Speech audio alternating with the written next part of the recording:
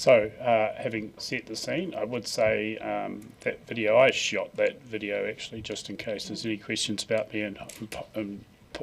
employing a very expensive public relations company. That was my video footage. But it really just sets the scene in relationship to, as I say, to the site, both at Otago and at Portobello School.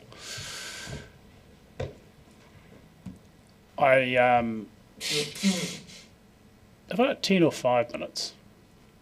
10? Oh, goodness me. Oh, okay, 5 minutes from now. 5 minutes from now.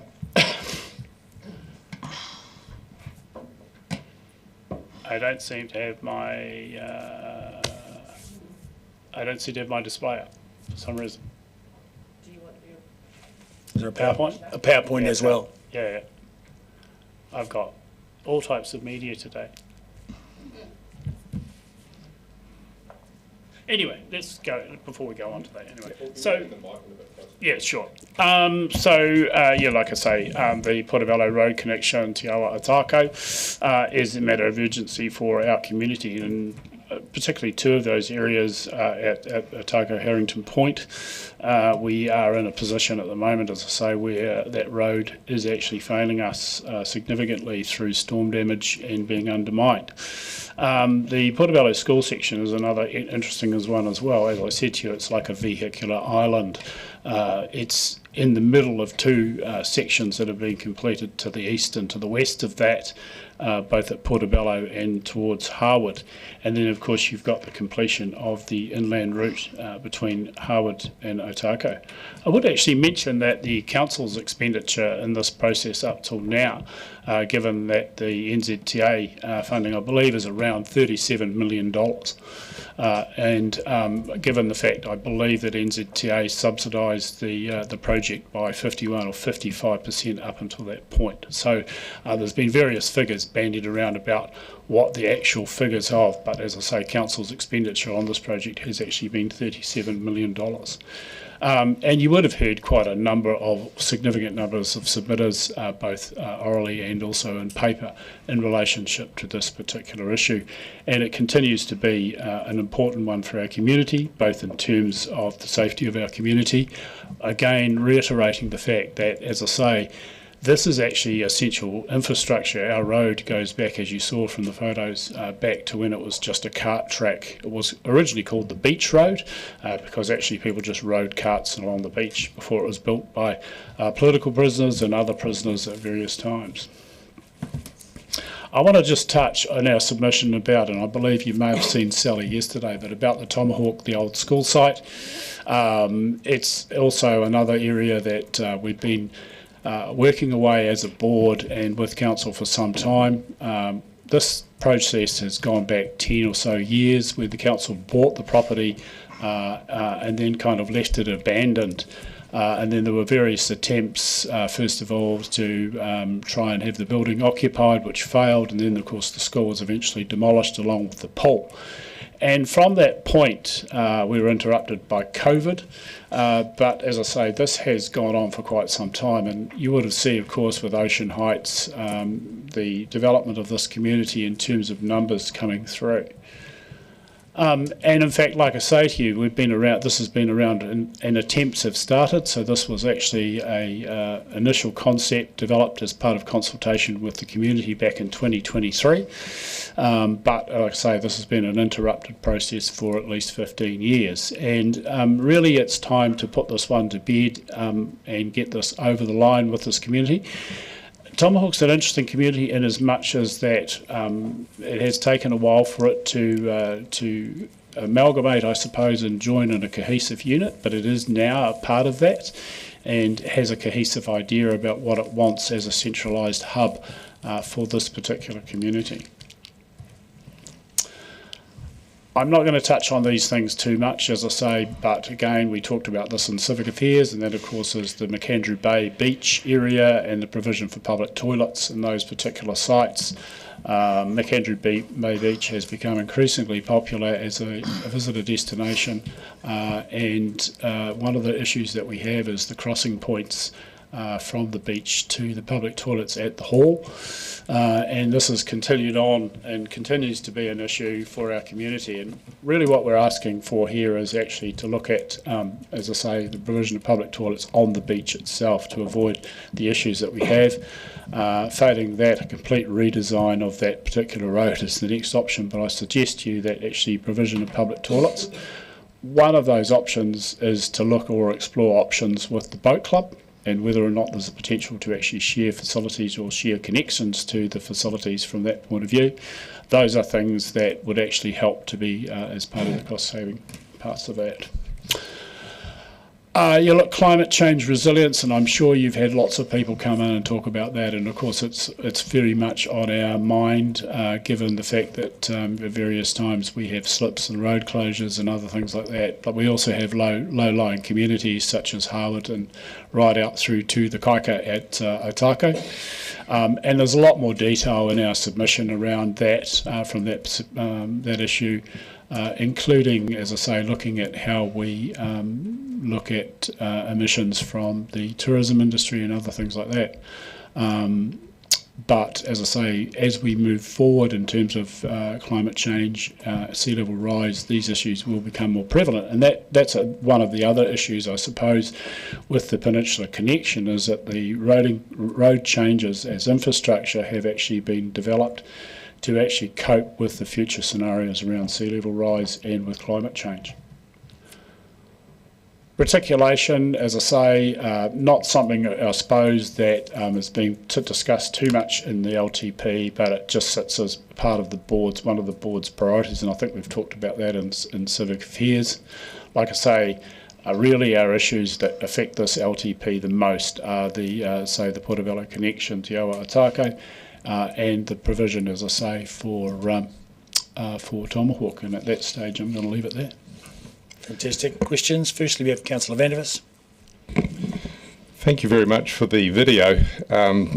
It's in quite contrast to some information and photos that we had from the Saddle Hill community yesterday, where they showed a road that really was undermined, in fact, down to one lane with cones up it.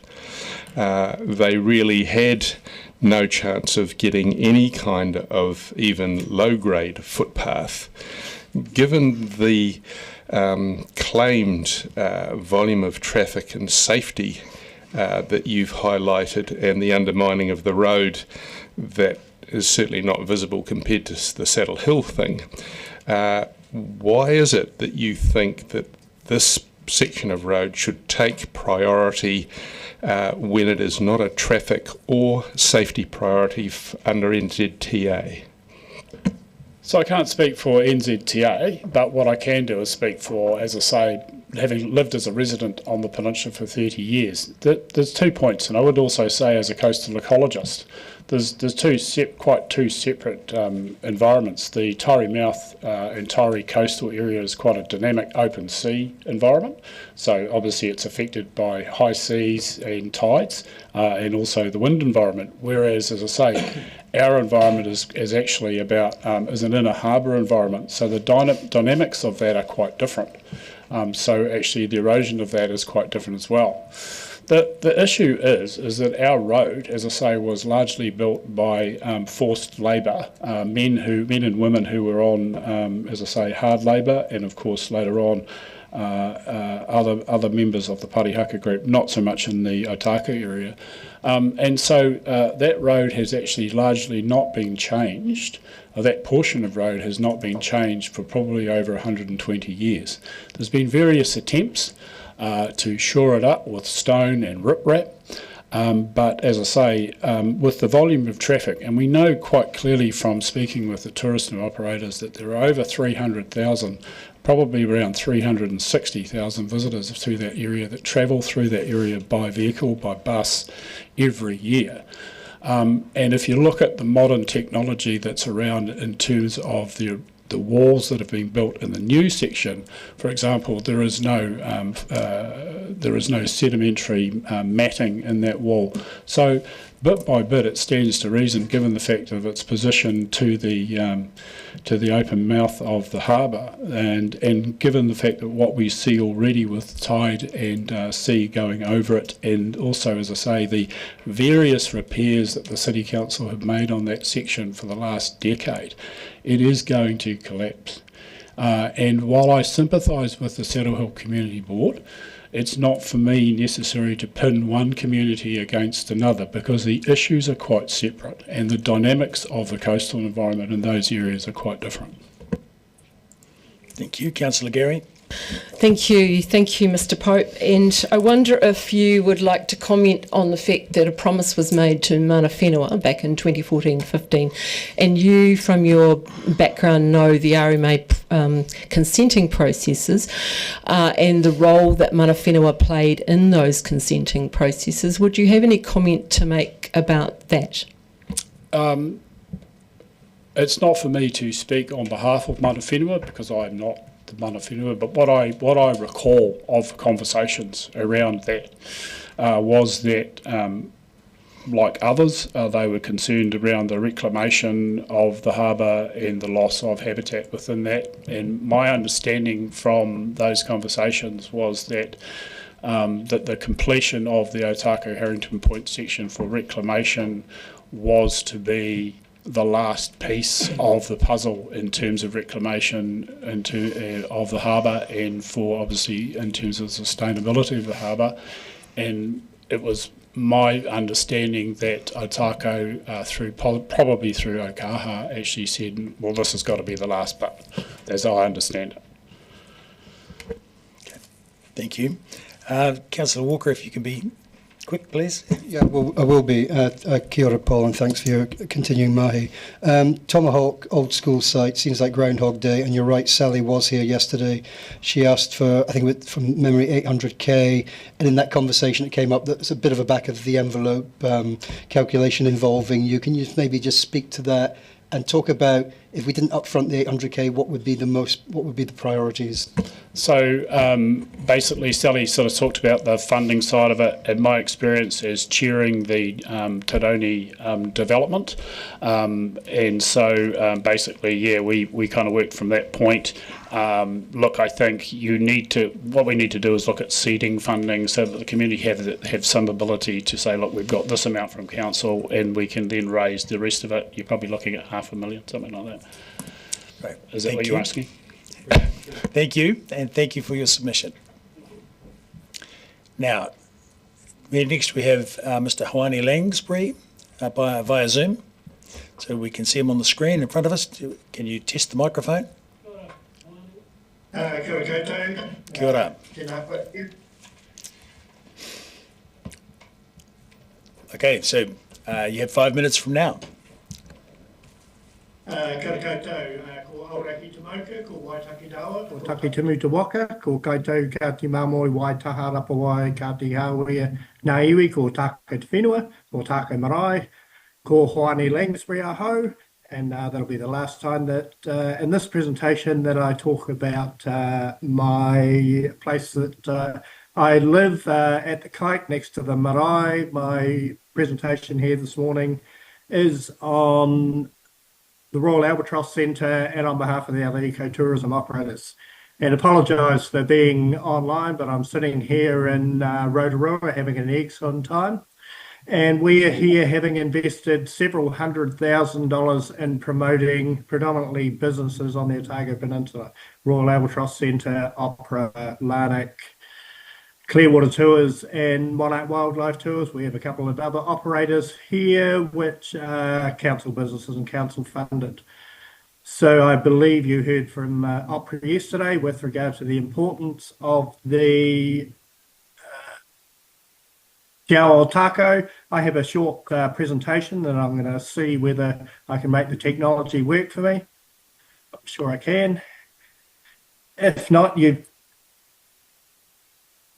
and looks like it's doing what it's supposed to do.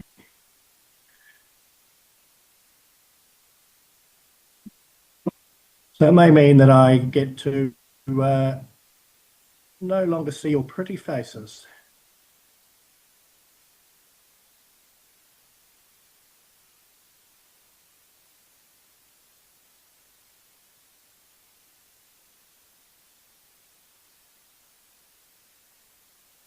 So it says I'm screen sharing, and what you can see in front of you there is Otaka with a 1 above it, what we call the Desert Road with a 3, and the Portobello section with a 2 on it. Those were the priorities that I think need to be looked at and addressed when we are completing the current project.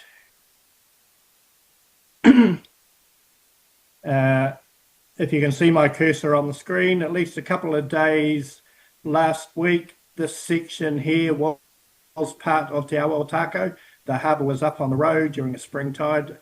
It's now turning into this section through here becoming part of the intertidal zone. So it would be of importance for the tourist operators that are running their vehicles and anything up to, I had 138,000 visitors through the Royal Albatross Centre in the last 12 months. Across all businesses, I expect that's probably 300,000 visitors and probably 300,000 residential movements. I'm aware you've got some vehicle counters in there. It's not the busy time of the year, so that may not give you a good representation of the number of vehicles, depends on how long you have it there.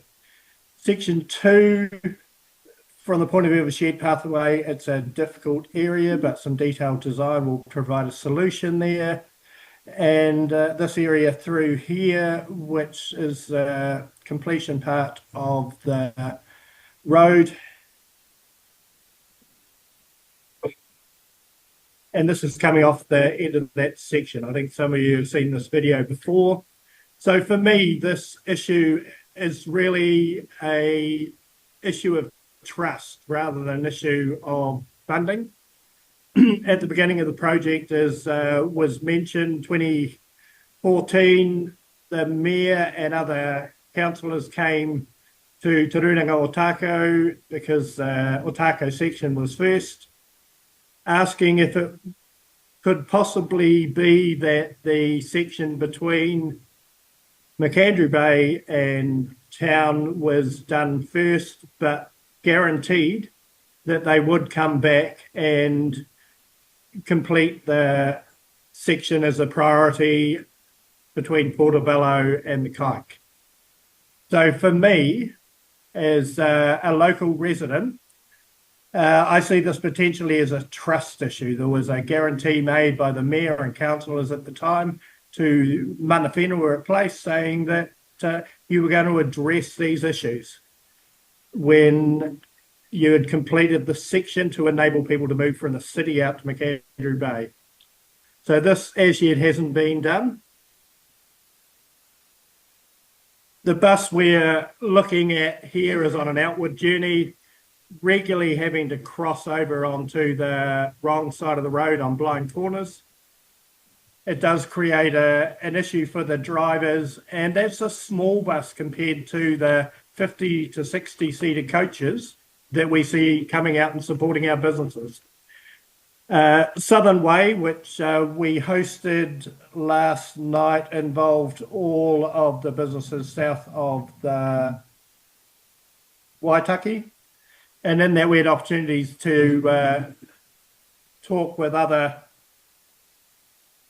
operators, and our concern remains that there's potentially a moral or an ethical issue here from the point of view of the councillors. You can see this bus heading round the road on its journey back towards town. This could be the school bus early in the morning. It could be a coach with 60 visitors on. If we were to have a serious accident on one of these particular bends here, the perception from operators is this is an unsafe piece of road. So we worked out an estimate yesterday that the businesses I identified at the beginning of my presentation potentially bring in $200 to $250 million in business to the city on an annual basis. So are you happy to take some questions from councillors now? Yep, happy to take questions. Thank you. Councillor Barker. Thank you, Mr. Mayor. Kia ora, Hoani. I was just going to ask about the pest control, which was also in your submission. Can you just talk to us a little bit more about the importance of the pest control? And are you talking specifically about DCC areas or about funding for pest control? I'm talking about a new Runanga-led project called Sustainable Otago Peninsula, where we've been at and we've talked to all the community groups that are doing pest work across the entire peninsula. And it's on the back of 25,000 possums being removed and the benefits of the return of the manu and any support that can be provided to carry on that work with suppression of multi-species is really what we're talking to, or I'm talking to there. Thank you. Councillor Vandervis. You've said in all these pictures that it's a small bus, but is it not the case that the bus that's in these photos is the widest possible vehicle that is allowed on a New Zealand road without having flags and a guiding car in front of it? Width-wise, that would be correct. So that's the restriction, but this is a domestic bus, and the difference is those coaches are significantly longer. Have to go wide around those corners. As you'll see in this image. Happy for more questions. Yes, Councillor Walker. Thank you, Mr. Mayor. And kia ora, Juane. Good to see you on screen, and thanks for the submission. Juane, my question's similar to the one I asked Jared yesterday from the Opera. The trust question aside, if and when the connection is completed, how important is this to the overall wildlife mahi that is going on out your way, whether that be predator-free Dunedin, whether that be the New Zealand Sea Lion Trust, whether that be the work at the Wildlife Hospital, or in fact whether that be the work that you will do at Sustainable Otago Peninsula?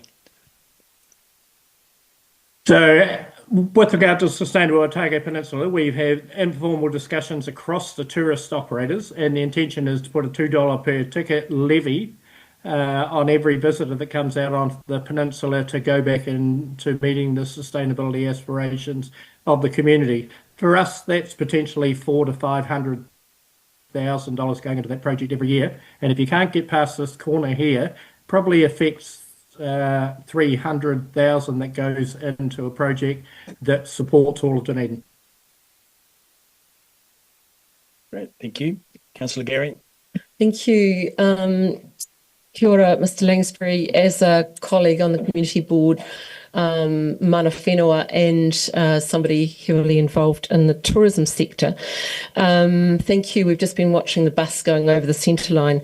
I wondered if you could comment on the whether it is the case that had mana whenua not graciously entered the resource consent process as they did, with the views that they did around the reclamation, the consent would not have been granted for the project overall. So the earlier part of the project would not have been able to be completed. Mana whenua's role was critical. Would you agree with that? Would you have any comment? I would agree with that, and I was sitting behind Paul when he was answering similar questions, and this time I'm going to make a correction. Edward Ellison, when they were walking around the harbour and looking at the areas of reclamation, I think we reached a negotiated outcome with regard to the amount of land that was being reclaimed, and through that we also looked at the priority areas for risk and for links between those communities. So the map you can see in front of us, with that number one still sitting up around Tiraoni, was the first section for the project. But when council came back to us, asking us whether sections 5 and 6 could be completed first, it was common sense as that was done. But it came down to trust.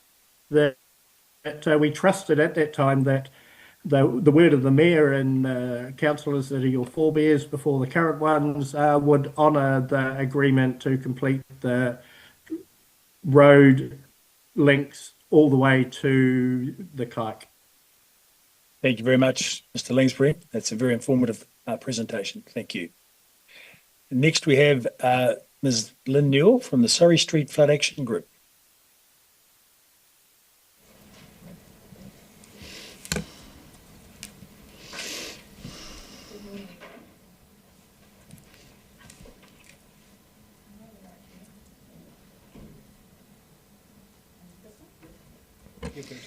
Okay.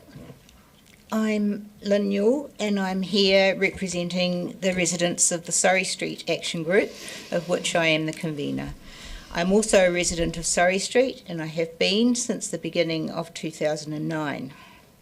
I hope you've all read our submission and possibly the request action letter, all 16 pages of it, that we submitted to both councils, Public Health, our MP for Tyree, Ingrid Leary, and the Health Minister, Simeon Brown.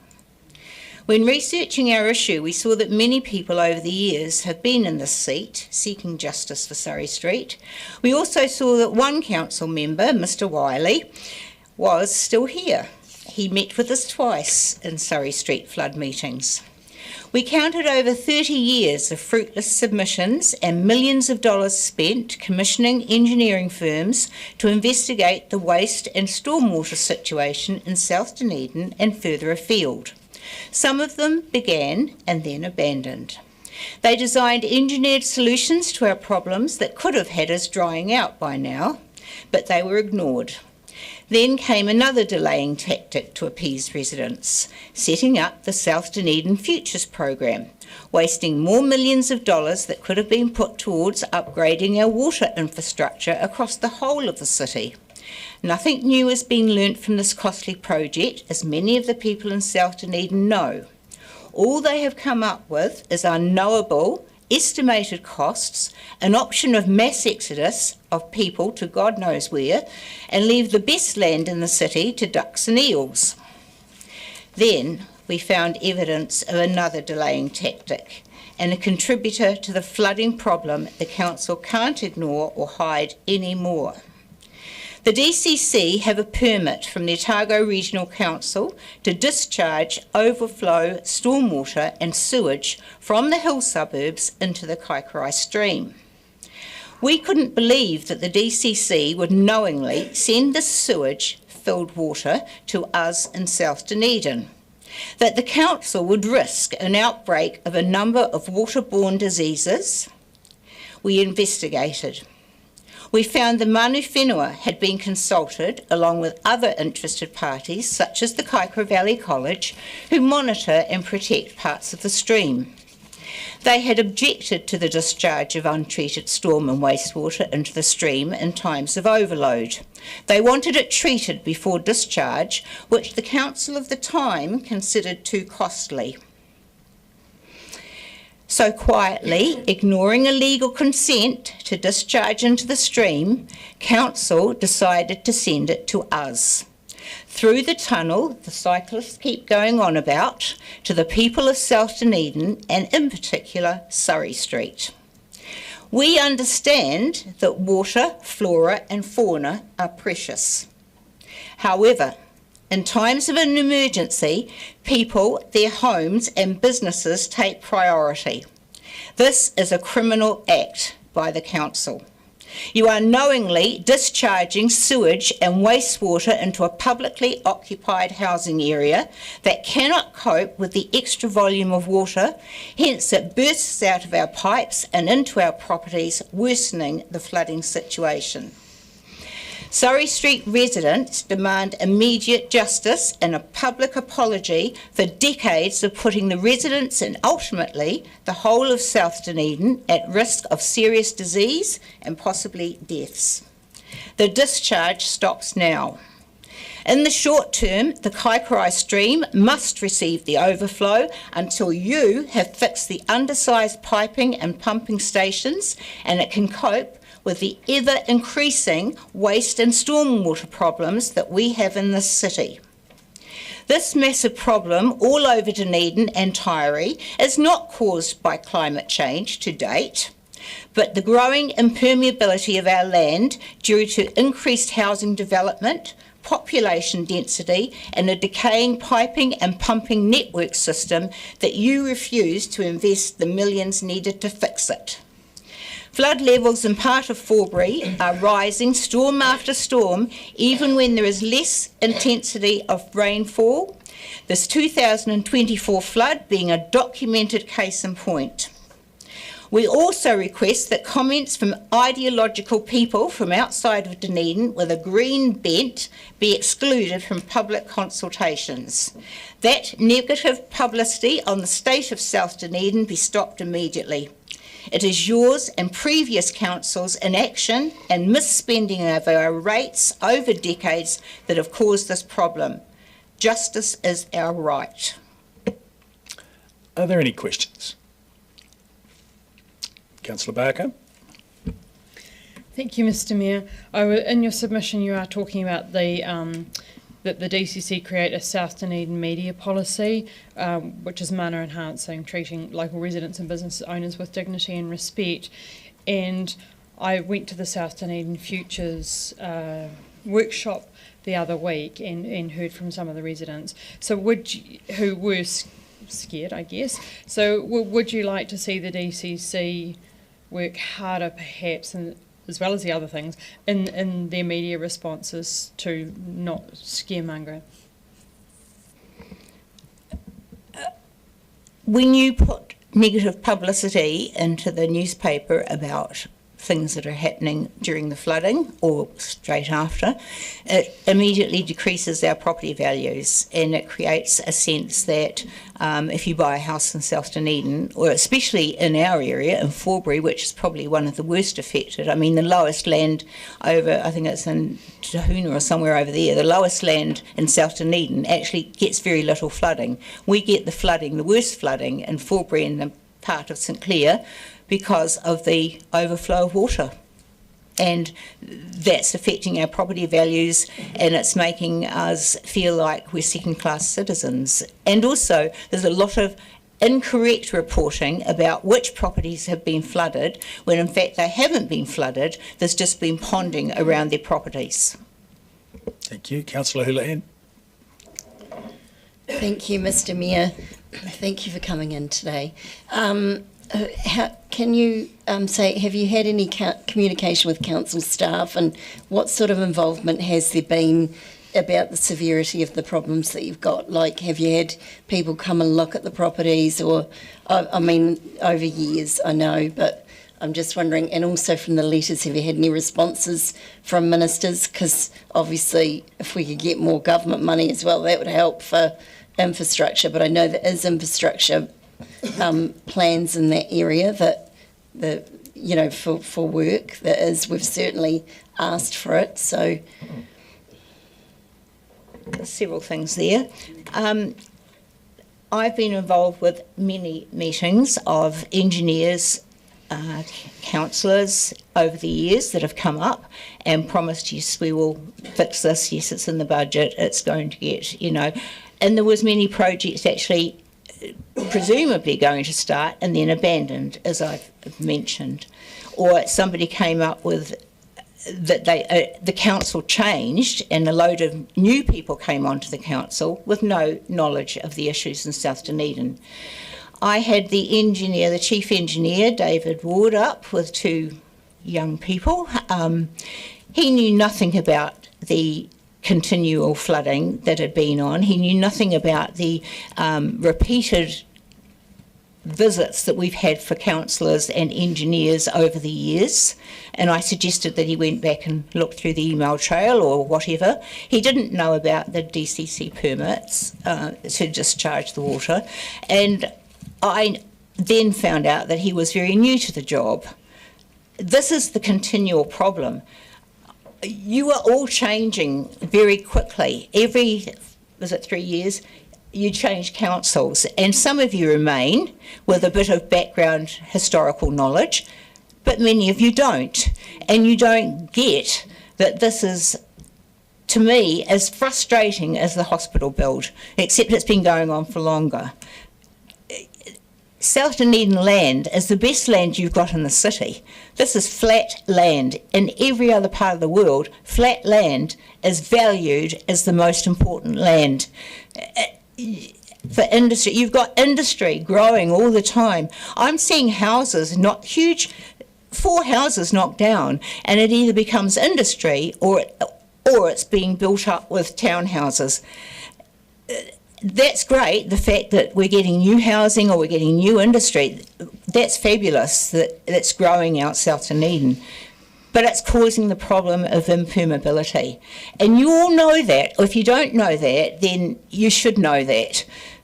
This problem in the city is impermeability and an ageing infrastructure. And I just feel like you've got to stop, and I know that you've stopped a lot of the money going out to people, and people aren't happy about that, and I can see why they're not happy. But at the end of the day, the most important thing a council has to do is ensure that you've got clean drinking water, that you're taking away the sewerage, and that people can travel safely around the city to deliver goods or get to wherever they want to go. That's your core business. All the other frills are very nice to have, but you're not going to have a city for tourists to come to if their toilets are going to, in a big flood, have, like we have, sewerage popping up or the water coming out of the shower. Who's going to want to come to a city and wade through water or have that sort of catastrophe happen when they're staying at someone's house? Thank you. Thank you very much for your submission. Okay.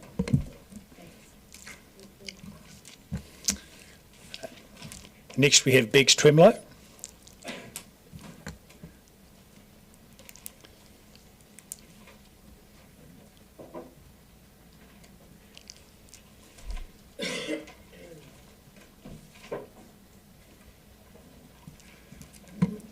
And you see there's a 5-minute counter on the screen behind me and then 5 minutes for questions. The next 5 minutes are all yours. Tēnā koutou katoa, ko Bex Twemlow toko ingoa, no Otipoti Aho, kia ora mea, councillors and staff. Rebecca, aka Bex Twemlow, proud Otipoti Dunedin born and bred resident, business owner, community advocate, and as someone deeply invested in the future of Dunedin, it turns out a bit of an aspiring councillor, who would have thought. I do wish to start by acknowledging the complexity of the task in front of you. Planning 9 years ahead in a world changing so rapidly is no small feat, and it will feel very uncomfortable. Uncertainty does that, as we all know. But that's also why getting the fundamentals right matters more than ever. So I will talk about the plan, and in reference to my submission, 231 Stewart Street. I do believe this is a strategic asset. I fully support retaining it under the significance and engagement policy. It isn't just a building, it does hold civic and heritage value and deserves full community input before any decision is made. In fact, I would suggest that a proper review of all DCC owned assets is due. What do we own? What condition are those assets in? And how do they serve our long-term goals?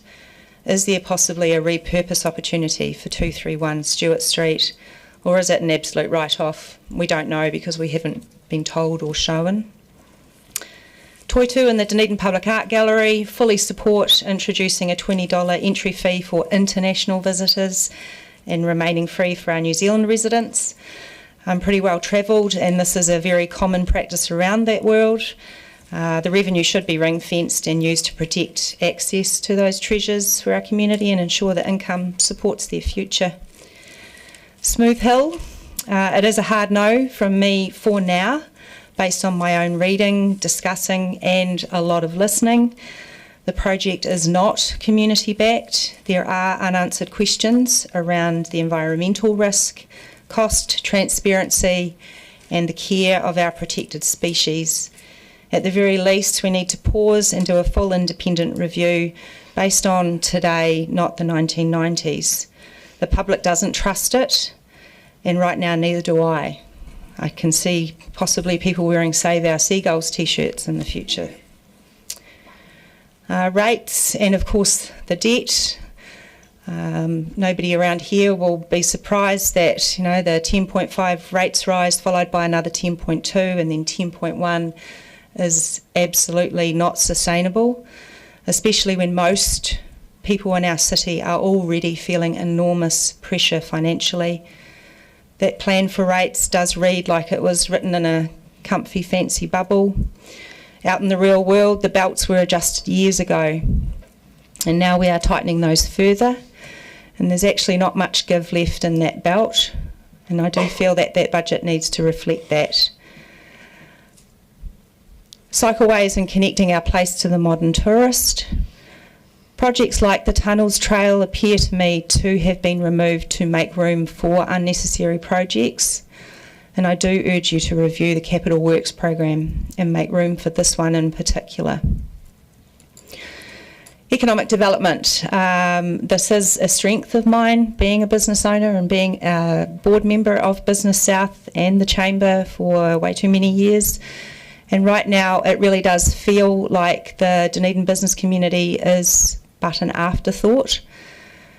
We need a council that gets behind local enterprise, opens up land, welcomes businesses, actively supports job creation and entrepreneurs, skills training, and helps money stay in our city. It really is essential for our young people, and I don't think this current plan takes that seriously enough.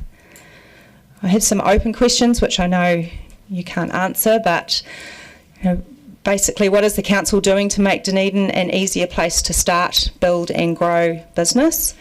Where is the real investment in our city's economic resilience and the people that drive that?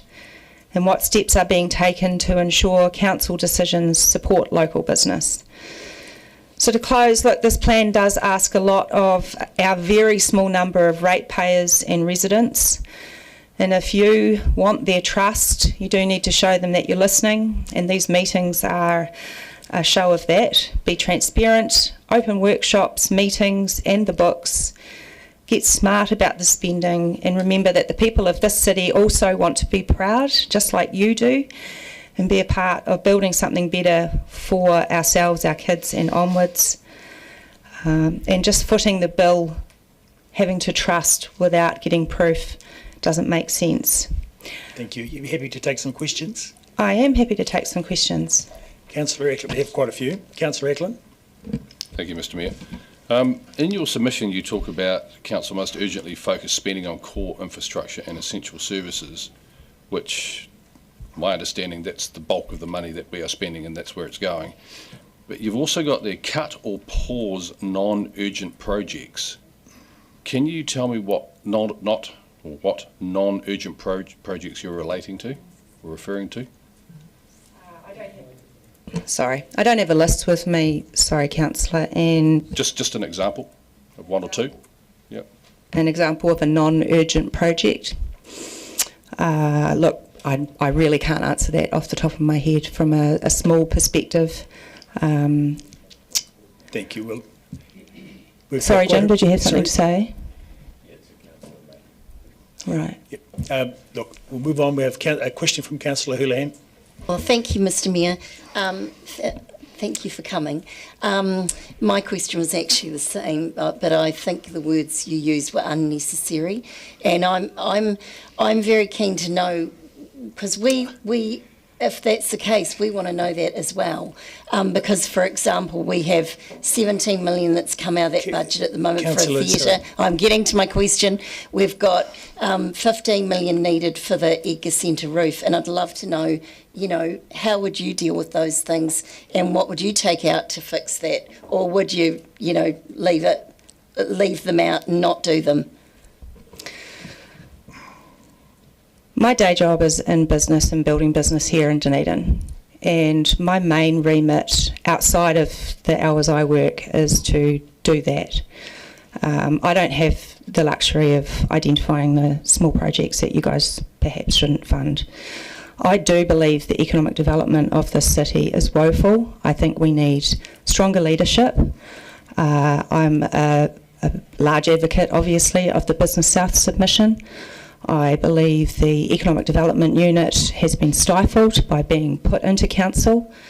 I watched Rachel Butler's presentation yesterday, and the minute amount of money that she's seeking to try and support the entrepreneurs in the startup industry that you guys at one point in time were really, really proud of, because we were new and exciting, and we were launching things that nobody else was. But we've now been taken over with other locations. You know, the world is different, I get that. But strong leadership and a goal is actually what my focus is currently and for the foreseeable future. Double Dunedin.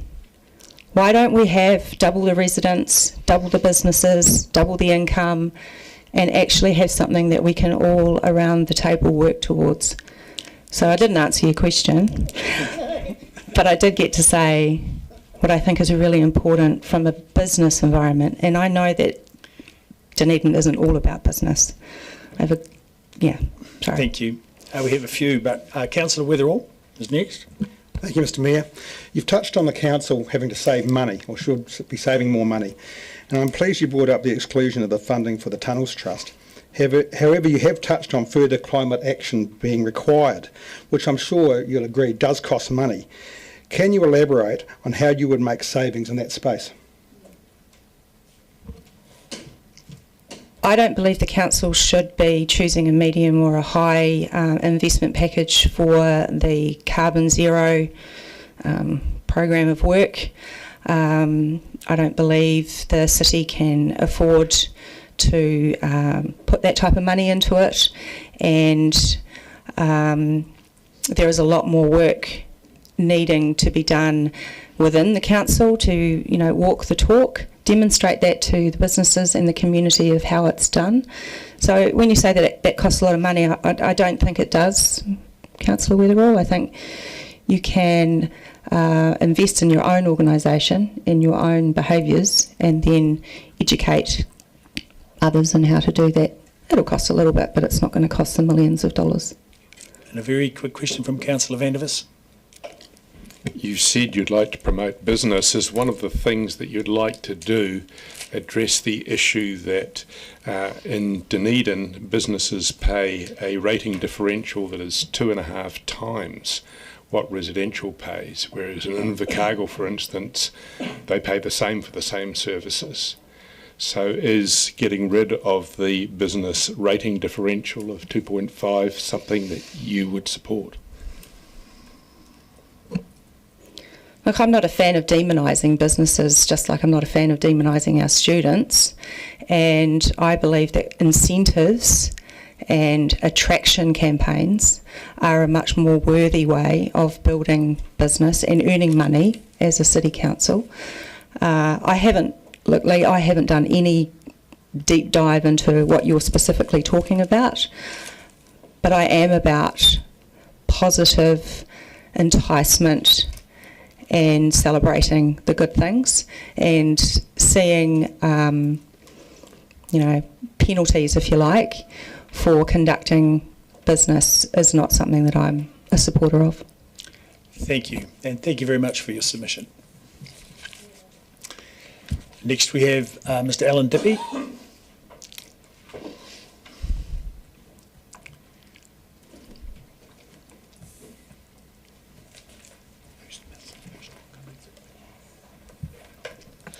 Good morning, Mr Mayor, and good morning, councillors. I'm Alan Dippy. Operate some long-standing family businesses in Dunedin, and we do some development here as well. I've got a couple of subjects. One, which one will I do first? Well, I'll do the landfill, seeing we were just talking about it. And I'll try to answer the questions that you might have, but I'm your greatest supporter of a new landfill that you've got. I was very concerned to see a full-page advertisement in the newspaper from Andrew Sims and his, I think they call themselves Future Dunedin, hysterical sort of an advertisement, anti-landfill, and I think it would be a disaster if Dunedin didn't take the consent that it's got over many years, and run with it and get this landfill built. The reason for that is that we, as a major city and a city that wants to grow, we need to be responsible for our own for our own waste minimalisation and our own waste streams, and we can't simply export it to another province. Similar as, you get some countries that export their waste to third world countries. We've got to be more responsible as a city and handle our own waste streams. And the other problem would be that you would soon become very dependent on these other operators. They would hijack you, and it's interesting, all the media, all the people I've seen in the media that have perhaps given submissions on this, and all the people that Andrew and I've been having quite a few colourful emails about this. I haven't held back and said exactly what I thought of as sad, but all the people that he's sort of consulted with have vested interests in the city not having a landfill, and these vested interests run very deep, and so that's my concern, is that you would become hijacked, reliant, and then the city would be too expensive to do business in for a lot of my businesses, because waste is as important as wastewater and water. It's an essential infrastructure, and you've got to treat it like that, and you've got to treat this investment as a very long-term investment, and it will be an asset to the city. So I'd encourage you not to go and have another look at this thing again, because it's been well trialled and tested, this resource consent, and I would encourage you to get on with it and get it built. The second thing that Willow Ridge has made a submission on is always the vexed issue of development contributions, and they're a necessary thing, but we've got to get them at the right level for development to occur. And development, I always like doing a bit of development in Dunedin, like it's my home city, and I'll do a lot of development obviously in places that are growing faster, such as Central Otago, but we always like to do a little bit here, and we've done a reasonable amount of residential, and we're really trying to do quite a bit of industrial, and we're trying to put up new buildings, and we're trying to encourage new businesses, but it's going to get really difficult because it's always on the just on the edge of being viable stuff here, compared to where a sensible company would probably just do what we do elsewhere, but we've got a great fondness for Dunedin really, and we like to do development here, but getting the development contributions right is simply the difference between things happening or not happening, and we've got to make things happen. In the residential space, we've got to renew the housing stock, and that involves infill development. It also involves some greenfield development. So we've got to keep that greenfield development in most areas of the town. We've got to keep it under that $20,000 mark. If you've got it's about 15,000 at the moment. I think council wants to put it up to 27. If you can put it up just a little bit, if you can put it up 10 or 15%, that will be fine. Development will keep happening. That'll be good. Get it over that $20,000, $20,000 mark. You're gonna put the brakes on development. But more importantly, business development contributions. I've got one at the moment. We're trying to build a new business out in South Dunedin, and we've got a lot of stuff in the pipeline, and to get the business, these new builds viable, brand new businesses to town, bringing them in that will employ people.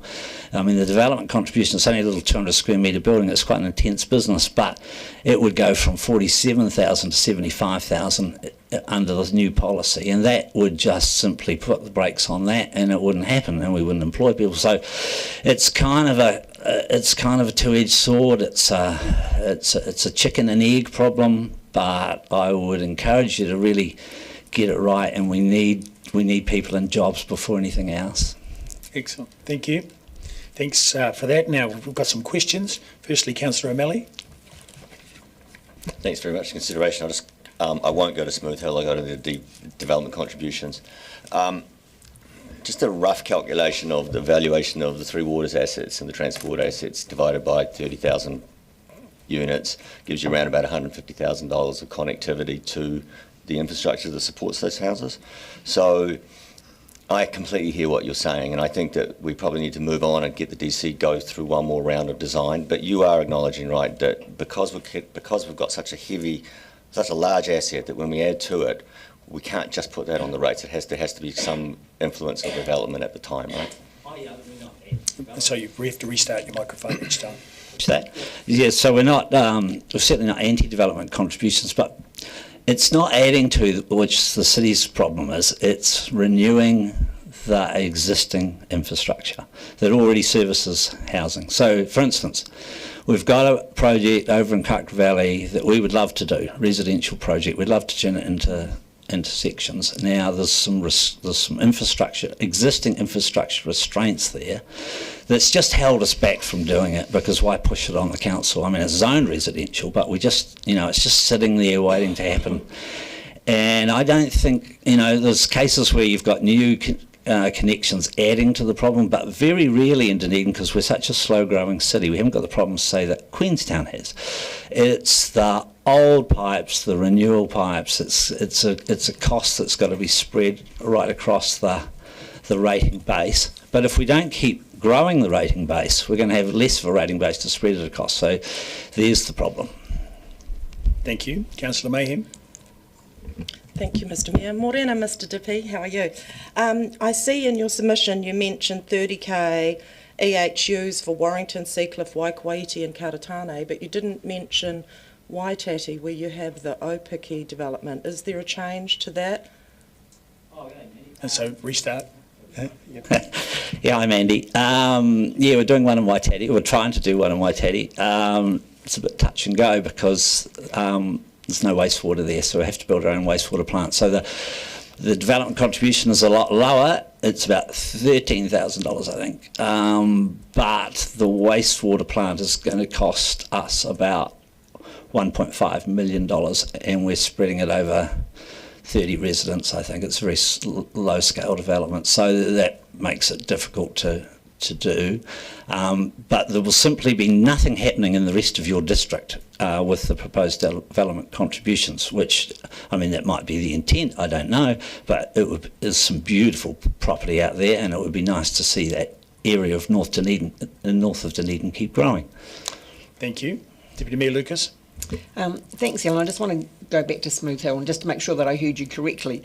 That, contracts can easily be renegotiated. So you're saying, why would the DCC agree to be captured by vested interest and lose control of our waste stream? Is that what you were saying? Oh, yeah, that's exactly what I'm saying. I mean, the vested interests. The vested interests are the other people that have existing landfill consents. Of course, they don't want a competitor, and you'd be a very good competitor. This would be a fantastic asset for the city. It'd be a fantastic competitor, and they don't want that. So, of course, they don't want to see the Dunedin City Council or a partnership with the Dunedin City Council and another waste operator build a landfill. It is a great it's a great result having the consent you've got. It's not ideal. Some of the conditions are difficult, but they're not impossible, and it will always be very costly to build a landfill, but it's only going to get more and more costly in the future. They're never going to get cheaper, and you've got to spread the thing over a big, long life cycle of years. And so that's what I'm saying. If you shy away from building a landfill, if you do what Mr Sims wants you to do, then in years to come, as little as 10 years, Dunedin will be looking at itself and going, why are our waste disposal costs so high? Why can businesses not establish here? Why do businesses want to leave? Because we haven't got an efficient way of disposing of waste. It's so important. It's vital infrastructure. Thank you. I don't know can you make a very quick question, please, Mr. Mike, thank you for coming. Oh, sorry. Kia ora, Alan. I'll try very quickly. I'd like to expand on the previous question in terms of you being fully supportive of the district managing its own waste. Would you say, and I think you used the words hijacked, I'd use control of the waste stream, would you say in some ways what you're saying is analogous to the way Malaysia turned around to us and the rest of the world years ago and said, screw you, we're not taking your crap anymore? Well,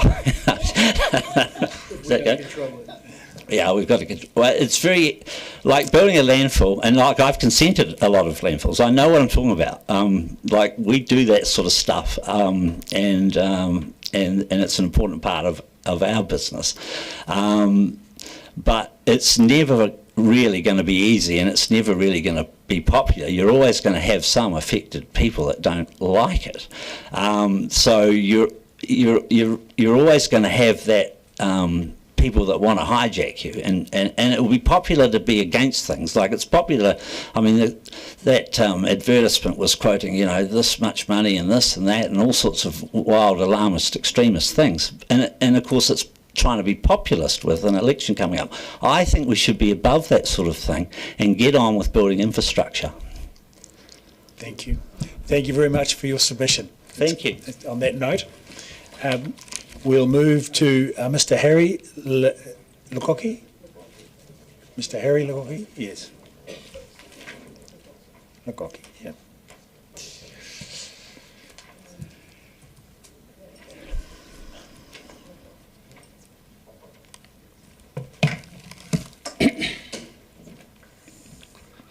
So you have 5 minutes to speak and 5 minutes for questions. Just push the button. It's already on. So away you go. Thank you. No, push it. Yes, there you go. Well, good morning, Your Worship, councillors. I'm certainly a newcomer to the area in a certain way, in that I am a returnee, in fact, to this beautiful city after an absence of about 40 years. You've seen basically the background I'm at, and I'm moving into a territory that, having listened to some of the previous speakers, I'm probably the odd-legged person out in this one. I am a research scientist by profession. I'm a soil and water man, and always have been. I find the two very difficult to separate.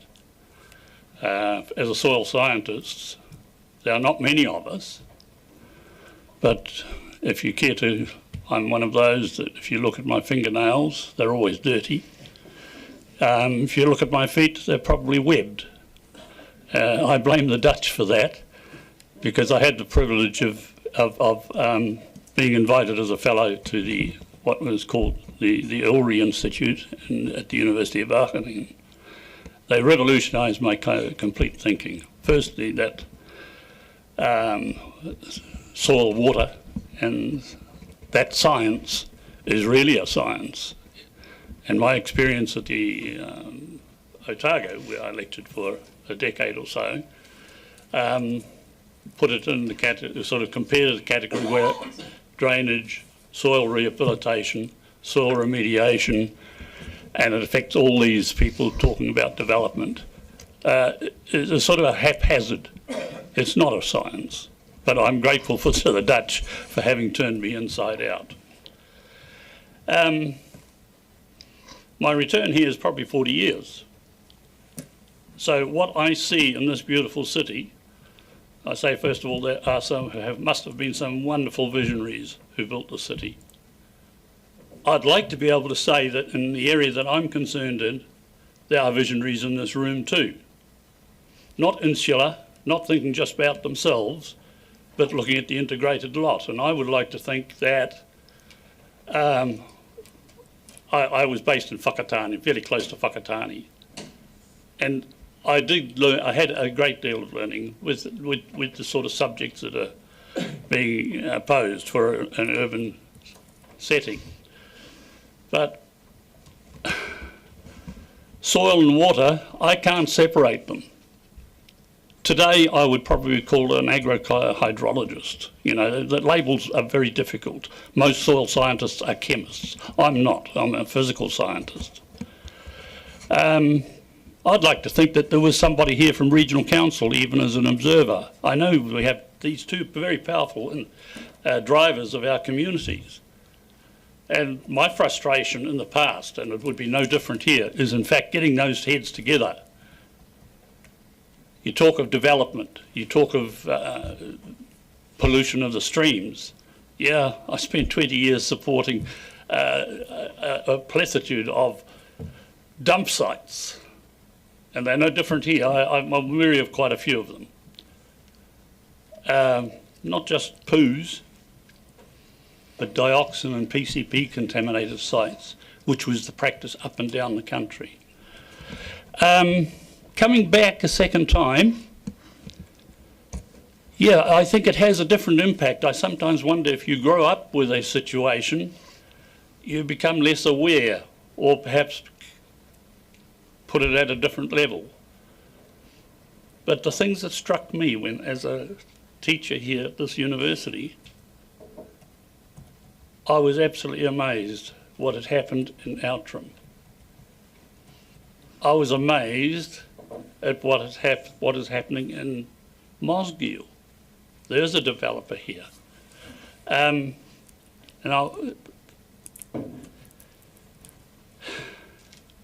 I'm saying that you have marine parks, you have heritage places, we have elite soils, not class 1 and 2, 3. Why have we got elite soils not marked like our marine reserves and heritage status? I'm just telling you here, I live on the escarpment south of Mosgiel. My interest has been subtropical fruits as well, so that's how I'm an agro-hydrologist. Some of you pushed the idea past speakers, you know, where's our industry? Who's going to feed us? Look, I've been here 4 years. I have a special license just to show that I'm not doing this on the shore. From Zespri, whom I would question, they are tough to deal with. I've got a special license because I gave them the argument that in those soils I live, Kiwi gold. Come and have a look at my orchard. It is commercially viable, easy to grow. Thank you. We'll have some questions now from councillors. Yep, they're probably easier that way. Councillor O'Malley. Thank you for your presentation. I'm just, the LTP is effectively a budget document, and I guess your commentary is around the use of high-class soils, which is, are you... Elite soils, it depends what you call high-class soils. Well, I guess the point being that's held at the district plan level, and in fact we do map those soils at the district plan level. Are you aware of that? Yes, yes. I just thought you said we didn't. Well, I'm aware of various... Microphone. So you have to restart. Sorry, the microphone. You have to restart the microphone so people at home who are watching online can hear us. Yeah. What I'm probably saying is that there are different types of classification, and perhaps council needs to look at that. I'm getting this on class 6 in the old traditional classification. I'm on the steep lands. There are microclimate. I've got a microclimate that is second to none. I'm also growing persimmons, loaded. Avocados are a challenge, but they're doing okay. I've got areas that are totally frost-free, and I know that that is not the only place in New Zealand. It's an escarpment that reminds me of West Germany or Germany. Fantastic. Thank you. That's fascinating to hear. Councillor Gary. Kia ora, Mr Lagoki. I want to acknowledge you as a very learned lecturer, my lecturer, 50 years ago in the geography department. And it was in the time of Professor Lister and being introduced to limits to growth. And my question to you is around food producing soils and their importance with in the context of climate change and food resilience. What would you have to say about that? Microphone, yes. It's not just Dunedin as I see it. Dunedin, with the carbon and the climate change, you're all aware of it. You spent a lot of time discussing about it, but sooner or later you're going to have to grow your own food. The closer to home, the cheaper it's going to be to every person who goes to the supermarket.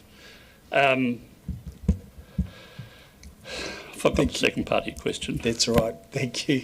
I think we'll move to Councillor Walker. Yeah, thank you, Mr Lagoki. You've got me very excited, and I'll take all the kiwi fruit and persimmons you've got, actually. I won't patronise you by asking this question, because I know you know the answer, but you are aware, and certainly myself and Councillor O'Malley are, because we were sitting on a hearing when the National Policy Statement on Highly Productive Soils was introduced, which rejigged the whole hearing. So you're aware of that policy and its attempts to obviously protect Class 1, 2, 3, although you're also aware that that's currently being squeezed by the current government, but you're aware of that policy. I am aware of it, Yep. and I'm saying press again. I am aware of it. I'm saying it's horribly wrong. I'm on class 6, 7 soils here. these are not highly productive. What we're doing is planting bloody pines. The return, can I just impress you? I got this licence for nothing, and it's tied down with a volume like that, about that thick. They weren't in it for a joke, just to please Harry. This area has an advantage. It doesn't have the diseases, it does, particularly the PSA. But if you look at these are export quality. They're ready to pick. They're every bit as good as I would pick in the Bay of Plenty. And there is export potential. The return on these is about 150 gross per hectare. But I warn you, any one of you trying to get one, it'll cost you $750,000 just to get the licence for a hectare. But it shows you, we're talking about economic development. You know the Bay, you know that part of the world. It is, after Fonterra, the apple industry. In fact, I believe it's in front of the apples. It's a big, big earner. This is their property. I can't give these to you. I can't give them away. They've tied me down so much, but I'm doing it for them as a topic of interest because I understand. It's a new ball game, but the classifications you're talking about, out of date. Talk about the classification of Central Otago soils with the vineyards, traditionally rubbish soils. But I'm saying it's more than just the soil. It's one hell of a challenge. The Dutch never ever taught me anything about draining and managing slopes that you can hardly make it with a tractor, but by gosh, things do happen. Fantastic, thank you. And that's all we have time for, but thank you very much for your submission. You've destroyed my next question. Can I have them? I can't even give you anything. Thank you very much. Thank you. And next we have Mr. Murray Grimwood.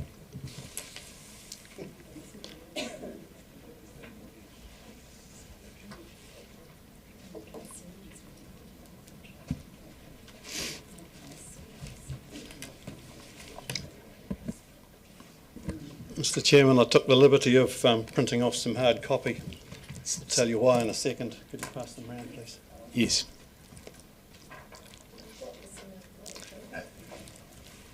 That's what we want to do, pass them down the line. The reason, Mr. Chairman, that I printed this off hard is that nobody around here can say they weren't told or didn't read it or didn't know. I presented the back half of what you have just received 10 years ago to this council, and between my hands you can see everything that you have done in addressing it. That's 10 wasted years going on a wrong trajectory.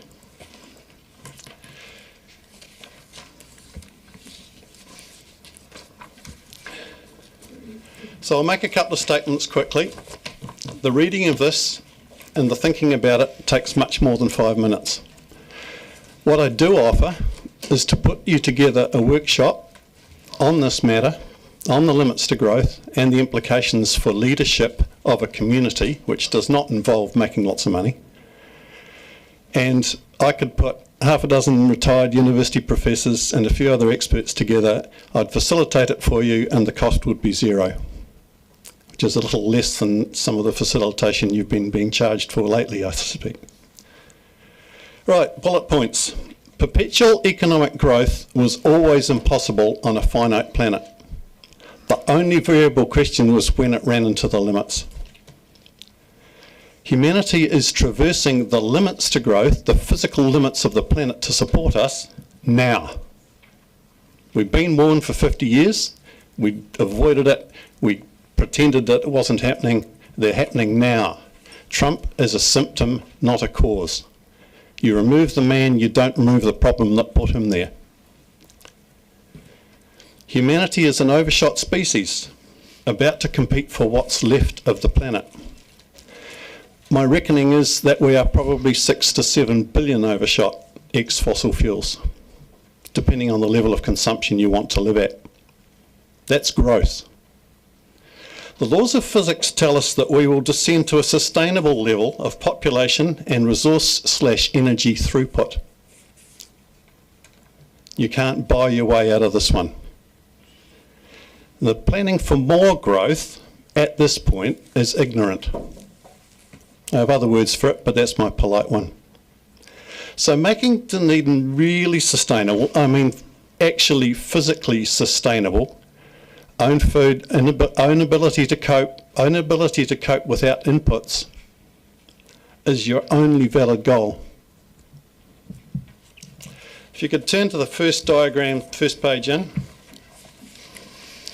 That, in very simple terms, is the whole of what happens with humanity on this planet. The big circle's the planet, the input is solar energy, the output is low-grade heat, and your so-called economic system, you're yawning, Cherry, the so-called economic system is that box in the middle. The only inputs to your economic system are the two arrows on the left, energy and materials or resources. They degrade on the way across and you exude them to landfills. On the right hand side, the traverse across that diagram is inexorably left to right. Part of that's the laws of thermodynamics. Our problem is that we have to either recycle 100% or we're on a temporary basis. We're not anywhere near the 100% for materials, and the energy is basically a large stock of fossilised sunlight that we're hoeing into on a one-off bonanza basis. We burn through 100 million barrels of oil and 200 million barrels of oil equivalent of gas and coal a day on this planet. That is not a permanent arrangement. If you go 2 pages further on, you'll see a diagram that looks like that. That is where we went wrong. That is what economists use, and it has no inputs and no outputs. And several pages on, I see I'm running out of time, is the limits to growth graph, which has been updated continuously, peer-reviewed and updated for 50 years now. That's this one.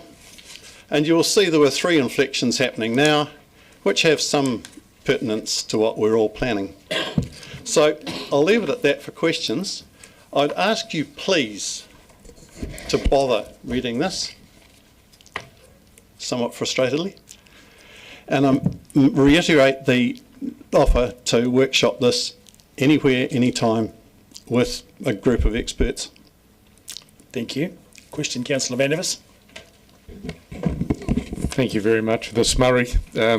Very interesting, and I think your point's well made that locally at least we're very far from sustainable. The question I have is that the limits to growth don't seem to include nuclear, thorium, solar in terms of energy, and also don't seem to recognise the 20 to 25% increase in leaf growth that is now available because of higher levels of CO2. Your comments, please. What we've done is introduced carbon from underground to above ground and burned it for the energy. You can't sequester it. Secondly, there's an energy return on energy invested problem. Sieving the seawater for thorium doesn't give you as much energy return as the thorium gains. You can do it in the lab, but you're supporting that with fossil energy. It's the same with almost everything we do. Without fossil energy, you don't build dams, you don't build PV panels, you don't build windmills. We haven't even worked out how to create roads without bitumen, right? You think about all the bitumen around here, it's made out of fossil fuels. What are you going to do afterwards? Concrete? Steel? This ain't going to come, is it? This is the conundrum. There's a longer discussion to be had with that. Energy return on energy invested is the key metric. The amount of energy you get back out of the energy that you go for. It's in the book, in the paper. Thank you. Deputy Mayor Lucas. Thank you, Mary. On the limits to growth graph, which it says it's been continually reviewed since 1972. So has that 2030 date where it says population declines following economic collapse, has that been progressively moved, or is that even since 1972? Yeah. That's an interesting little lollipop, isn't it? That was put in by the Smithsonian review at 50 years. The question about economic collapse, of course, is it's all belief-based. You've got to believe that your money and your pensions and your KiwiSaver are actually going to be worth something and tradable for something in the future. If there's a mass understanding that suddenly, oh, it isn't, then you've got to collapse overnight. You can't time that. Okay. Thank you. Councillor O'Malley. Thanks, Murray. As far as I know, the European Union hasn't gone under economic collapse, but it has gone under population reduction because, in fact, child mortality is the main driver of population drive, is it not? Population reduction cannot happen now fast enough to solve the problem of an overshot population on the planet. The attrition rate's too slow. Right, thank you. Okay, thank you very much. That's covered all our questions, so thank you for your presentation. And we'll have some... And so now, I move that we take 5 minutes for a break. Seconded Councillor Deputy Mayor Lucas. All those in favour say aye. Against? No, well, we're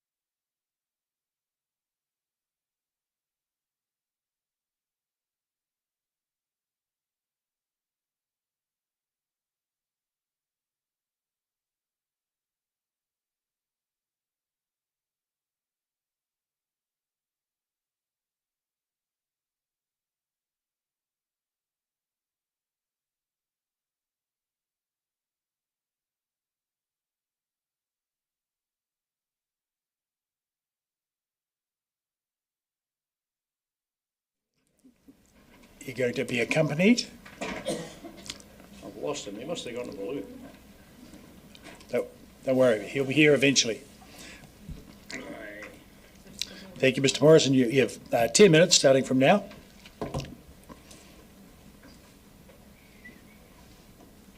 Well, good morning. Nice to see you all again. And, A microphone, please. You have to push the button. Yep. Come for a chat.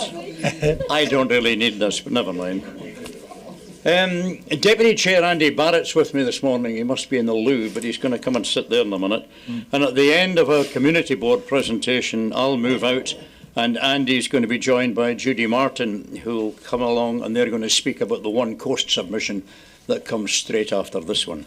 And that'll just save you a few minutes. Our submission's fairly detailed in places, but this morning I'm mostly just going to highlight a few things and then go into some detail about the last topic in our document. And just a couple of things regarding the potable water supply. We look forward to the promised quarterly updates regarding the upgrade of the Waikouaiti water treatment plant, which is now not due for completion until the end of next year. We were promised these updates late last year, and we wait with bated breath for the next one. Regarding the big pipe from Mount Grand to service Waitati, Warrington, Seacliff and parts of Merton and Karitani that's been in place for 15 years or so, we are keen to understand the population projections that are being used by DCC as we look at the ongoing resilience of that system given ongoing housing development. Regarding the northern wastewater schemes, you have a figure in excess of $100 million in your budget for the consolidated replacement of these facilities. And no doubt your initial reaction when you saw the figure might have been, what's this? Or similar. With resource consents having expired or due to expire and the existing treatment facilities being located close to sea level, our request to you is to get this fairly lengthy project underway and not subject to delays. Some of you may remember that 4 years ago, Andy and I gave a visual PowerPoint presentation, mainly concentrating on the Waikouaiti River, its estuary, wetlands and various issues around Karitani Harbour. Sometime later, we were informed that the issues we raised would be included in a wider coastal strategy. Since then, we have not heard anything. You may have read recently about a report from the Environmental Defence Society highlighting some of the issues along Otago's coastline. DCC's put a lot of work into issues surrounding St Clair, St Kilda and the Kettle Park landfill and the likes. What we would like to see is an integrated coastal strategy that includes our North Coast area, something that makes use of local knowledge where appropriate, and which keeps coastal communities informed of what's happening. We were disappointed that DCC is once again down to only one coastal specialist, and we would urge you to replace the recently departed person fairly promptly, all the while recognising that qualified geomorphologists and oceanographers are not easy to find. So our request is simple. Please give us details of what is happening with the coastal strategy. Please advise us of what we can do to help, and please keep us informed as the process is developed. In our submission, we made comment about a couple of reserve management plans. Regarding Truby King Reserve, we are disappointed to see that you have removed public toilets from your budget, almost as if they're a nice-to-have thing. We have a need for a public toilet at Truby King Reserve, and it was written into the plan. So we ask, what can we do to get it put back in? The car park will soon be in place, and the gates will be open for visitors. We also mentioned the Hikararoa Mount Watkin Management Plan. It's 14 years out of date and apparently way down the pecking order in the Parks and Recreation schedule. We propose to save Council a lot of money and time. Andy and I will update it at no charge. Andy wrote a fair bit of it 14 years ago when he was a board member. It won't take us too long. All we need is for the Parks Department to send us through the Word file, and we'll have it back to you in fairly short order. And it is quite handy to have a former university professor on our board. Our item 9 in our submission relates to asking Council for a bit of assistance as we look to brighten up the main street of Waikouaiti. We're not asking for money, just a bit of expert opinion. We've been asking for this for a number of years, but we've never had so much as a phone call about it. I do note that Sonia Billiard from Power has this topic in her submission as well this year, so we wait with bated breath for some help. In our item 4 in our submission, we note that we are pleased to see that extra funding is proposed to boost the roadside vegetation control budget, but we do point out that there is more to vegetation control than just mowing. The last item in our written submission relates to using people in the community to take on maintenance items that would improve the local population's perception of the DCC and how we can help the council keep our communities safe and tidy. We are suggesting that local competent and council acknowledged people could be used to attend to many urgent maintenance items that occur from time to time. And yes, I can anticipate howls of protest along the lines of what about health and safety and what about council's legal viability and whatnot. In my real job, which is dealing with large ships, I always like to find ways to make things work rather than look for reasons why something cannot work. So our suggestion is as follows. We're not wanting to take work away from existing contractors. We're not wanting to denigrate or embarrass anybody. We are wanting to help resolve the many complaints that are received from the public along the general theme of council doesn't seem to care, or we told them about this months ago and nothing's been done, etc. The kind of things we're talking about are the likes of long grass obscuring or partly obscuring visibility for drivers at intersections, long grass or hedges obscuring road signs or stop signs or speed limit signs, overhanging trees or vegetation impeding people's ability to walk along a footpath. And with the often warm and wet weather we have, grass and vegetation can grow at an alarming rate, and such things are not always picked up by contractors on their programmed regular inspections. Notification of problems can come from various sources, people complaining to DCC, people complaining to individual community board members, or issues noticed by ourselves as we travel around our area. What we are suggesting is that such things can be attended to by the local community maintenance person, who could respond very quickly to such occurrences. That person may well be recently retired, is very competent, owns or has access to maintenance equipment, such as weed eaters, lawnmowers, chainsaws, various hand tools, trailers or trucks and the likes. That person would be paid at an agreed hourly rate, the funding coming from our requested $10,000. This, of course, is in addition to our annual discretionary fund. So how do we get this started? Number one, the majority of you here in your forthcoming deliberation forum or at an Infrastructure Services Committee meeting would agree that this concept is worth exploring. Number two, operational staff at the Transportation and Parks and Recreation Department would agree that this concept is worth exploring and implementing. Number three, we meet with appropriate staff and look at what would or would not be done by the community maintenance person, and just for brevity we'll call that person a CMP. We look at what capability the CMPs would need to have, what equipment they may have or what they may need, how jobs would actually be tackled. We look at the communication channel between issues being identified and the local CMP being given the job, and DCC being notified for recording purposes to keep track of any recurring issues. We look at the process for making payment to the CMP and who has authority to approve payments.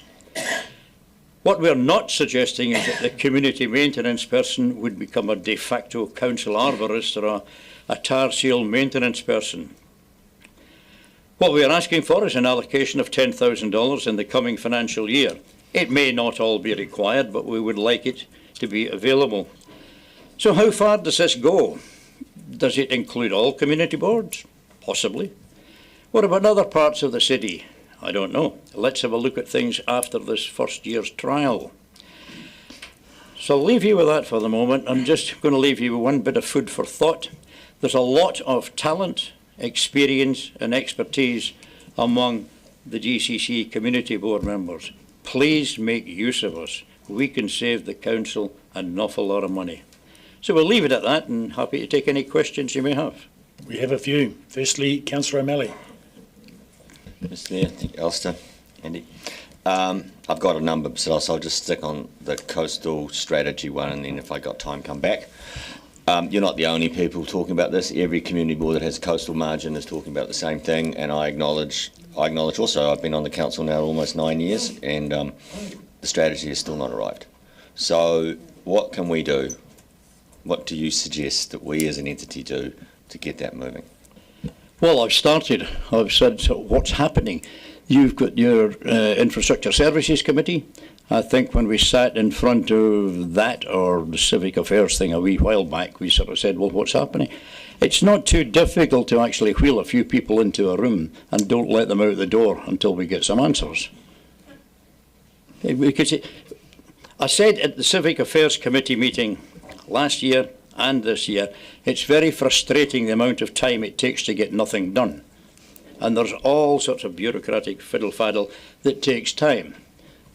We spoke with the previous coastal specialist, Tom Simon Smith. We've spoken with Rafa Mariani, and we spoke with Moore Razagi, who's just left.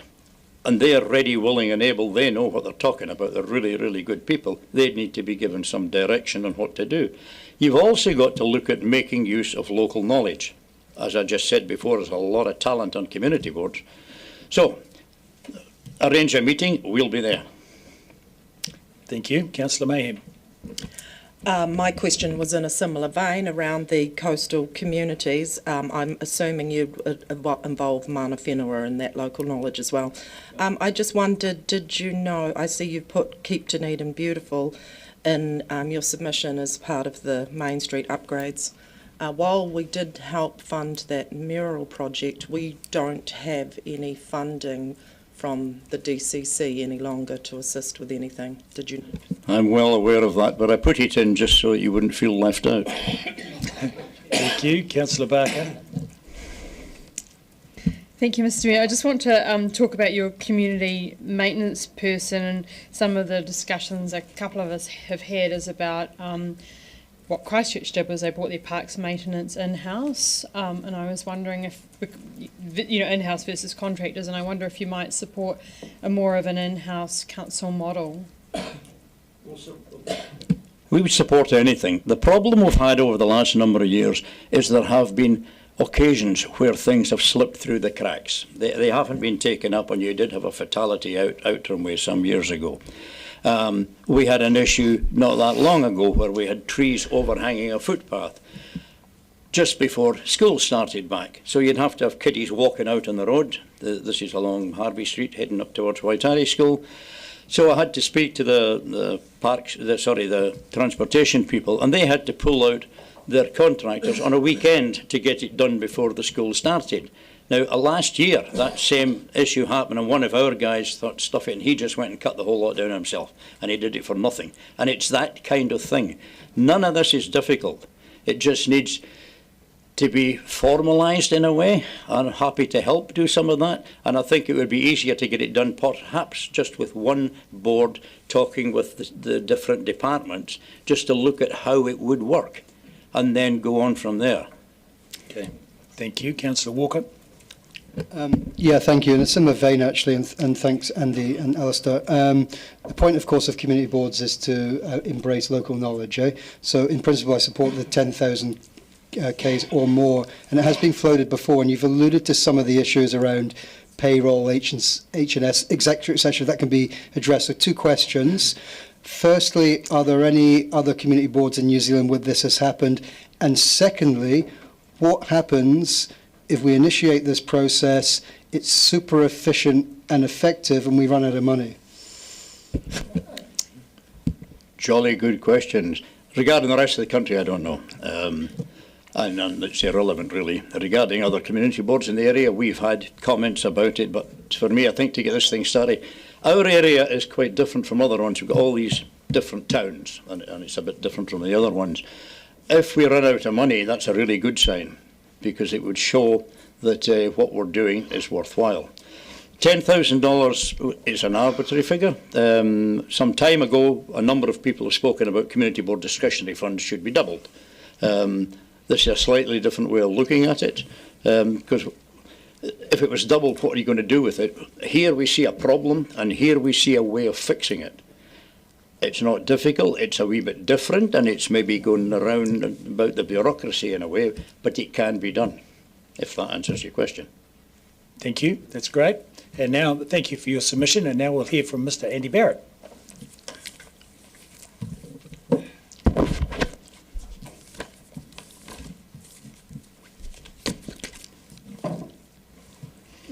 Who's here representing One Coast? There's Judy. Use this one, Judy. It's nice and warm. Thank you. Thank you very much. My name's Andy Barrett and I'm a committee member of One Coast, a community-based incorporated society with a frog in his throat. We provide a waste recovery and reuse facility at the DCC's Waikuiti transfer station. Judy Martin is our chair. All I'm going to do here is just to recap the main points in our submission. So first of all, the what. We're asking for an annual grant of $30,000 to enable One Coast to achieve maximum capacity and help meet the DCC's goals as set out in its draft waste management and minimisation plan. Why? Well, the main reason is because that plan acknowledges the important role groups like ours have to play as we move towards greater sustainability. And I refer specifically to action point number 9 of the plan, which proposes, and I quote, to continue to develop and support existing resource recovery parks. And One Coast is named as one such site. The key words here are support and develop. We submit that the best way to help One Coast right now is to provide the annual grant we are requesting. And we put this case to the recent hearings on the waste management plan. Why now? One Coast has developed organically from very small beginnings to the point where it now operates out of 4 shipping containers at the Waikuiti site. It is already diverting significant quantities of waste from the waste stream. That said, our committee has come to the view that we need to be able to plan more strategically for the future development of the site. On the capital expenditure side of things, we need car parking, a toilet, some more buildings, and the opportunity to reorganise the site for maximum efficiency. On the operational side, we need to increase our opening hours and extend the range of activities at the site. Right now, we're working to provide capacity for handling rural waste, which actually is a big opportunity and something of major importance. And of course, as the site grows in the way we're expecting, we will need the funds to meet increasing demands on the operational side. So our main message is this. If our request is successful, One Coast will be relieved of a significant burden, as we would no longer need to have one of our part-time employees spend time applying for external grants. This is time-consuming and a constant source of uncertainty for the group and for its operation. So we are asking the DCC to make good on the promise contained in its waste management and minimisation plan. One Coast has reached the point where it can serve as a model for other outlying settlements. It can also serve as a practical example of real collaboration between the DCC and local community groups dedicated to the task of building a more sustainable future for our people. Finally, in our submission, we note that it's unclear exactly where the funding support might come from. So may we be so bold as to ask, not only for the $30,000 annual grant, but also for it to be made available as soon as possible. Thank you. Thank you. Questions? We have Councillor Barker. Thank you, Mr Mayor. Kia ora koutou. Just wanting to talk about the funding. It says that you note that there is some unallocated grant money. However, we've had a lot of people asking for the unallocated grant money. But what I want to talk about is the waste levy, and council gets about $1.9 million worth of waste levy, which goes to waste education, etc. And I think the most you can apply for is around $5,000. So do you think that the council should consider putting more of the waste levy into community grants? Yes. Thank you. Councillor Walker. Yeah, thank you, Mr Mayor, and thanks, Andy and Judy. Similar question around the funding. I think I know the answer to the first part, which is you want this through the lifetime of the 9-year plan. And if that is the case, why have you not requested that that number be indexed to, because you'll be aware 30,000 in the year 2034 is watered down? We didn't think of that, is the answer. And I think one of the things that will be interesting to see is that as the operation develops, we do generate some income, and we simply don't know at the moment what that balance is going to be. So I think that the $30,000 as we sit now would be a fair and reasonable sum, which will enable us to get on with things quickly, which is really what we want to do. And if there are funding issues later on, no doubt you'll see us back at this table asking for more. Thank you. Councillor Eklund. Thank you, Mr Mayor. Great work you do.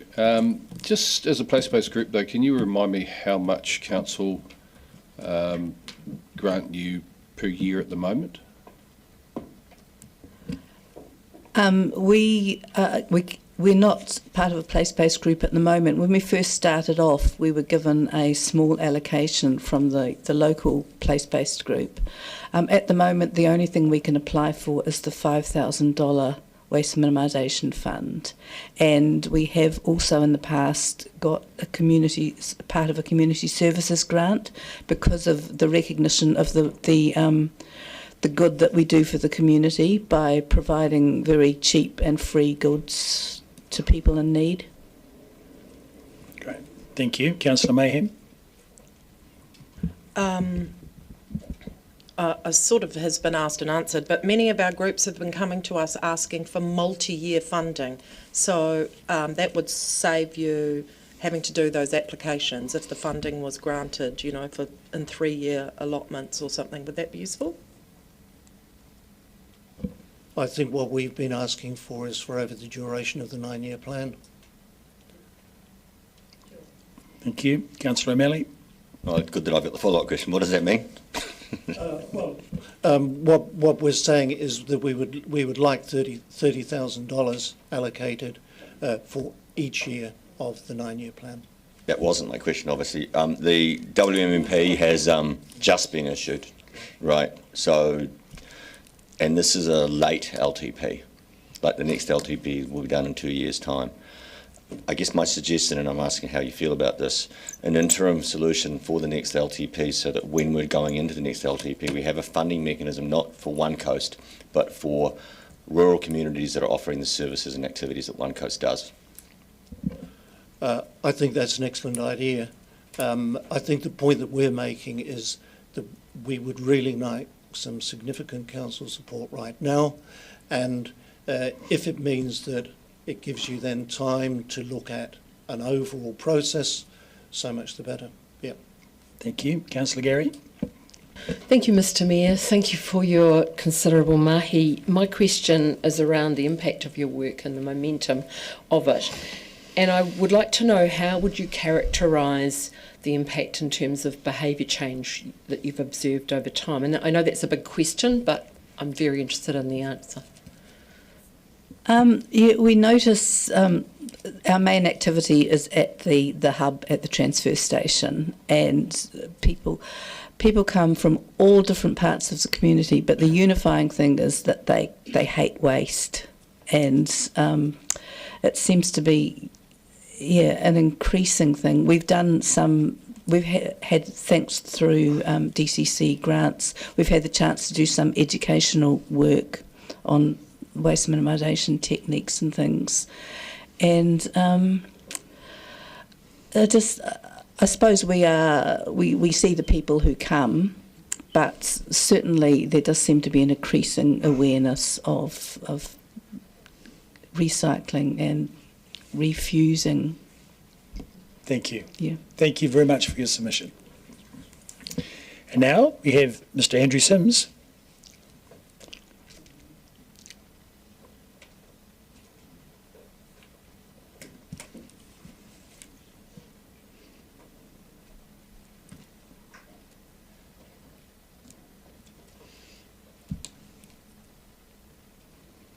Thank you. You have 5 minutes to speak and 5 minutes for questions.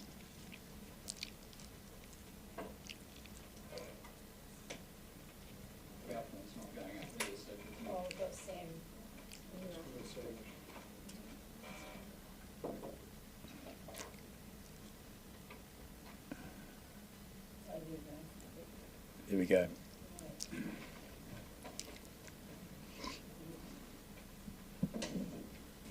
Kia ora katoa, Mr Mayor, councillors.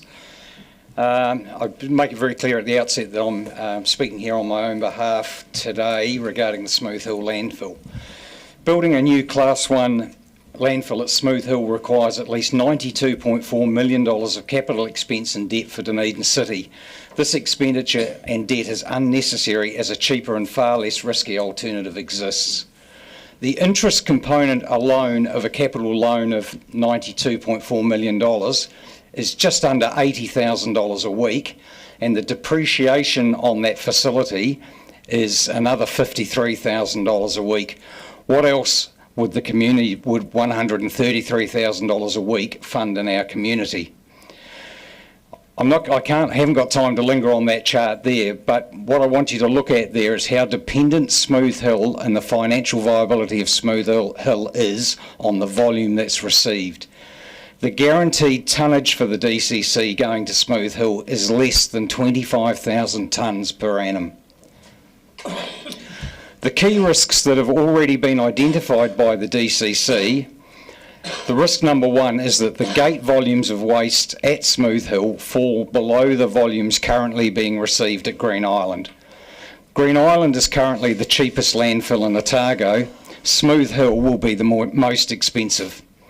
The commercial volume will inevitably go elsewhere because it will be cheaper unless Smooth Hill is ratepayer subsidised. Less than 25,000 tonnes is under the DCC's control and is guaranteed.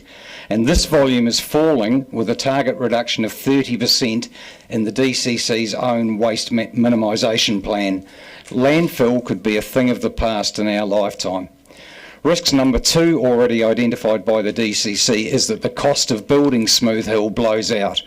The estimated cost of building Smooth Hill in 2021 was $56 million, and that was revised to $92.4 million in 2024. Construction starts in 2027 at what cost? The resource consent conditions. That's the resource consent, the combined decision report, DCC and ORC. The International Air Safety Authority recommends that landfills be no closer than 13 kilometres from an airport. Smooth Hill is 4.5 kilometres from Dunedin Airport. This has resulted in resource conditions that are very onerous, expensive, if not impossible to comply with. All birds over 50 grams must be managed to zero daily. All waste must be inspected and sorted at Green Island prior to being transported to Smooth Hill. Smooth Hill must employ a full-time bird control officer and suitably qualified bird shooters. It's unclear how protected birds, including a colony of eastern falcon at the site, will be managed to zero. If there are more than 20 birds over 50 grams across the 18-hectare Smooth Hill site, Dunedin Airport must be notified immediately. Any increase in bird strike could restrict or curtail flights into Dunedin Airport. If there are more than 20 birds on 12 occasions over 12 months, the DCC are required to net the Smooth Hill site. There are more than 20 seagulls currently in the octagon. Emissions. You cannot support net carbon zero and vote for Smooth Hill because one negates the other. Landfill emissions make up 47.6% of the total DCC emissions. Continuing to use Green Island for the last 2 years has resulted in 67,500 tonnes of landfill emissions over those 2 years. That's required the surrender of nearly $3.5 million worth of carbon credits. Had the same waste gone to Winton, it would have resulted in 11,723 tonnes of emission, including the transport emissions. This represents a 39% saving in the total DCC emissions with one fell swoop. AB Lime at Winton currently receives municipal waste from 5 councils and 4 Runanga. Cape Valley in North Canterbury, which councillors around this table are keen to hold up as what good looks like, receives 300,000 tonnes of waste per annum from 5 councils and 7 Runanga. Smooth Hill will cost $92.4 million to build and may only receive 25,000 tonnes of waste from 1 council. Why is it that we, and only we, have a problem with exporting waste, and at what cost is that sensitivity to the ratepayers of Dunedin? Why is it that other councils clearly see the value in sharing infrastructure across regions to save money, but we don't? Most of us want to leave a legacy for our tamariki. Why is this council leaving the children? What is this council leaving the children of Dunedin? Dunedin City is heading for $1 billion of core council debt. When we reach $1 billion, then $1,000 of every rates bill in Dunedin will just be interest. 10% of that $1 billion debt rests on this one decision. When a clear alternative exists, you choose. Happy to take questions. We have some questions. Firstly, Deputy Mayor Lucas. Thank you, Andrew. You state in your submission that gate cost to AB Line would be $300 a tonne compared to, in your calculations, $450 a tonne for Smooth Hill. Have you talked to or asked to talk to any of DCC staff to verify your costs? As do you think, if your calculations were correct, that councillors would agree to constructing Smooth Hill with gate costs 50% higher than AB Line? I can't tell. Thanks, Jerry. Great question. I can't tell because it's redacted. Have you asked to speak to the staff? Well, it's redacted information. They're not entitled to give it to me. So, you know, I think the question for me is why has so much of the Smooth Hill report been redacted to prevent people from scrutinising your figures? Have you asked to speak to staff is my question. No, I haven't. Thank you. Thank you. Councillor O'Malley. You mentioned the council partnerships at Cape Valley. My first question actually, no, I'll just go to the one. There are a number of member councils, including Timaru Council, in that membership. Do you know why Timaru doesn't use Cape Valley? No, I can't. That's, yeah. It's too far away. Thank the you. Transport costs the difference of the issue. Thank you. Councillor Barker. Thank you, Mr. Mayor. I'm just looking at the ad that was in the paper a wee while ago, and it has about the financial model used to justify building Smooth Hill assumes that the volume of waste arriving at the gate will be equivalent to the volume currently being accepted at Green Island. And was it in the papers anywhere that there was some modelling done on the modelling for low waste volumes as well? Was that in any of the papers that you read, that councillors have received that? The Smooth Hill report is where I drew all of that information from. So it's the one that talks about, and it labours the point, I think on 5 occasions in the Smooth Hill report, it labours the point that the financial modelling is dependent on the volume arriving at the gate. And that's obvious. Any business, you invest $100 million in infrastructure, the volume of business you can transact is critical to the outcome. What I can't see is the low volume financial modelling because that's all been redacted. Thank you. Councillor Vandervis. Thank you for coming here today. Another successful businessman has come here this morning to speak in support of Smooth Hill. And my question is, you've obviously got quite different perspectives. Would you support a pause in building Smooth Hill and making the big investment, just to see how much it would cost, say, for a couple of years, sending our excess to AB Lime or wherever. Thanks, Lee. Two parts to the question. Absolutely. If I was going to spend $100 million on an asset, I would trial an alternative before I spend $100 million, and it's the process around that decision of spending that $100 million that concerns me. But I see no loss, and I don't know why we haven't done it immediately, because continuing to use Green Island is abhorrent. But I see no loss in doing a 2-year trial and seeing how it goes. Second part to the question about Mr. Dippy's approach, and I'm going to need a bit of time on this. Mr. Dippy wrote to me, and as he disclosed this morning, it was a colourful email. He copied that into the Chief Executive Officer of the DCC. By some remarkable coincidence, Hamish McNeely from Stuff put a legoima into the DCC asking for copies of that email. I'm going to read you the first to save Mr. McNeely the problem. Hi Andrew, this is from Mr. Dippy to me, completely out of the blue. Hi Andrew, I see you're standing for Mayor with the best motley crew of individuals you can find. Good on you. It's not easy to find people to stand for these positions. Just look at the lack of talent, general weirdness and wokeness of some of the present councillors. Probably the best money they've ever been on and ever will be.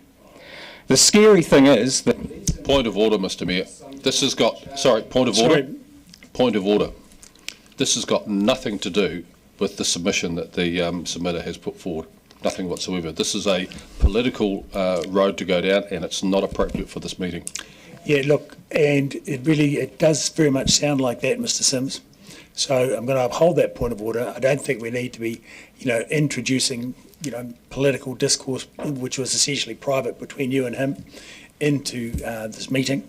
And, so unless you've got a very short version of the answer, you've got 14 seconds. I'm going to respond to that, Mr Mayor, because you accepted Mr Dippy putting those emails into during his submission with no objection whatsoever. No, why would you object to me responding to them? We did. Yes, he did. He suggested there were colourful emails between him and I. Yeah, but describing colourful emails is not the same as reading them out. He introduced the subject and I'm responding to it. Yeah, look, we're not going to have it, and thank you very much for your submission. We've been over the 5-minute time limit, and thank you very much. Thank you. Thank you for hearing me.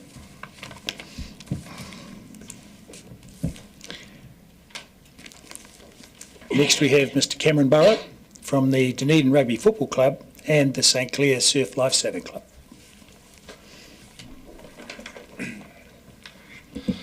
Morning councillors, thanks for taking the time to have a busy week of submissions ahead of you. It's certainly been lots covered, and my submission today probably isn't coming here asking for money now, so you'll probably be relieved about that. I guess the purpose, or the broader purpose of the submission on behalf of both clubs, and I guess in more broader terms, I guess some of the community users of the St Clair, St Kilda coastal spaces, as we're making future decisions about the infrastructure and the work that's going in here, is that we consider all the other capital implications of it. It was quite timely early in the week. We had the Eager Centre here talking about money for a new roof. We've had lots of community organisations coming asking for money now. I guess what we want to try and preempt is that as we're making some of these decisions and some of these more strategic decisions and plans, that we're considering the other capital costs that are needed, and we can get those money put into budgets as early as possible. So instead of coming with our hands out when we desperately need the money, we can come forward and know with some certainty that these provisions in place and the budgets and the models going forward, that there is going to be resources there. I'll pick up on a comment that Councillor Wiley said, I think it was yesterday, to the Saddle Hill Community Board around the use of Sunnyvale as a community space, and I guess as we're developing these plans and looking at the planned Kettle Park spend in kind of the last years of the LTP, how can we look at also having money in the budgets to look at new community facilities like the Sunnyvale one, where a lot of community organisations can use those hubs to, I guess, base themselves at, but also provide so much benefit to the wider community. And I think those conversations are just as important as the heavy infrastructure ones that we've been talking about just before and in other conversations. Often the Parks and Recs team, they do a great job with the budgets they have, but they always need more, and often the dollars spent in that space go so much further than the few ratepayers that dump their waste or those kind of things. The family connection you get out of community sport and the benefit it brings to a healthy lifestyle into the vibrant city we have goes a lot further than any dollar value you put on it. So I guess part of me is just advocating for, I guess, those kind of budgets too, and making sure that the appropriate capital spend is there, so that when we do look forward, that our sports clubs aren't begging and borrowing for cents in the dollar. We've got planned capital to invest in the future. As part of that, the clubs need to be more aware that we're not going to have these palaces that we've used to have for one club and one use, and I think the open mindset that clubs have now is to work together and have collaborative spaces. But we also know that Class 4 gaming is dying, so is lotto take and things like that. So eventually there is going to be a stretch on funds around how we fund these buildings going forward, and I think council need to be cognisant of that when we are looking forward into that budget setting process. Just finally, and I'd touch on the Waitaki, the Wakaiti Community Board talking about the coastal plans. We're very fortunate we've got a coastal plan for St Clair and St Kilda, but I guess I just want to pick up on that again, these plans are great, but it's the action that comes out of those plans that's just as important, and I guess the first material work stream to come out of that isn't going to happen until 2030, so all of a sudden that's nearly 10 years since that plan was put in place. So I think we're doing a great job of trying to get strategies in place, but if we don't have targeted timelines and targeted spend, and again that comes from having money in forecast, so then staff have a driven to then spend that money, we kind of end up in the state where actually we have a disaster or an emergency, but we've been sitting on our hands waiting to spend the money. So I guess part of my submission is just considering the future implications of when we do design these strategies, making sure we've got targeted investment to make sure that we aren't missing the ball when push comes to shove. But yeah, happy to take questions, but just wanted to kind of, I guess, more than anything, it's a thought-provoking submission rather than hey, can we have some money in the 9-year plan, please? Thank you. Councillor Gary. Thank you, and thank you, Mr Burrow. You've been a consistent submitter. I wanted to turn attention to Kettle Park and just wanted to ask you around engagement and communication about our plans as they develop. How would you see that developing, evolving, and what kind of engagement, etc., and the time span you would need? Yeah, really topical. I think we've been very lucky. We're pretty proactive, obviously, with the Dean Rugby Club where it is, and the implications on the rugby fields there with the work going on. So we've been really engaged, and I think Fulton Hogan did some work last winter on the sandbags, and actually I think they've been nominated for an award because of their community consultation and the way they engaged with us as a club and that used the club for their work and stuff. So it was a really great example of good collaboration. I think the hardest thing for us is the uncertainty of how long we're going to be there for, right? We've got a building that's ageing and dying, but do we invest 50k into maintaining the roof, or do we go, actually in 5 years' time, you're not going to be there, so where do you draw the line in terms of resource allocation? And I guess without a clear timeline in terms of the coastal plan and some of the work that's going to be undertaken, it makes us hard to then plan as a club. So I guess that's kind of part of our consideration, but we've got to give credit to the staff, especially the Parks team. They're really good at keeping us in the loop. Thank you. Councillor O'Malley. Thanks for your presentation. Am I right, are you sharing some facilities with Caversham Football Club? Historically we have, yeah, and since the Royals kind of came together that stopped, but we did, yeah. The Royals are a force unto themselves. The reason I brought that up is obviously out in Moscow you've got Peter Johnson Park, Memorial Park next to each other, and there's a development going on there and what to do with the whole Memorial Park area. Logan Park, you've got football and rugby next to each other there, and that's going on. So, but we don't really have anything like that activity going on in the South Dunedin area, do we? Not currently, but I think with the right heads and the right mindsets we could. Like, would you just touch on there, we've got the Royals, which in their own space, you've got Southern Rugby Club, you've got Pirates Rugby Club, Dunedin Rugby Club, all great clubs in their own mind, but actually they all need the same thing, a shared space where you can fit 200 to 500 people on a Saturday night. You can have kids running around, all those kind of things. So we all need a similar facilities, and all those facilities are getting pretty old or arguably small. So I guess it's how we work together as clubs to do that, but also you kind of need to understand the money and the support from the council to enable that too, right? It's some of it, that support is actually just the guidance and the knowing that there will be capital expenditure there at the end. Thank you. Councillor Mayhem. Thank you, Mr Mayor. Kia ora, Mr Barrow. Thank you for your presentation. I've often thought that there's an underutilised space at rugby club rooms in the off-season. Do you rent them out for meetings, youth hubs, practice rooms, community space, maybe even a gymnasium? Could that be a revenue in the off-season to the Rugby Association? Yeah, we certainly do. We're practical. I think prime example is the COVID vaccine stage. We had the COVID people based there for 6 months. Fulton Hogan were based there for 6 months last year. So we definitely do, but like everything, it's just time. Finding those groups, enabling spaces, it sounds easy in principle, but when it gets into coordination. But yeah, these are community spaces, right? I don't think we've ever said no to anyone. So they are used by multiple things. And I think the surf clubs are especially used a lot more than probably sports clubs. Thank you. Deputy Mayor Lucas. Thank you. And I think you've alluded to this answer. So what you're actually asking us for is perhaps to put some placeholder numbers in our CapEx budget over the 9-year plan, and maybe staff could help facilitate some conversations between the different clubs, as you say, because everybody's got ageing infrastructure, so everyone's facing the same issues. So am I hearing right? That's really, in a nutshell, what you're asking for? Definitely, and I think the surf lifestyle one's probably the more pressing issue. You've got 2 surf clubs on a 3k stretch of beach. For those of you that go to St Kilda often know that club rooms is on sand dunes, you know what I mean? And I know that I've got a build in the pipeline. They haven't come to council yet, but I know that's part of a process, right? So it's just how we start having some of those conversations, because those builds now are coming $2, $3, $4 million, and they have large cornerstone funding by local government. Nationally, I sit on the board of directors of Surf New Zealand, so we're actually doing a 30-year infrastructure plan around our clubs for this reason, to get capital allocation in place to support these kind of club rebuilds. So that's kind of the conversation that we're trying to provoke. Councillor Wiley. Thank you. I note that international rugby is playing a lot more on artificial surfaces. Would you envisage a time where they could actually put artificial surfaces across the inner part of Forbury Park to increase playing opportunities, and then also could be potentially flooded when needed? I think Forbury Park provides a great opportunity for a community asset that, with the right thinking and the right resource allocation could benefit a wide range of groups. Excellent. Thank you. Well done for your timing. Thank you for your submission. Next, we have Mr. Peter Pitchie from the Dunedin Gasworks Museum.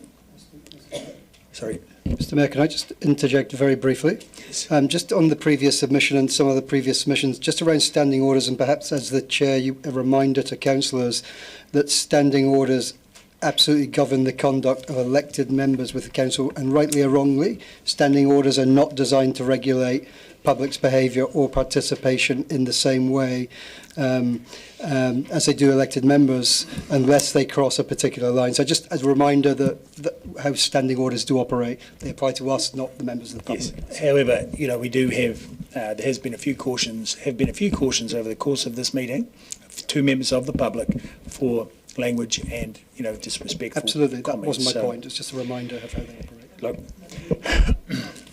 Just very quickly, I'm a member of the council member on the Gasworks Trust Board, and I've had nothing to do with the submission other than advising them to submit. Okay, thank you. Your 5 minutes starts now. Thank you, Mr Mayor and councillors, for this opportunity to talk to you.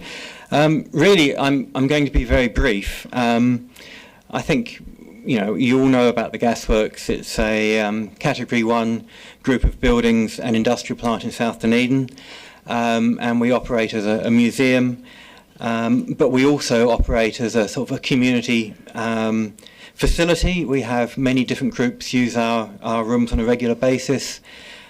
We have school groups, education groups, various clubs come through to look at the the historic machinery and historic features, and also run their own club nights. We have forge classes running in our blacksmith forge, which is one of the very few opportunities kids get to do that sort of thing. And all this is done in collaboration with DCC. You are our landlord, and I think we've developed a very good working relationship with the council over many years. And the crux of my submission really is that we have this good working relationship, and we would very much like that working relationship to continue in the future. Particularly, I think, with the debate over community use of the new South Dunedin Community Hub, there's a reminder that we are actually there less than sort of 5 minutes walk away, providing community spaces for community groups at a very, very low cost. So we definitely have, I think, a very, very significant value to the local community. And we're flood free. We're a metre above the South Dunedin flood zone, so we're a safe investment. So thank you very much. Thank you. Do we have some questions? I guess because I wasn't involved, I can ask a question. So I just wanted to ask a question about whether how many people would be visiting the Gasworks. You just open once a week, is that correct? And then do you have events that the public can go to as well? Yes, we would like to open more, but it's simply volunteer numbers. We, like all community groups, we have low numbers. Our visitor numbers at weekends can vary enormously, from 5 or 6 up to 30 or 40. Our regular users, those groups, probably 30 or 40 people combined in those groups. But some of our events, like we've had a number of market days over the past year, and I think we're up into the hundreds there at those events. So it really is event dependent, and it's very, very variable. But certainly on certain days we'll have hundreds coming through. Councillor Gilbert. Thank you.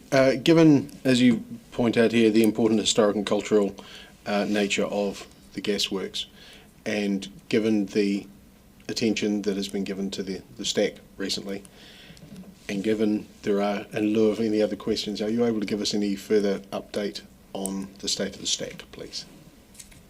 No, the assessments are ongoing at the moment. We have a meeting with the DCC Property Department and Naylor Love, who are the contractors, on Monday to find out more about that. So that's very much in hand at the moment. We don't have any updates, I'm afraid. Thank you. Are there any further questions? Yes. That one? Okay.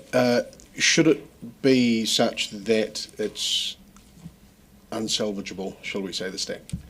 What does that mean? Has any consideration been given to what that means for the future of the Gasworks? Well, it won't affect the future of the Gasworks as an entity. It's obviously a very large concern to us in terms of the integrity of the historic fabric. And I really can't speak without knowing what's going to happen over the next few weeks. But one option would be to look at things like lottery funding and so on for a rebuild. And if it did have to be deconstructed, well, it's going to have to be deconstructed to a certain point. But however far it goes, we'd be looking at partnering with DCC to look at, particularly lotteries, I'd imagine would be the obvious one, but to go for a rebuild. We did, when the fitting shop was rebuilt, probably 10, 15 years ago now, that's the way we did that. We applied for funding ourselves, and the DCC put money in, and it was a combined operation. And that building is now, fully usable, earthquake strengthened, weather tight, and a great asset to us and the community. Thank you. I think we've covered the questions then. Thank you very much, Mr. Petty. Thank you for the opportunity to talk to you. And now we have Chris Rosenbrock from Okaha. We do? No? Okay, so we'll move to Michael Ethan Gould from the Dunedin Gymnastics Academy. And Marion. Maxwell. Thank you. You see the timer on the screen behind me. You have 5 minutes to present and then 5 minutes for questions. Yes. If the light's on, then the microphone's on. Great. Thank you, Mr. Mayor and councillors, for an opportunity to talk to you today. Last week, the Parks and Recreation Department sent a request to Dunedin Gymnastics Academy as one of the key stakeholders to make comments on any issues, opportunities and future development for gym sports in Dunedin as part of the Sports Facilities Plan. While we welcome this discussion, our immediate needs are to purchase a facility that will assist with the current and medium plans for the Academy. We've recently been fortunate enough to employ coaches of a high calibre to enhance the development potential of the Academy. And over the last year, I have personally witnessed the difference that great coaches and structure make to the individual's overall success and development.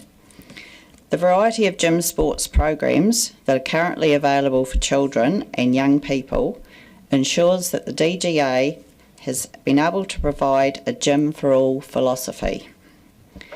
The Academy would like to offer gym sports for all children.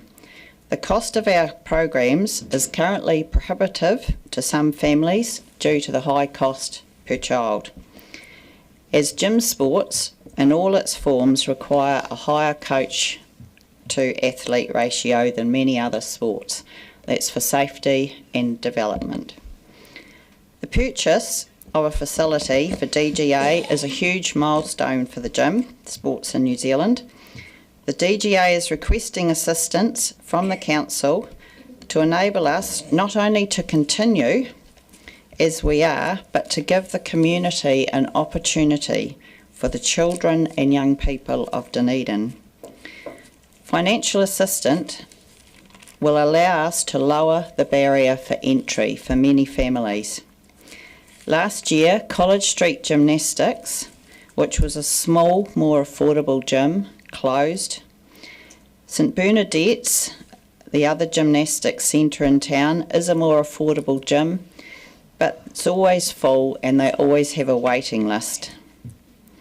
With 642 children and youth attending DGA each week, we are at our capacity for the number of, reaching our capacity for the number of gymnasts and programs we can hold. And with regard to our floor area across both our premises we currently rent, we are at capacity. Hopeful that you will support this need for Dunedin as we feel it is our time.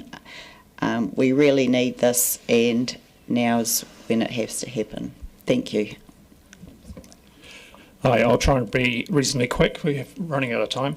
At the annual plan hearing last year, we came to the council and talked about additional funding for geotechnical analysis of Sidey Park. Unfortunately, because that site is a hail site, and when we looked at the budget, the cost of getting out of the ground was way more than we budgeted. We had to shelve plans for building a greenfield site on Sidey Park. About halfway through last year, we investigated the possibility of a cool store in Kaikoura Valley Road, and we got quite excited about that, and a number of councillors came through and had a look at the building in December last year. We have also had to shelve plans for that site. We could not come to an agreement on a fair price for the land, building and car park area with the current owner, and further negotiation was not possible. After this, we spent some time re-evaluating what we were looking at in a search for a building, and after that re-evaluation, we started talking to the owners of 89 Crawford Street, who are interested in selling their building. Our submission this year to the council is asking for financial support for the redevelopment of this site if the outcome of our due diligence, now that we have signed a sale and purchase agreement, is positive. We expect the outcome of this to be within 3 weeks, and I know it's not ideal to ask council for funding for something that might happen, but we are saying, hey, look, could you perhaps wait 3 weeks and then give us let us present again and give an answer. Thank you. Thank you for submission. We have questions. Firstly, Councillor Wiley. Thank you. First off, thank you for giving us the address of the property, because I was struggling to work out where. And secondly, you in your proposal, you're asking for $300,000 for 3 years to assist our rates. Is that $300,000 per annum, or is that $300,000 over 3 years? You have to restart it every time. It was $300,000 over for 3 years. However, ultimately, we know that council's strapped for cash, and we would be happy with some amount of funding. Okay, thank you. Councillor Mayhem. In reference to the new venue, what kind of time frame would you be looking at to move to the new premise? If the outcome of the due diligence is positive, we would hope to be moving within 2 to 3 months. Thank you. Deputy Mayor Lucas. Thank you. And my question was similar to Councillor Wiley. So if it's 300,000 over 3 years, so you don't need assistance in if the sale and purchase agreement goes through. It's just some money to assist you as you develop it each year. That's correct. We are looking at financing it through a bank loan. Repayments are actually less than we would what we currently pay as rent in our 2 facilities. Thank you. Councillor Barker. When you asked to come in front of council again, we're doing our deliberations starting the week of the 26th. So I wonder if you had a date when the negotiations might be complete. The due diligence is 20 days from Monday this week. So yes, that would fit. Yes. Thank you. Councillor Benson-Pope. Just want to be really clear, 300,000 over 3 years, that's 3 lots of 100,000. It's not 900. Yes, that's correct. Yep. Thank you. Are there any further questions? No? We've covered it. So, thank you very much for your submission. Now, yes. Sorry, no sign of Chris Rosenbrock, right? Okay. So we can move to Owen Booth from Sport Otago.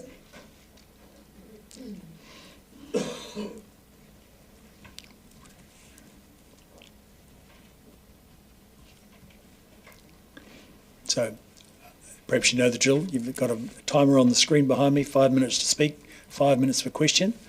Away you go. Kia ora koutou, Your Worship, the Mayor, Councillors. Owen Booth, I'm the General Manager of Programs at Sport Otago. Apologies from our CEO, James Nation. He's at Hui in Invercargill today. Just quickly, a little bit about us. We're a non-for-profit charitable trust established in 1983. We're the oldest regional sports trust in New Zealand. We deliver a wide range of portfolio of programs and services across the age spectrum, from tamariki through to older adults. We work in the health, sport, play, active rec and education spaces, but with a real focus and a mandate of physical activity across those sectors. Our vision is to be the world's most active region, which aligns quite nicely with the Dunedin City's own vision. And everything that we do contributes to more physically active lives for individuals in whānau and Otago, with the aim of enhancing community wellbeing. A fair few topics in our submission, so obviously just going to cover a few of those. The first is sort of a general plea, I guess, to Council to continue to invest in physical activity for our Dunedin residents.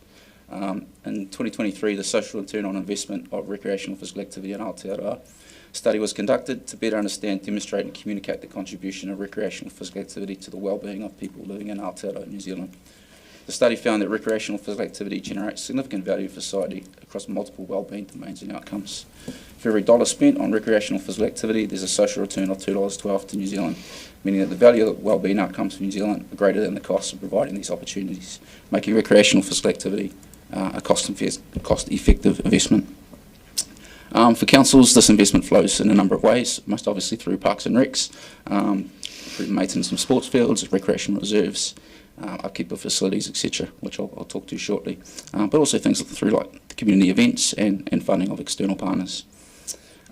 So I guess, so in a nutshell, we really just want to highlight what the importance, I guess, of council investment in physical activity and the impact that it has on our Dunedin residents. Linked to this, we want to acknowledge the partnership that we have with the DCC and are keen to continue to work alongside council to implement various aspects of council strategies to achieve positive physical activity outcomes for our Dunedin communities over the next 9 years and beyond. The second thing that I'll just cover off just relates to our sport and recreation facilities network. Obviously, the Edgar Centre have submitted earlier this week, so I won't go into details around that. Obviously, we are supportive of their claim, of their submission around a new roof. But I guess what we're interested in a whole is that the infrastructure in Dunedin around our sport and recreation facilities is ageing. We think about the Edgar Centre, Moana Pool, Ice Stadium, Mosgiel Stadium. We've just heard Gym Sports in terms of the facilities that they're operating out of. So from a big picture perspective, we're really keen to advocate for council to take a really long-term approach to not only to investment but also the maintenance of our sport and rec facilities. We need to ensure these facilities are fit for purpose, functioning well in the now, but we also need to ensure we plan for their ongoing maintenance and actually do the work. We know that there's some work currently being done by staff on a sport and recreation facilities review. We're 100% supportive of that work and hope that what flows from that is some really strategic thinking and innovative approaches around long-term investment in our sport and rec facilities. The third thing that I'll cover off, again, I know you've heard from Southern Football this morning on this, so I won't spend too long. Just around sports fields and fees and charges, we just want to, I guess, reiterate that there's consistency, I guess, in how the charges are applied across all codes. And at this point, we'd love to see the charges remain the same. We know that any increased costs will likely be passed on to participants as our regional sports organisations' revenue is pretty static at the present, from what we understand. And then obviously that cost obviously affects lower income individuals and families more so. That is it with a minute to go. Questions? Thank you. We have some questions. Firstly, Councillor Gary.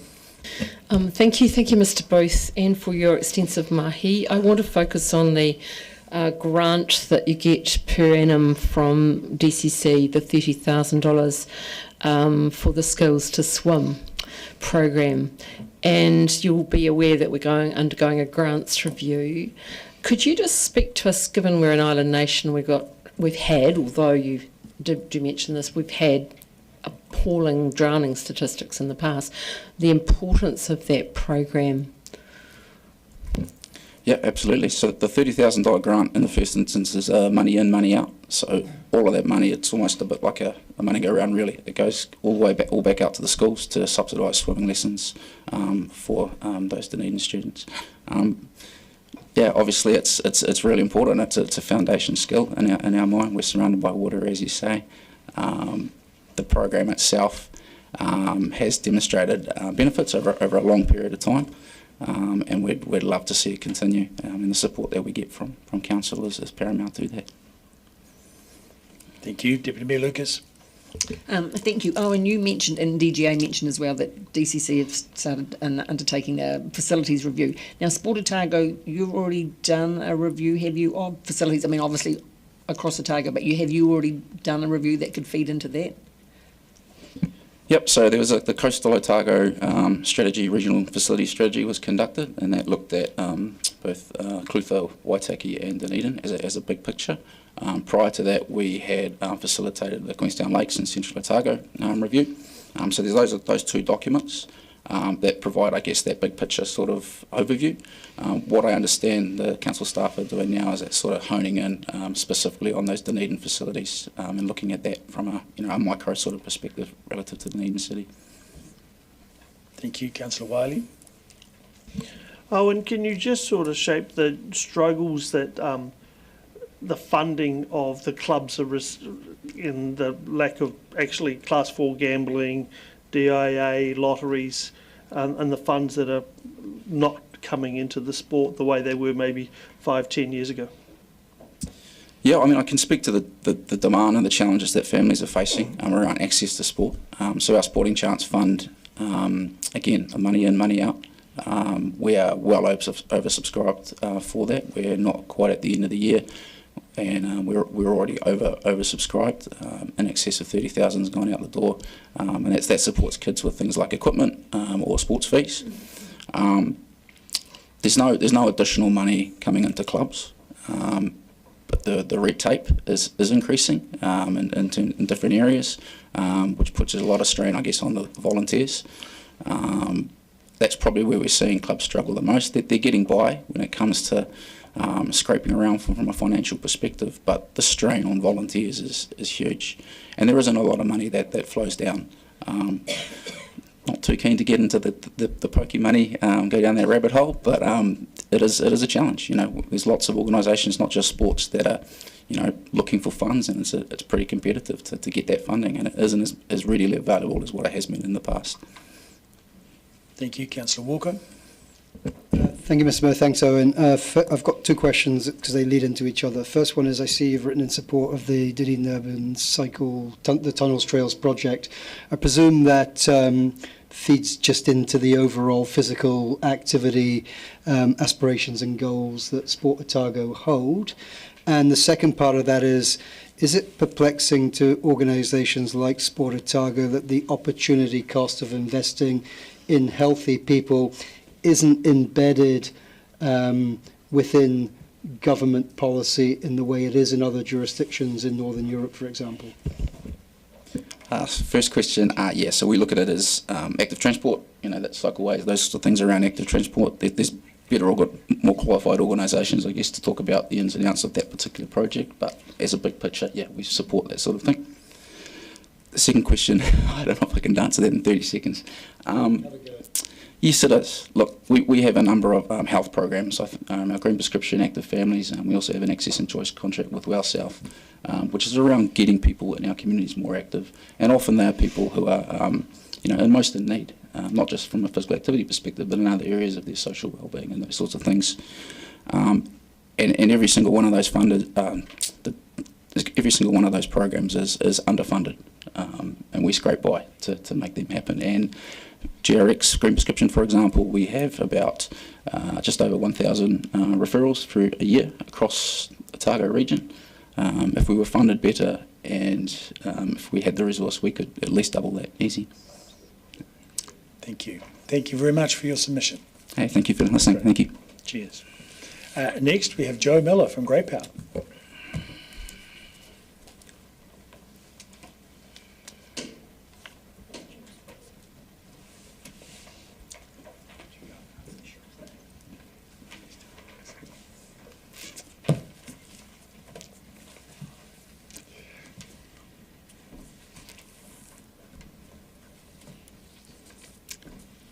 So,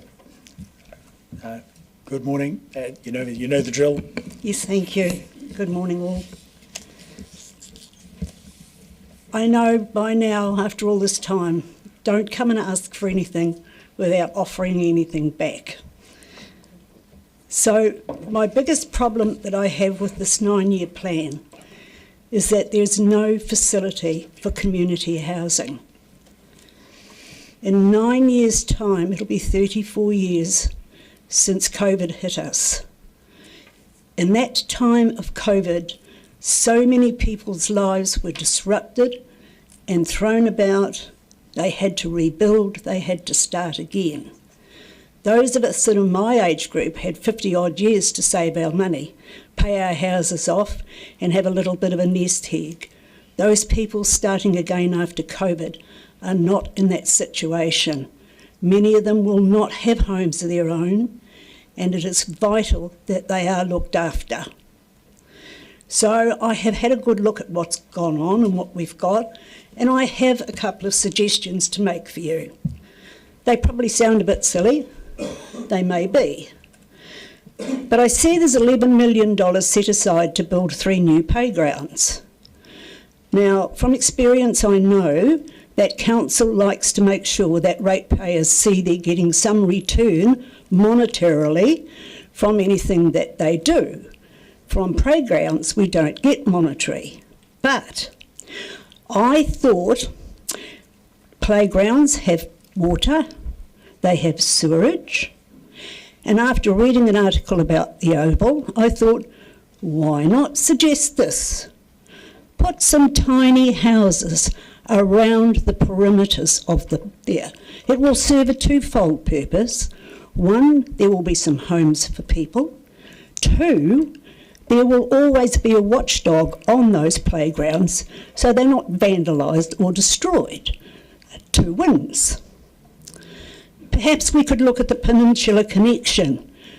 Could we extend that by taking it in slower stages than in all 3 stages within the 9 years? I agree that there has to be something done. Perhaps it can go at a slightly slower rate. And the other thing I would like to refer to is the council structure. I keep hearing constantly they're short-staffed. I'm at a bit of a loss, and I'm sure that when you go through your deliberations, you will explain to us what this all means. In 2018, and I will give you the October 2018, the council had 3 people at the top. They had 6 general managers. They had 22 other team leaders, managers, or various named positions. In January the 17th, 2024, we have 3 people at the top, albeit they are all now paid positions, and I mean highly paid positions, they're not PAs. They have 8 general managers, and we have 36 managers in other positions, team leaders, etc., etc. Under that, there's the staff, there's the contractors, and heaven knows how many more, because we're unable to find those figures out. Is it not time you had a really good look at how it is structured? And I'm going to suggest to you that if we start looking at what happened, and I know in the past they did this, and in the past they did that, but in the past we had a town clerk. How about you looking at making your general managers town clerks of the various areas around here, so that we can all see what's going to happen, so that if we need our verges cut, we can get them cut without being told, oh, they're contracted out, I don't know how you go and get it done. So it's important, I think, that we need to. And the other thing before I close I would like to say is this. Can you please explain to us the Smooth Hill project? I have no concept of all of these things. I'm now being torn between what's right. I've got people coming in saying to me, no, they can truck it down to Winton without any problems and it's not going to cost us anywhere near. Smooth Hill is going to put us into more and more and more and higher rates. So please, when you're doing that Smooth Hill project, will you put into plain English what we will save by you going ahead with that project? Thank you. Thank you. We have some questions. Firstly, Councillor O'Malley. We're limited to one, so now I'm going to ask the question right at the very end. Are you aware that most of that Smooth Hill stuff you're talking about is not accurate, that is coming in from the community, and that in fact it was brought up today? So you want us to come forward with the numbers? I want you to come forward with an explanation so we can understand exactly what we're going to save by the Smooth Hill project. We will do that. Thank you. Thank you. Councillor Barker. Change my question now because that was it. I just wanted to, you brought up when we had the community meetings about the frustration that you were having with our call centre, and I just wondered how many times you're calling the call centre, and is this like an ongoing problem, or have you had various examples of how long you've waited? I'm not speaking only personally here, I'm speaking of the constant complaints that I am receiving from my members who come into me and say, how the hell do you get in touch with the council? Because they don't answer emails and you can't get through on the phone. So it's a general scenario. Thank you. Councillor Gary. Thank you for your submission, Ms Miller. Can you tell us what your response was to the decision not to revoke the decision of council around the commercial leasing of the South Dunedin Library and Hub? Yes, the people that we spoke to were appalled. They don't think you listened to what we were asking for. We were not asking for the top floor. We were asking for a section where we can congregate together. And I know we've been told that we've got 14 places around about. So imagine trying to get together when we've got 14 different areas. So it has not gone away. We are still meeting on it. So that's as far as I can give you at this stage. Yes. So do we have any other questions? I'll just make one comment to that. There are a range of places in South Dunedin, but also in the new library. So I'm sure we'll get to a suitable situation over the course of discussions. Thank you, and it would be very helpful, Mr Mayor, if we could be given some information about those, because all we're looking for is an area where we can be together. Thank you, yes. So, Councillor. Just because we've got a sneaky little minute left, I saw before it changed to 0-0, just wanting to know the best way of communicating with your members. Does everyone get FYI in their mailbox? Is that a good way of the council communicating? They don't get it. So can I ask, what is the best way that the council communicates with the people that you represent? Sorry, if they're communicating with me, then we've got a website set up and we've also got our newsletters, and we also have there. I think the other way to do it is through the community hub. Okay. Look, thank you very much. Thank you for your submission. Mr Mayor, just while we have a little lull, if you'll indulge me, I don't know if colleagues know the very sad news, but it's very relevant that Richard Fulton, the regional South Island manager of Fulton Hogan, passed away yesterday, and you will be aware at the age of 55. You will be aware that he led an organisation that you may not know was much beloved in the places that they worked, and I'm thinking of the way that the community I live in interacted with them during the Te Awa o Tākou construction. Residents would arrive with baking and other things to thank them for their work and the way they operated, and it was very remarkable when they employed the stonemasons who were former refugees who did an extraordinary job, and they embraced the opportunity to employ former refugees with very specialist skills who did an extraordinary job. In my interactions with Richard, he was a delightful man, a good man of integrity, and it's a real sadness that he passed away yesterday. Mr Mayor, can I ask a question about our questions? Yes. Which sounds a bit double Dutch, I know. Are we able to ask questions of a submitter on a topic or an issue that is not in their submission?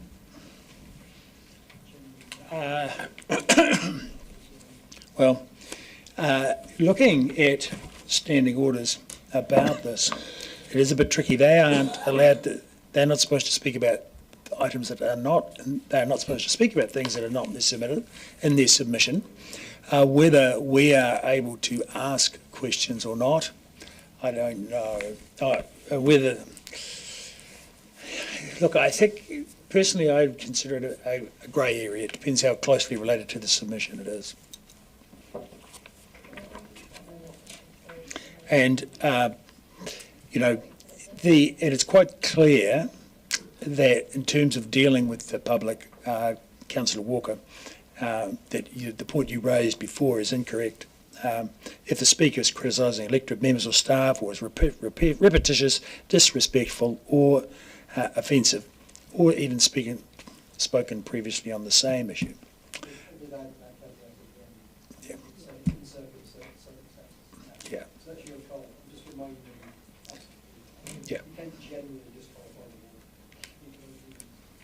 Yeah. But at the end of the day, the chair That's- of the meeting can make a call as to whether what's happening is That's right. appropriate or not. That's right. So, but it's clearly in standing orders. So, when Councillor Ackland raised it, it was a point of order, and it's a valid point of order. Valid. Just to clarify, standing orders don't apply to people that are submitting or who come to speak to public forums. No, well, you've got 14.2 and 14.3. Have a look at those.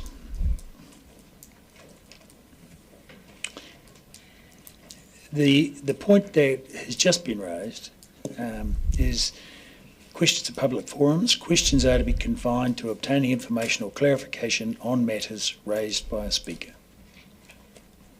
So, anyway.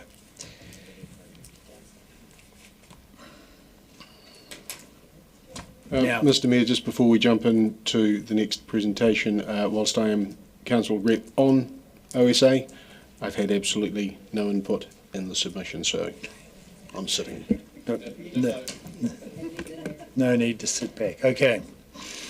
Okay, let us proceed. We have Otago Settlers Association with Mr Phil Dowsett and Moira Stiles, the president. Moira Stiles. Thank you and welcome.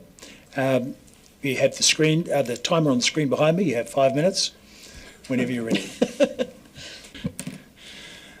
Thank you, Mr Chairman.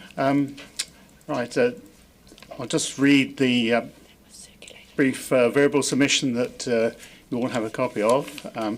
So the Settlers Association is pleased to have this opportunity to make further verbal submissions on the 9-year plan in relation to the operation of Toitu. As founders and principal fundraisers for Toitu Otago Settlers Museum, the OSA has a long-standing commitment to support and work closely with museum staff management. The successful relationship with museum staff is based on a high degree of collaboration and shared objectives. We believe the Council and the ratepayers of Dunedin should be very proud of what has been achieved through their long-term commitment and support of the museum. So I'd like to reiterate that the Association believes the museum cluster is really important, as it's an outstanding draw card for the city and should be promoted heavily. In particular, Toitu Otago Settlers Museum and the Dunedin Gasworks Museum provide social and engineering stories through which today's Dunedin is better understood by both residents and ratepayers. The history of the city is manifest in its many historic buildings, museums, art galleries and archives. Aratoi, the Arts and Culture Strategy, provides the strategic direction for Toitu. Consultation on the strategy was undertaken in 2014, but the final strategy wasn't published until January 2021. I respectfully ask that the Council consider initiating consultation on updating the strategy to keep faith with the commitment to update it every 10 years. In the current strategy, 2 particular themes are relevant to the proposal to charge an entry fee for international visitors. Theme 2, Access and Inclusion, refers to free access to the exceptional museums in Dunedin. It also refers to the importance of international connections for Dunedin institutions. I submit that charging for access and accepting the resulting significant reduction in visitation is inconsistent with this theme. The 4th strategic theme, Creative Economy, refers to the strategy being a growth driver for Dunedin. Yet we are facing a reduction in visitors to the museum if entry charges are imposed. Promote and profile is in the theme also refers to the importance of Dunedin promoting its cultural assets. There is also reference to Dunedin being a world-class player. We need to be welcoming all visitors to Dunedin, and the proposed entry charges present a barrier and suggest that clipping the ticket is more important than their visiting Dunedin. These planned hearings are an opportunity for the Council to hear the view from the community and to ask questions. Whilst acknowledging the process is time-consuming for councillors and for staff, It is essential for transparency and an important part of democracy in Dunedin. The Association urges that these hearings continue to be held each year, whether or not there are significant changes to the 9-year plan. I'm aware that under the Local Government Act, the hearings aren't compulsory, that it's optional for the Council to decide whether to hold them or not.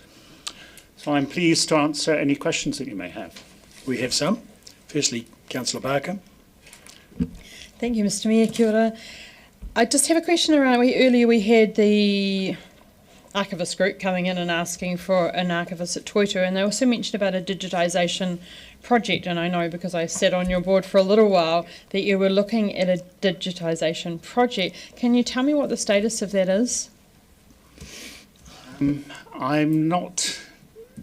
I can't tell you what the current status is. Certainly the association is very supportive of the digitisation project, and some work is being done, but I'm afraid that would need to be a question for the museum staff as to just the current status of that digitisation project. But certainly the association is very supportive of more and more information being online so that people can make inquiries online, and also obviously when they go to the archives that information is readily available.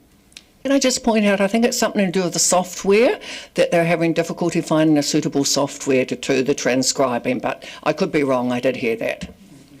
Okay, thank you. Councillor Houlihan. Thank you, Mr. Mayor. You mentioned about the Aratoi strategy.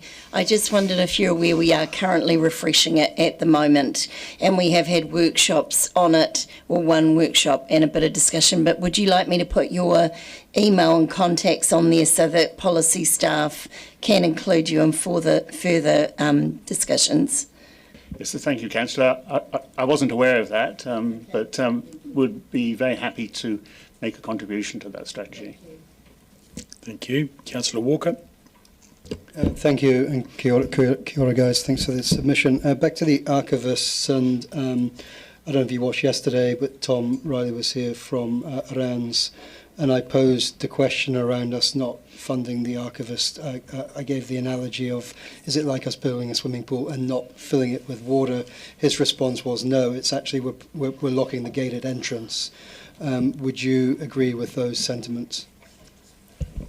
Can I just answer that? I know we've been lobbying for the archivist position to be filled and also the registrar position. They've been empty in our view as the settler station for way too long, and the council's done nothing about funding it, and it has impacted on people's service that Toitu's provide. And so I would say archivist is absolutely essential, and so is the registrar, and I reiterate the positions have been empty way too long.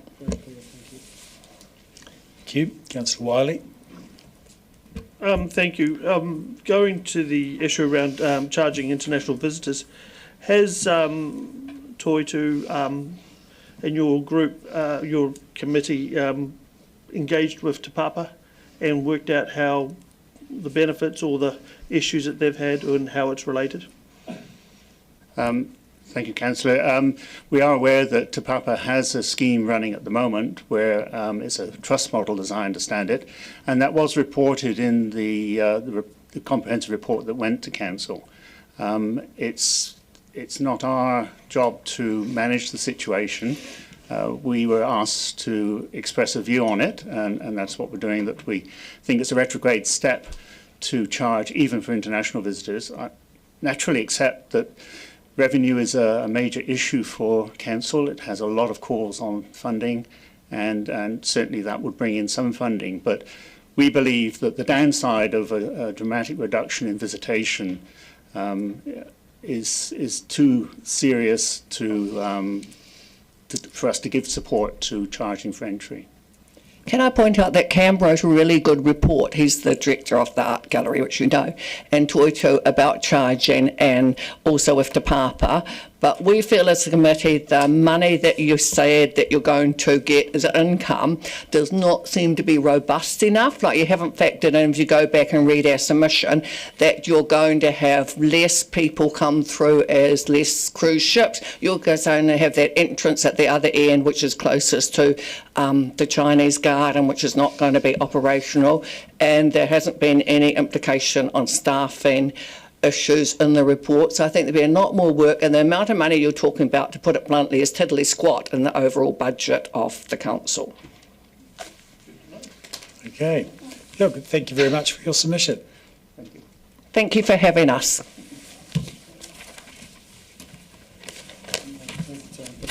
No.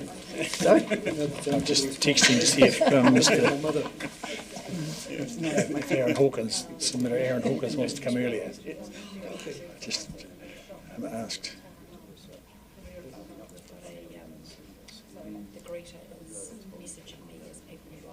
Oh, yes. No, Sharon's just gone to make contact. Oh, we've got Sue Maturin. Des McIntosh. Right, but they've popped Sue Maturin in there, so that's not. Oh, she did she? And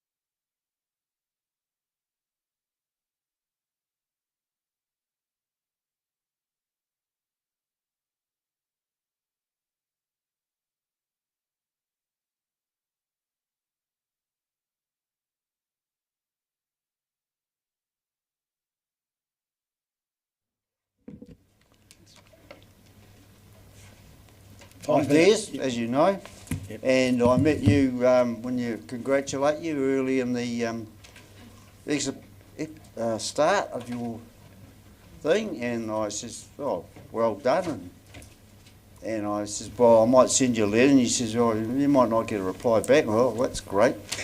So I haven't sent any letters, so you say. Mainly, I've just walked up the octagon here. Yes.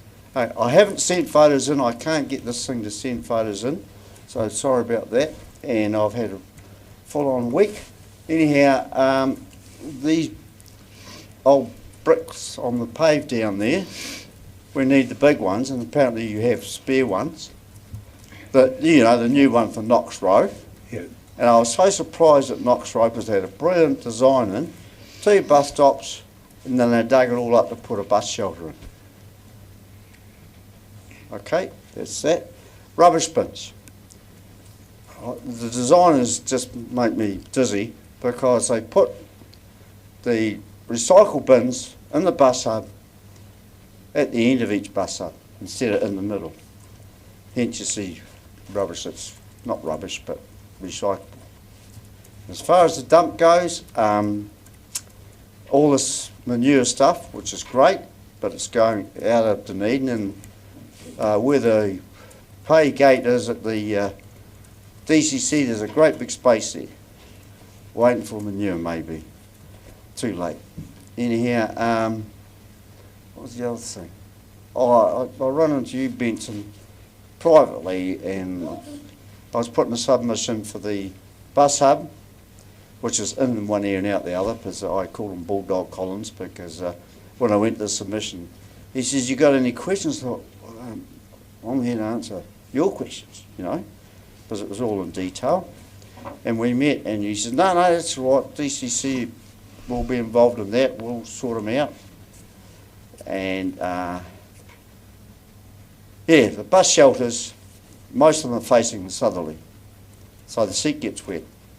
And we just put a new one in, well, I didn't, there's a new one just put in at the bus hub, facing the southerly, and the seats, that took about a month to put that in, the seats haven't even been painted. They're second hand. What else was there?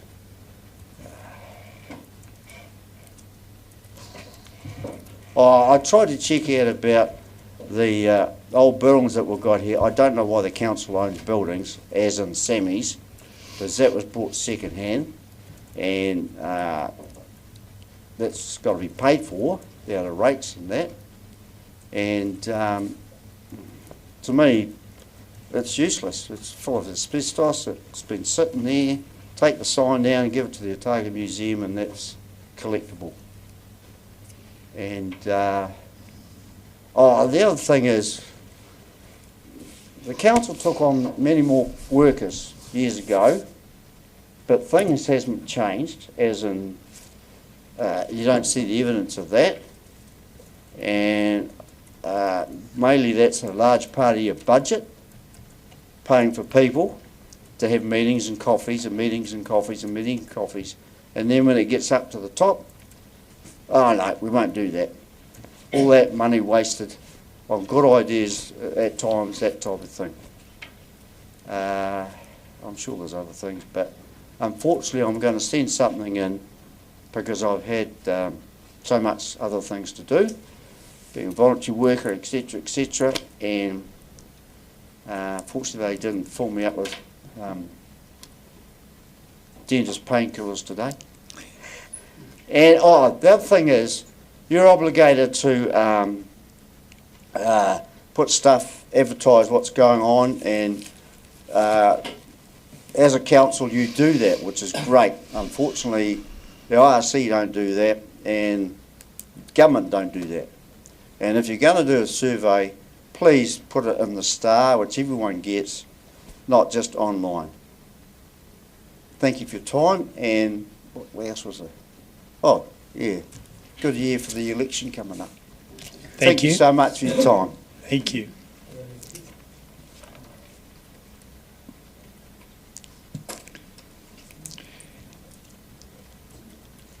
And so now, thankful for your early arrival, Mr. Hawkins. Would you like to take the desk and microphone, please?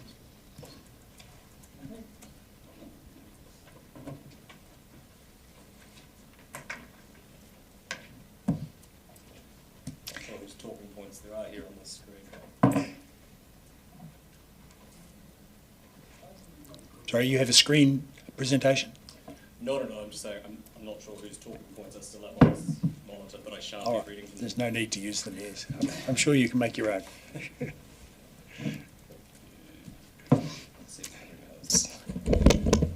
Works. Kia ora tātou. Thank you, Mr. Chairman, and thank you, councillors, for your time. You won't believe how hard we tried to find literally anybody else to come and front this submission, but for various personal and professional reasons, you're unfortunately stuck with me. We know, all of us know, that there is local support and growing local support for climate action in our city. In 2023, at reasonably short notice, 600 odd people signed a petition encouraging council to adopt the zero carbon plan as it had been drafted, which was eventually what happened. In that debate, I think, we saw one of the most mature contributions to governance in the city in quite some time, in Councillor Gilbert, who didn't support the adoption of the draft zero carbon plan and voted against it, but having accepted the fact that that decision had been taken, and I'm paraphrasing slightly, Councillor, implored colleagues to support doing it properly and investing in the decisions that they had taken, even though he himself had not supported it.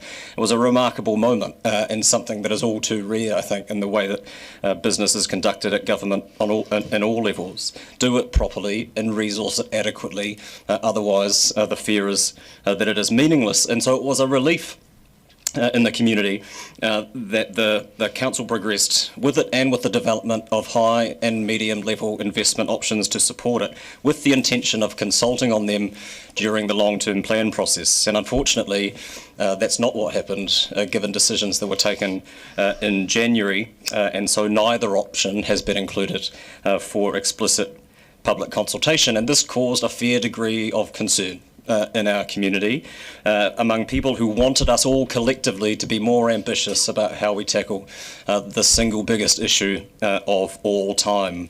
So in response, we built a simple platform to make it as easy as possible for people to still have the opportunity to consult on and give feedback on the proposals as had been presented in the draft budget, something akin to the missing pages of the consultation document, but without the resources, time and money-wise that we would have available to it otherwise, were it be done in-house. And so 150 odd people did this, plus others in their individual submissions, as I've heard, as this week has progressed, plus the University of Otago and the Otago Polytechnic and the Otago University Students Association, who quite rightly articulate the reputational risk to the university and therefore to the city of a lack of clear climate leadership when young people in today's world making decisions about where they choose to enter higher education.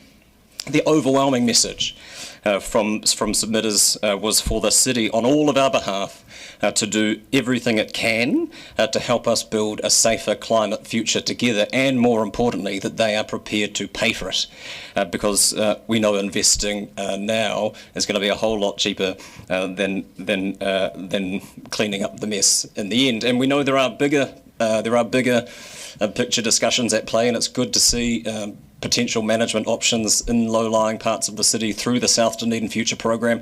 There is no way any of the good options will be able to be funded by the city itself. It will require public money from government or elsewhere, and I think the city has a moral obligation, if it's to go and seek government funding or public funding for adapting the low-lying parts of the city, to be doing everything within its own powers to be fixing the problem at its source.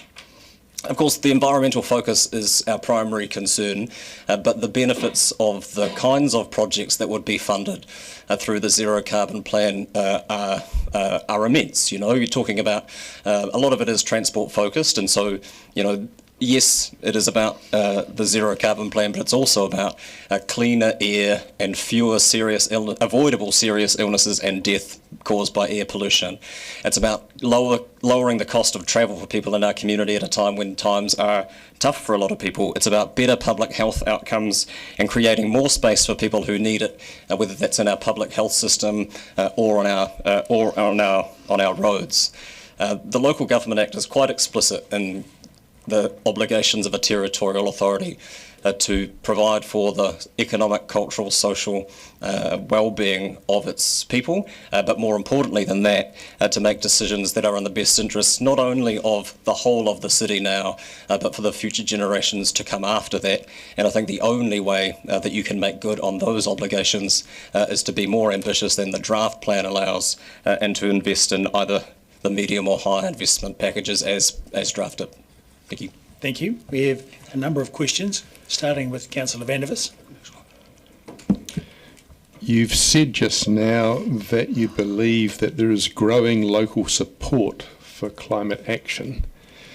And given that the high investment, $110+ million investment option that you're proposing involves a lot of cycleways, do you think that this growing local support for climate action that you talk about is similar to the claimed growing use of cycleways?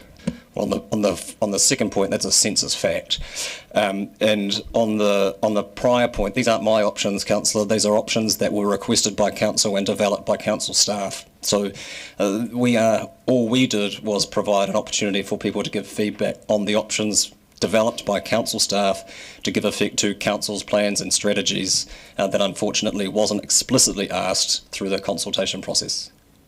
Thank you. Deputy Mayor Lucas. Thank you. The platform that you built to get submissions, it came across my feed, I think, early on when the submission period opened. I just wonder why there was no reference to who had created the platform. And I know some of the submissions, and I will use the example of submission number 87 from the Senior Climate Action Network, who obviously thought they were submitting directly to the DCC.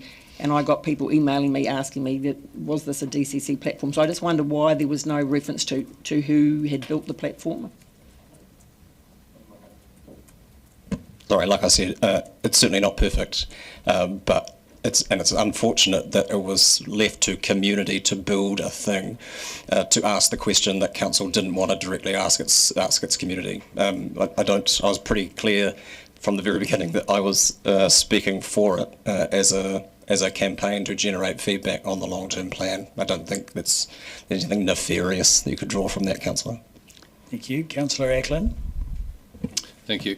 So in this community-led consultation whereby it was the high and medium investment options that you were asking about, did you put the cost of those into the questionnaire? Yeah, all of the information that was on the platform was taken directly from the papers prepared for the draft budget meeting in January. Yeah, I just can't seem to find it. And all the submissions you've sent through to us. Submissions have closed, councillor, it's a bit late. All the submissions you've sent through, in relation to the context, there's no talk of the cost of each of those options. Oh, in the spreadsheet, you mean? No, your submission has got all the submission. Oh, sure, but we didn't print out the pages from the website, and include that as part of the submission. But the website was pretty clear about both the operating and capital budgets required to. And people, I'm assuming people read that and then gave feedback, but it's always variable. Thank you. So it's fair to say that everybody that's supported this, the 140 odd people that have supported this through this survey that you've done, we're totally aware that you're talking 100 million plus for the high level. Over a 9-year period, yeah. Thank you. Councillor Barker. I happen to have the website open and I can see that those costs are in there. Just one question around, it says on the high investment package, it talks about renewable energy, investment in solar and wind energy to power municipal buildings and public spaces. And when we go to the 30 projects there's nothing about wind energy or solar energy to power the municipal power the municipal buildings. So I just wonder where that came from. Happy to take that under advisement, Councillor, but it's possibly an extrapolation on our part in terms of what renewable energy might mean.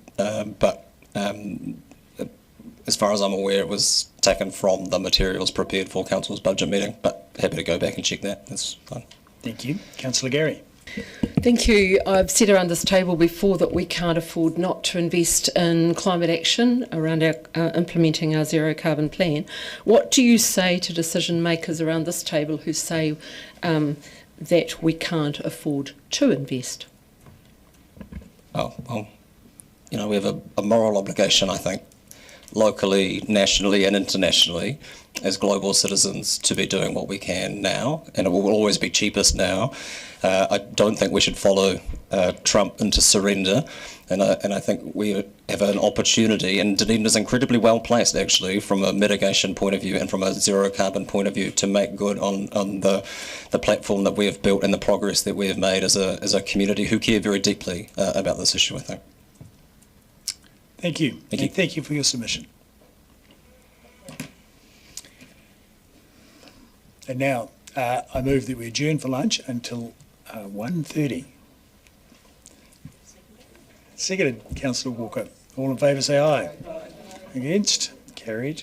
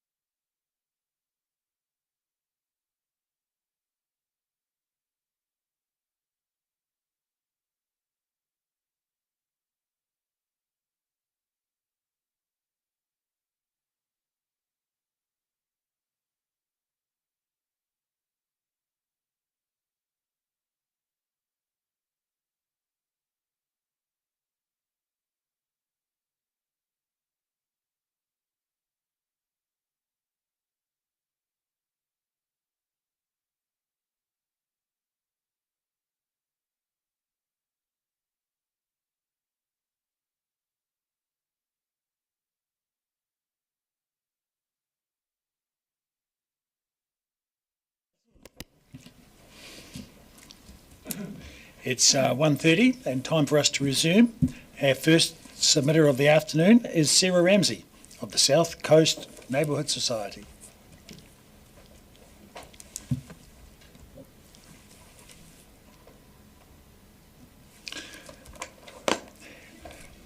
Sure, you probably remember how to work these, but Yep, just have to push there the we button go. when you want to start, and your 5 minutes is shown on the screen behind me. Excellent, thank you. It's not good morning anymore, but thank you very much for having me, Mayor Jules, councillors.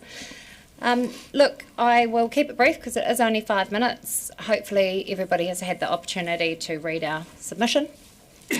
So today I just wanted to take the opportunity to reiterate some of the questions that we have. So we reviewed the long-term plan and the report that was presented to councillors which recommended the build of Smooth Hill. And we're concerned that we don't have enough information to be confident in the recommendation that's been put forward to councillors. And our questions are founded on our own research into the DCC annual report from 2024, the knowledge that we've built using independent experts in landfill management and environmental experts throughout the resource consent and subsequent mediation process, and also my personal experience in business management. We don't purport to be landfill experts at all, but if I were in councillor's seat, I would certainly be asking these questions, and so all I ask is for councillors to maintain an open mind, and if you have got any of these questions unanswered, then I would suggest that you defer the decision on Smooth Hill until you can answer them. Our key area of concern is the alternative options. It really doesn't appear, and whether this is in a report that has been redacted, that there has been proper due diligence into alternative options. We're concerned that whilst we are aware of the fact that sites such as Cape Valley have been visited and have been talked about a lot, that we are unaware of any visit to AB Lime's facility in Winton. And I would have thought as a due diligence process that that would be a bare minimum. Commercial waste, we're very concerned that commercial waste will be reduced and that the business case is built upon the current level of commercial waste that Dunedin City Council is receiving. It is our understanding from referencing Steve Smith's submission, and I can honestly say I've only just met Steve, that AB Lime has already secured a waste transfer station specifically for taking commercial waste from Dunedin and transferring it to Winton. That is a loss of income that you will be receiving from the Smooth Hill landfill. And obviously, being business operators, they believe it's an opportunity or else they would not be investing in that. So what do they know that you don't? The opportunity cost. What could 92 million be spent on? What are the alternative options in the community that we could be investing 92 million on? And future innovations in waste. If we've locked ourselves into a landfill now that has a lifetime of 30 to 35 years, what happens if something groundbreaking comes out in the next 10 and we're committed to a landfill? I honestly think that technology will change dramatically over the next 10 years and we have an opportunity to explore that as an alternative option now. And the reduction in waste. If we achieve your goals, the landfill won't be viable unless the plan is to import waste from other regions, and that is not something that we have been made aware of. The airport. I flew out of the airport on Sunday and the airport was closed for a period due to bird strike. Any risk is too much risk. What is the process of notifying the airport if there is an increased bird activity and the landfill has to be closed to deal with the birds? Have the airport and Air New Zealand advised what their risk management process would be in response to that? And what would the impact on Dunedin's economy be if Air New Zealand pulled out of Dunedin? And have you actually got a clear statement on that? I don't appreciate councillors laughing at me while I'm giving a submission. Okay. Operating costs. Extensive consent conditions will be expensive. Is there a landfill management plan that has been disclosed and fully costed? Because the last time I saw the resource consent conditions, there were over 30 conditions specifically around this landfill, including the fact that it can only take 10% putrescible waste. And is depreciation and interest cost incorporated into the operating cost model? And have you allowed for that reduced waste due to waste reduction strategy and the commercial waste that may be lost? I understand that the bar will be much higher for disposing of waste at Smooth Hill, and that is going to create an operational cost for commercial waste operators that they may not want to take on. And so, in summary, are you 100% confident that you have all of the answers to the questions that we've posed? And have you seen an independent analysis of alternative options? And should you be making this decision ahead of the council elections coming up at the end of this year? Thank you. Are there any questions? Are there any questions? Councillor Vandevers. Have you heard of the suggestion that to make the landfill viable, we could import waste from areas in central Otago, for instance, to get sufficient volume up, and that would be something that would make it cost effective or viable? Yes, I have. Sorry, some microphone. I failed. Yes, I have heard of that. I don't believe that that is something that has been disclosed in the long-term plan, or that that is what voters voted for. And also, I would question the city plan around how you're going to manage other areas providing waste that is less than 10% putrescible waste. And the other question would be around how does that reflect on the Kaitahu submission that they supported this because they did not want to export waste. Have they been consulted around sensitivities to importing waste? Thank you. Councillor Mayhem. Thank you, Mr Mayor. Thank you, Ms Ramsey. I just wondered about your final question. Should we be making this decision prior to an election? I'm not sure what that means. I'm saying that at a $92 million expenditure is an enormous investment, and it will be after the next elected council that are going to be responsible for the execution of this plan. And so my question would be, is given that is in such a short time frame, and they will be responsible for the overseeing of it, how much should actually be done in the short term ahead of that? Is this a decision that should actually be deferred for the new council? Thank you. Councillor O'Malley. I'm sorry for snorting on the New Zealand not coming into Dunedin because of the landfill. Can I ask the question, it is to the LTP and funding. Normally the LTP is done last year, and the incoming council in fact does receive the previous council's LTP and can't make a decision on theirs till they've had their feet under the table for a year. So are we out of whack because this is late for doing that? Because the reality is that that is what happens. Councils make decisions, the receiving council has to receive them and can't, and is under the way it's run out, doesn't make its own decisions till the following year. So are we out of whack with that behaviour? I don't know, I'm not a councillor. I'm just here to ask you questions. Thank you. Are there any further questions? Councillor Vandevers. Oh, sorry, I'll go with Deputy Mayor Lucas first, into you. There is time. Just following up on those last two questions. So if I'm hearing you right, you're suggesting that we should be not including any money for Smooth Hill in the LTP at all, which is in a planning document for the next 9 years. So you're saying there should be no money included. If that's what I just heard you say, or was that not what I heard you say? My comment was I believe that you should defer the decision on the 92 million until the new council is in place. Okay, thank you. Councillor Vandevers. Do you support the idea of having a 2-year trial of sending our waste that isn't dealt with locally, and most of it is dealt with locally anyway, but to send the stuff that isn't able to be dealt with currently locally? Do you support a trial for 2 years to send it to AB Lime, see what those costs are, and then make a decision on whether Smooth Hill would be an economically viable proposition? I would have, how do I answer this? that would sound like a sensible idea. I'm conscious that you actually have consent conditions which mean you have to execute on Smooth Hill within a certain period. So if there is still that option, then it would seem like a prudent and sensible option. I would have thought that in the information that council staff have submitted, there should be sufficient due diligence and contracted terms that would allow you to model what it would cost to go to AB Lime. So a trial period shouldn't actually be necessary if you have the right information. Thank you. Councillor Houlihan. Thank you, Mr Mayor. Thanks for coming and submitting.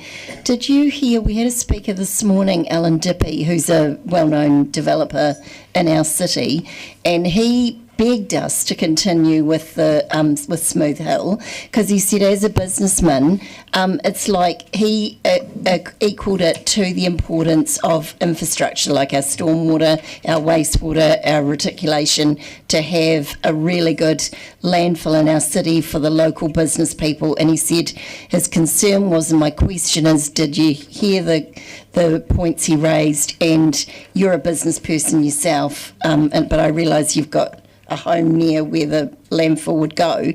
But do you see some of the benefits for local businesses in the future landfill? Thank you. I can't speak to other businesses and I didn't see that presentation. However, I do own a business and I know that in many cases it's really not efficient for us to be having a vertically integrated model with all of our processes and services. So it is common for us to be subcontracting a number of services and processes if it's not commercially viable for us to do so. Thank you. Thank you, and thank you for your submission. Next, we have Dr. Kimberly Morgan.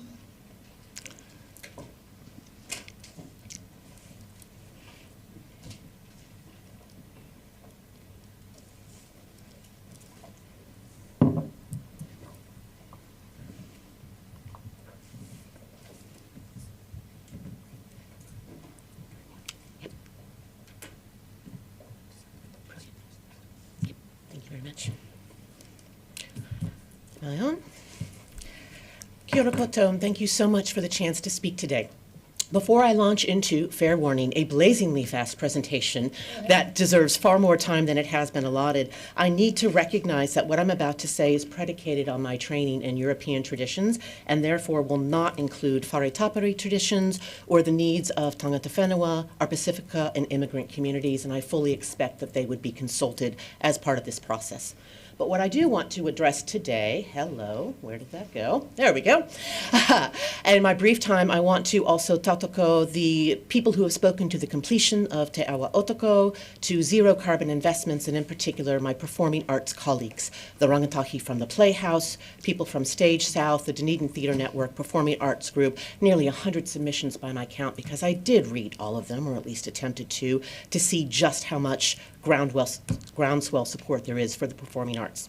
And after years of sitting here to consult on other matters, I finally get to speak to my area of expertise as a theatre historian and professional theatre artist, and to not speak to specific instances of policy, but to remind us of the big picture view of how theatre and the arts by extension are at the heart of our civic life and responsibilities. Theatre is not a nice to have. We are a vital beating heart of a healthy participatory democracy. This is not just nice words, it is historically accurate. Going back to the OG of democracy, the Athenian city-states, the Acropolis had a 15,000-person theater carved into the hillside where citizens were required to attend annually as part of their civic duty. If you went to the great healing center at Epidaurus, you would also be sent, after your medicine was prescribed, to the theater next door because that was treating the entire individual. Historically speaking, theater has been the crucible of social and political conversation. Riots have broken out over nationality, over class, over avant-garde ideology. We are where these conversations happen. And if that all feels like it's just trivia for a night at the pub, here are more recent examples drawn from my work and that of our colleagues. When we presented a Midsummer Night's Dream in February of 2022 as Omicron advanced, we were the only live theater left on the Motu. Every day we had people come up wearing masks with tears streaming down their face, thanking us for the social engagement and conversation that afforded. When we did Constellations last year at Tuhura Otago Museum, the play addressed, among many other things, assisted dying. And we were having to kick people out an hour after the performance every night because they were still sitting there having vital conversations. Our next performance will be the Neuro Spice Girls, a South Island playwright's attempt to look at her own journey presented by a neurodivergent cast and creatives and in support of our undersupported neurodivergent audiences. I can point to the work of our colleagues, such as the award-winning playwright Emily Duncan, who worked with Hawken to create a sociocultural history of establishments, eateries in Dunedin, or whose play Eloise in the Middle, about a child of divorce, was then picked up as part of the New Zealand Family Law Conference and presented at Te Papa. Or the presentation of Prima Facie, a play that is literally changing laws around the world about how sexual assault is tried.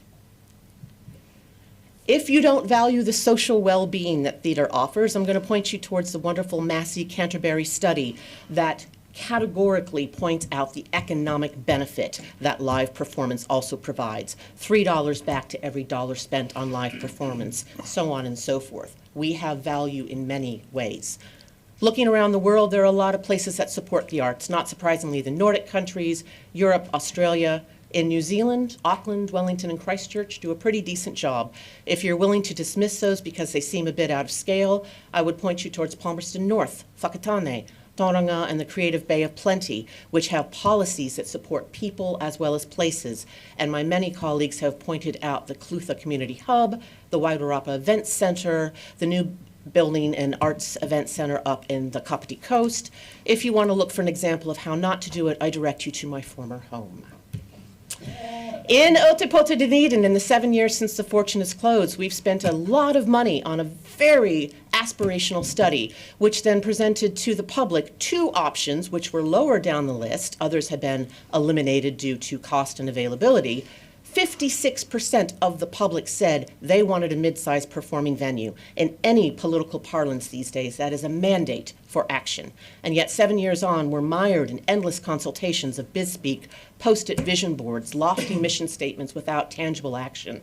Te Whare o Rukutia, our interim space, does not have a performing budget to keep it going operationally. The Dunedin Theatre Network and Stage South have talked to you about our failing buildings, and now we have the $17 million from the last long-term budget removed from capital expense on this one. I will not have time to go into this, so I'm happy to go back to it at the question time. But this is the list of actions from a recent article I was commissioned to write for the Play Market Annual, a national publication with an international readership that will shine a very bright light on Dunedin and what we are or are not doing to support the arts.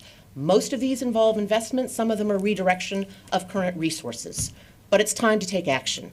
Our professional theatre funds remain flat. There's been no adjustment for CPI since inception in 2018.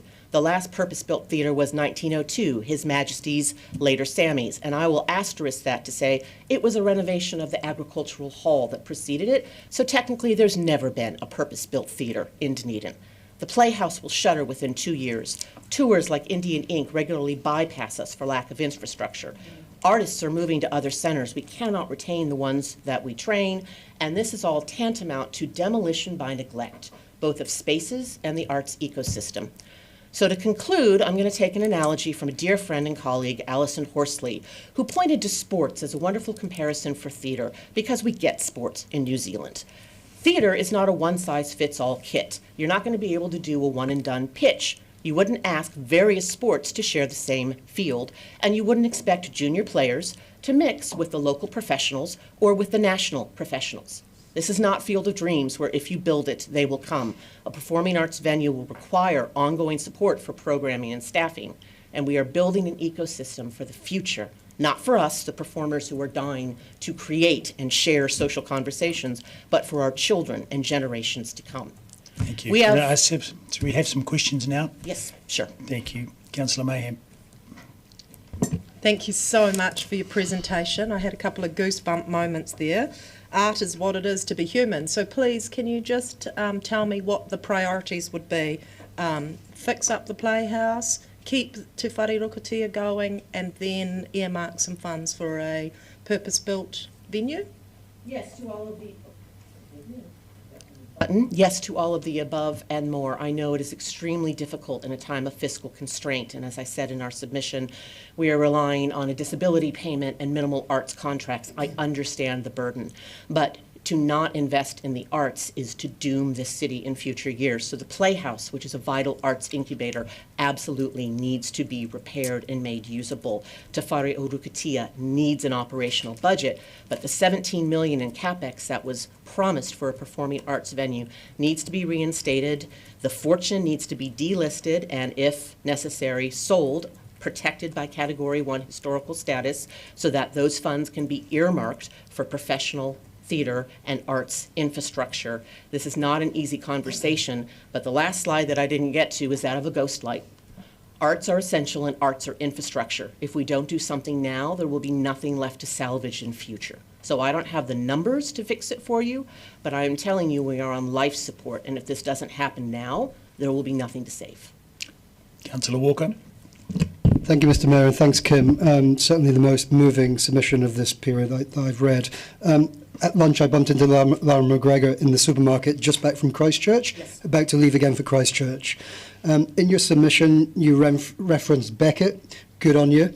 So I'll defer to one of my favourite plays, Waiting for Godot, which of course symbolises how suffering increases with the passage of time. Is this a fair reflection of our dilly-dallying around professional theatre and the long-awaited arrival of a performance art theatre? Absolutely. There we go, back on. I had a lot of fun cherry picking from Beckett to describe the current state, but it really is an existential quandary where we are stuck for year after year in a situation where a lot of lofty things have been said, but nothing tangible has happened. And while we are incredibly thankful for the Professional Theatre Fund, which has allowed some minimal work to continue, we are reinventing the wheel every time we go into a new space. There has been no adjustment for inflation of costs over 7 years, and simply people are leaving in droves. Lara's a great example. She can no longer afford, one of New Zealand's top theatre artists who considers Dunedin home cannot work here. She does one show a year. I have 2 companies that have committed to 1 show a year, and that is all that we can manage with the current infrastructure. Other people have simply left, including a lot of very talented artists out of the university and Polytech ecosystem, as well as those beyond that, because those aren't the only places to train, and we are losing them. We will also start to lose general population because this is not a vibrant city to live in. So it really is an existential, if not absurdist landscape, and I don't know how more to light the alarm fire that we need help. Thank you. Councillor Gilbert. Thank you. We only get one question, so I'm battling with whether it's the state of the Mayfair, whether it's the dead hedgehog, or whether it's been described as, or the fortune. I'm going to pick the fortune. We've had a presentation over the last 3 days that suggests that there could in fact be some life breathed back into the fortune by members of the community, of the arts community, and have it running in fairly short order. But yet, you see my question, so I'll stop there and let you answer. Thank you very much. And since you only asked one question but alluded to one you didn't ask, I'll try to answer both. While I love the analogy of the dead hedgehog, and I have great affinity for the Mayfair, having done some of the shows I'm most proud of there, I will unfortunately have to second my colleagues in that the space is not viable for professional theater. It is integral, though, to many community groups and other things that happen. So I'm not trying to discount it, but it is not appropriate to a professional theater conversation. Nor is the fortune. It is too small, it is too constrained, it is unhealthy. I understand that there is a proposal which I read that wants to make a for-profit model and get it up and running. That is not what Dunedin needs, nor will it be a viable model in there. We need a modern, fit-for-purpose, equipped space that can be shared by a variety of performers and all the different groups I've mentioned and beyond, so that we can have a vibrant cultural heart to the city. The Aratoy statement that I had up there as my penultimate slide alludes to that. Please, let's not make it lofty sentiment. Let's actually invest and do something to live up to those aspirations. And it's not the Mayfair or the Fortune. Councillor Houlihan, very quickly, if that's yes, possible. I 100% agree with everything you said, especially that. And you're referring to Aratoy strategy. My question is around that. We ask that our goal is we have a vibrant city, and part of that, a big part of that, is the arts. And without a professional theatre, how can we do that? Short answer is you cannot. Theatre is integral to that vital conversation. I'm speaking on behalf of all the arts because they are interconnected, but theatre is the backbone of democratic conversation, and I'm a proud citizen of a representative democracy, and my voice is not heard because I do not have a venue, I do not have a forum to adequately exercise the expertise and skills that I have gained over decades. Thank you very much for your presentation. Kia ora. We now have Robert Bain and Jason Bizet from the Green Island Rugby Football Club.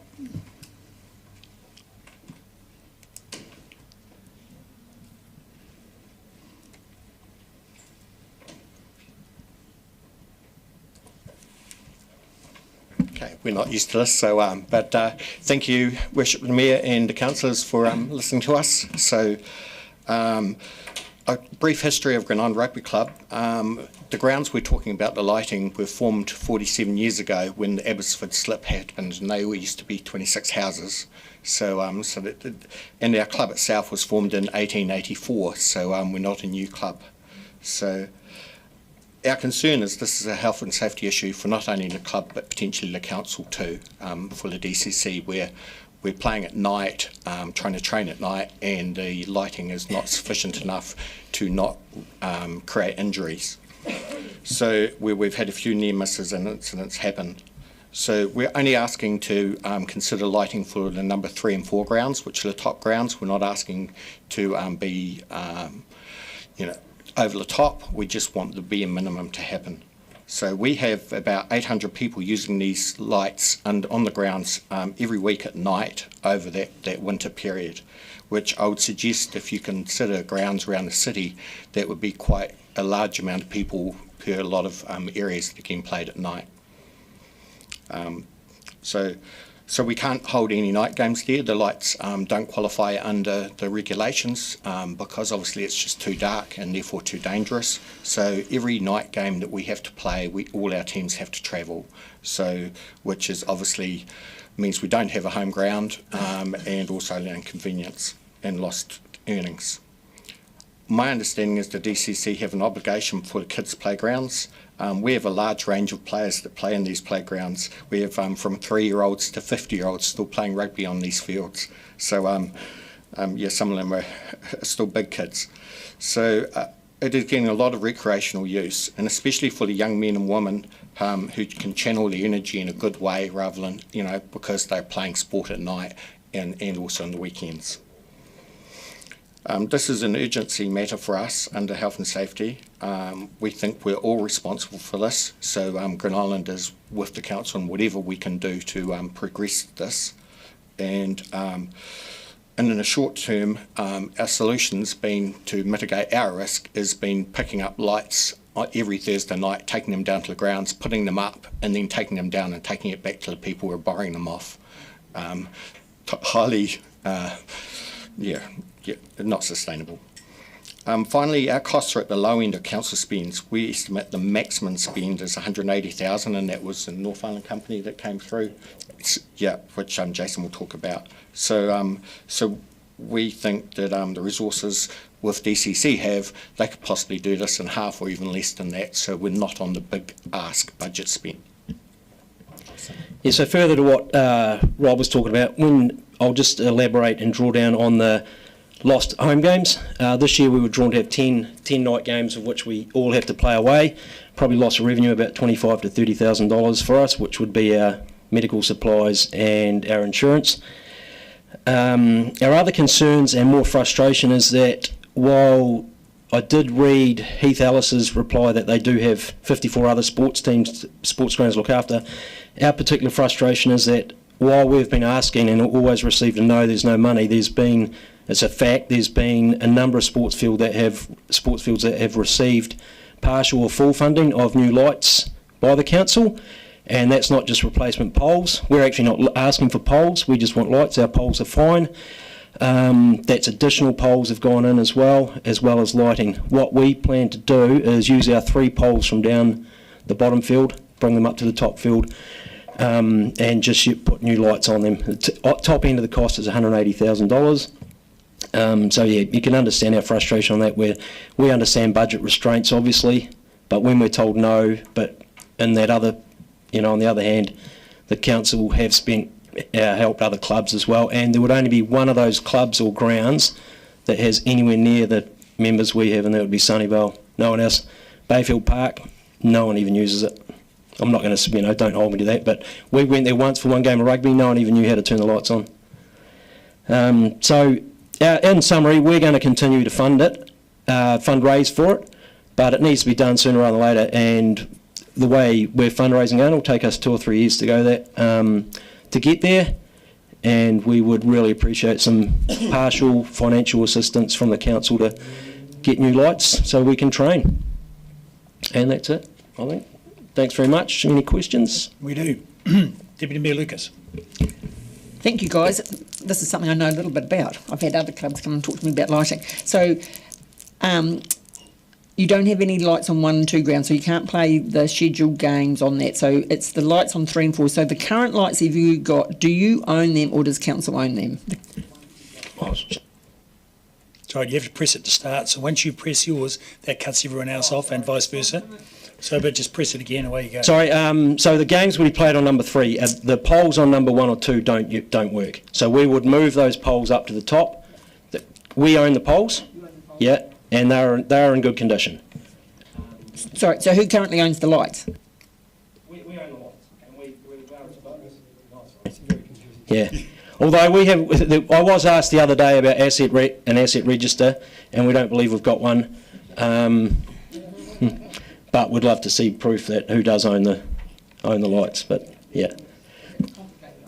Yeah, and obviously you're going back to the Aberystwyth slip days when all these fields went in, so it's a wee while ago. Yes. Councillor O'Malley. It was either Green Island or St Kilda Borough as well, probably. My question is, does the ORFU have a list of priority for this kind of thing? So do you have something in rugby? Because you just said that Bayfield Park's not being used. Sure. Does the union have an understanding of how these things are being used so we can get a sense of that? Because it seems like you would be used more if you could get the lights. 100%. We would play 10 more games of rugby at home, and we'd be able to train without injury and risk. And we've got 300 junior kids that use these lights, and if you'd read the submission, we all know that the little kids can't sustain the impact, or and there's that risk. We're all looking there, and it's not sustainable what we're doing as well at the moment with, like Rob says, after here I'll be going to grab light towers from Fulcrum and put them up and then taking them down and taking them back tomorrow. And that's our solution, because half our field isn't lit up. Well, 2 half our fields aren't, and we're expected to train 28 teams. And like I said, we're not just asking for a handout. It's just the frustration of whenever we have asked, it's just a straight out no. There's no money, and then on the flip side, other clubs have had it. My question was whether the RFU, the union, actually could create a priority list which the council could go to, in some respects. I can't speak for the rugby union. The rugby union's definitely behind us, because they see the frustration, and they receive they pay the council, obviously, for ground maintenance and ground hire and that sort of thing, but they're equally as frustrated as us as well. Yeah. Thank you. Councillor Gilbert. Forgive me, fellas, I'm going to look over this way. Do we have, we've got matrices for everything else. Do we have a sports lighting matrix, and if so, are we able to get a copy of it to find out where GI sits? Thanks, Councillor. Well, we don't for privately owned lights. What I do know is that all sports clubs that have privately owned lights on council-owned grounds were written to maybe 5 years ago with the offer of DCC taking over the light poles and the lights and replacing them at no cost to the club. And that was because of the council had organised condition assessments of poles and the electrics and identified quite a number of privately owned lights being a hazard to users of publicly owned grounds, and acknowledged that they're expensive and that clubs would be unlikely to fund them at the pace that we wanted them replaced at, particularly the worst condition ones. Lots of clubs wrote back and took that offer up, and a number didn't. A number declined it because the sentiment was that they would lose control over over the use of their lights. So the clubs that opted in form the basis of the replacement program, the forward work program, and the budget. Can I reply to that? Sure. We didn't qualify for that because our posts were in too good a condition. And I've heard that they are still. Yeah. Correct. We're not asking for new poles. Yeah. All right. Thank you. Well, I think it's contribution to the topic. So thank you for that. And I see no further questions. So thank you very much for your submission. Thanks very much, guys. Appreciate it. Cheers.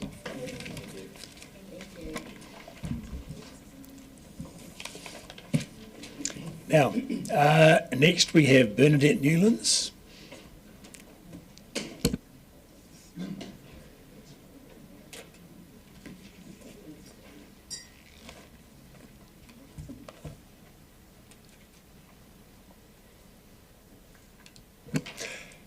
So you'll see the timer on the screen behind me, and you have 5 minutes from whenever you're ready to go. Kia ora koutou.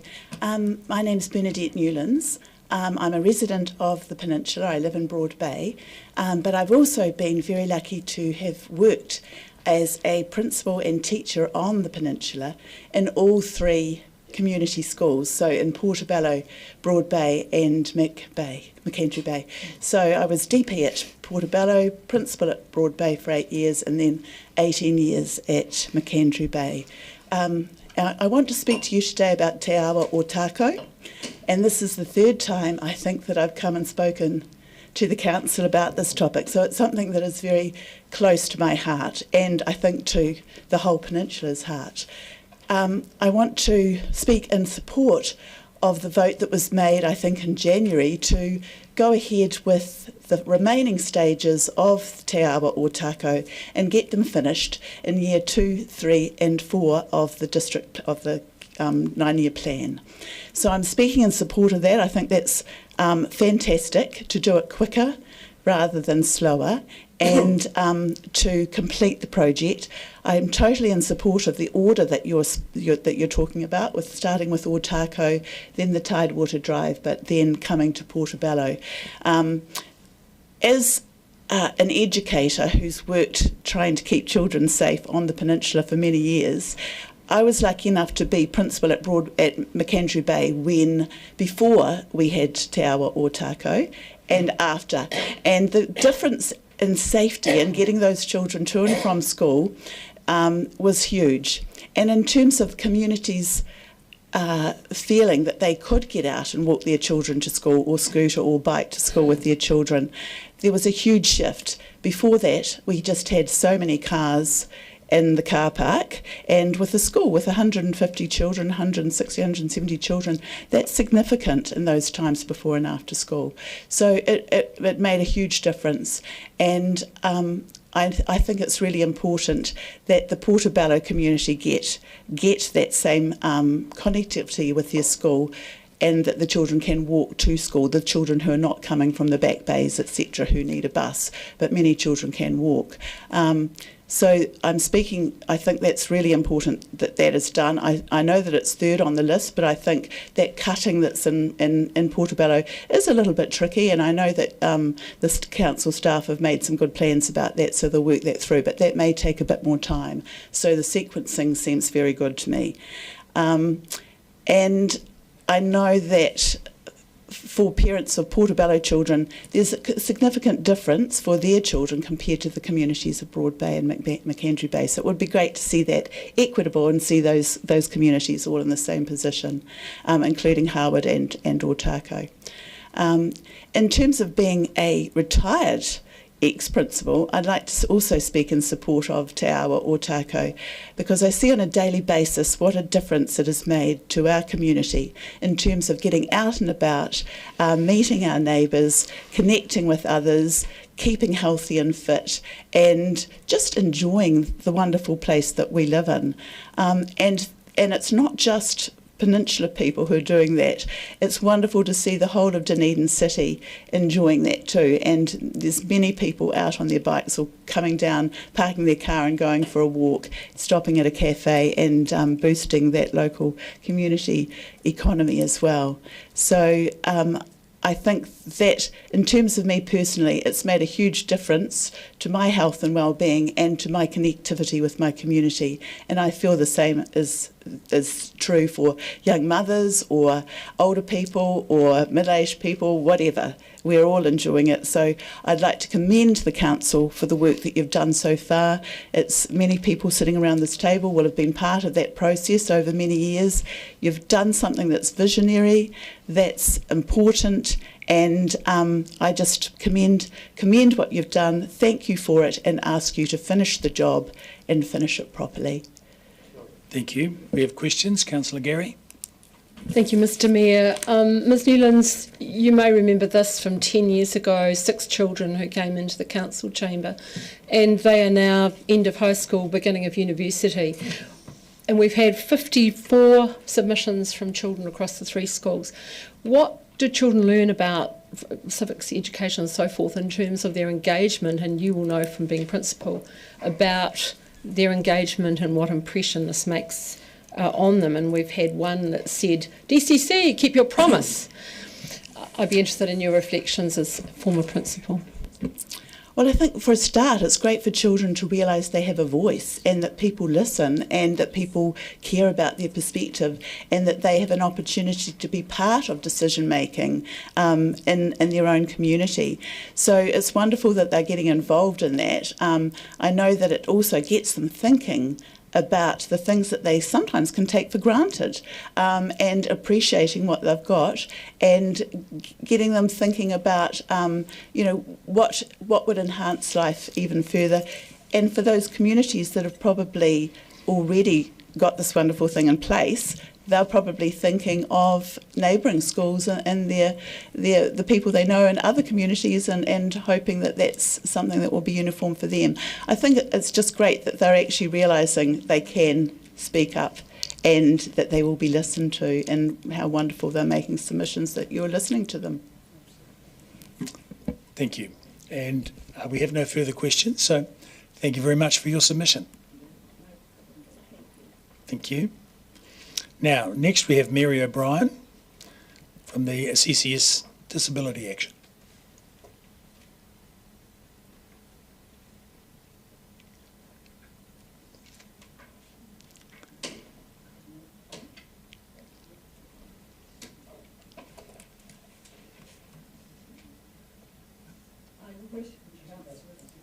Oh, yes.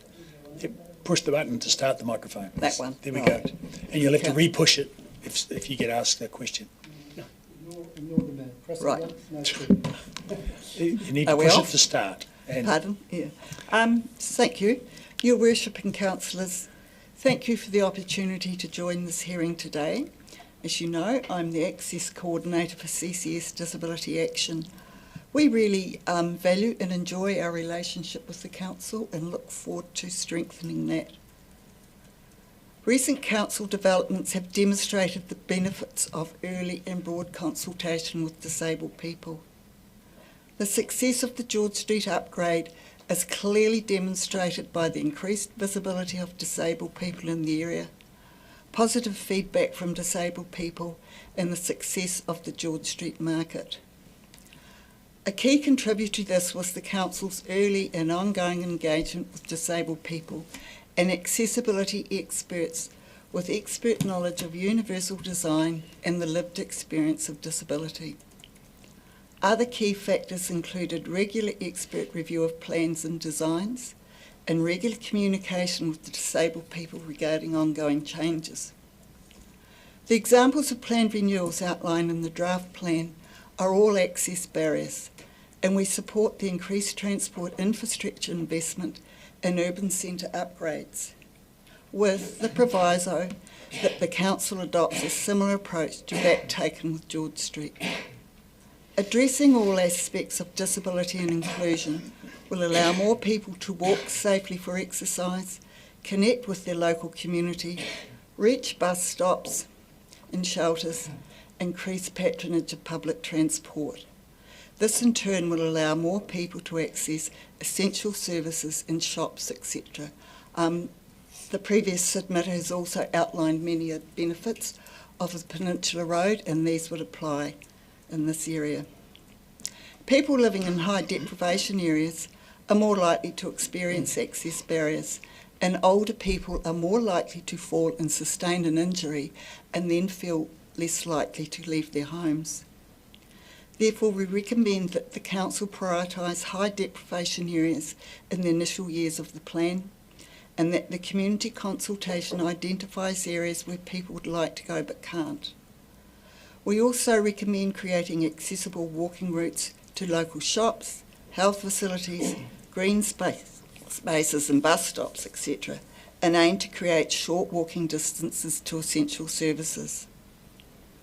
A highlight of the feedback received regarding the Dunedin Botanic Gardens playground upgrade was from a disabled adult who happily reported the joy of children when older family members were able to actively play with them.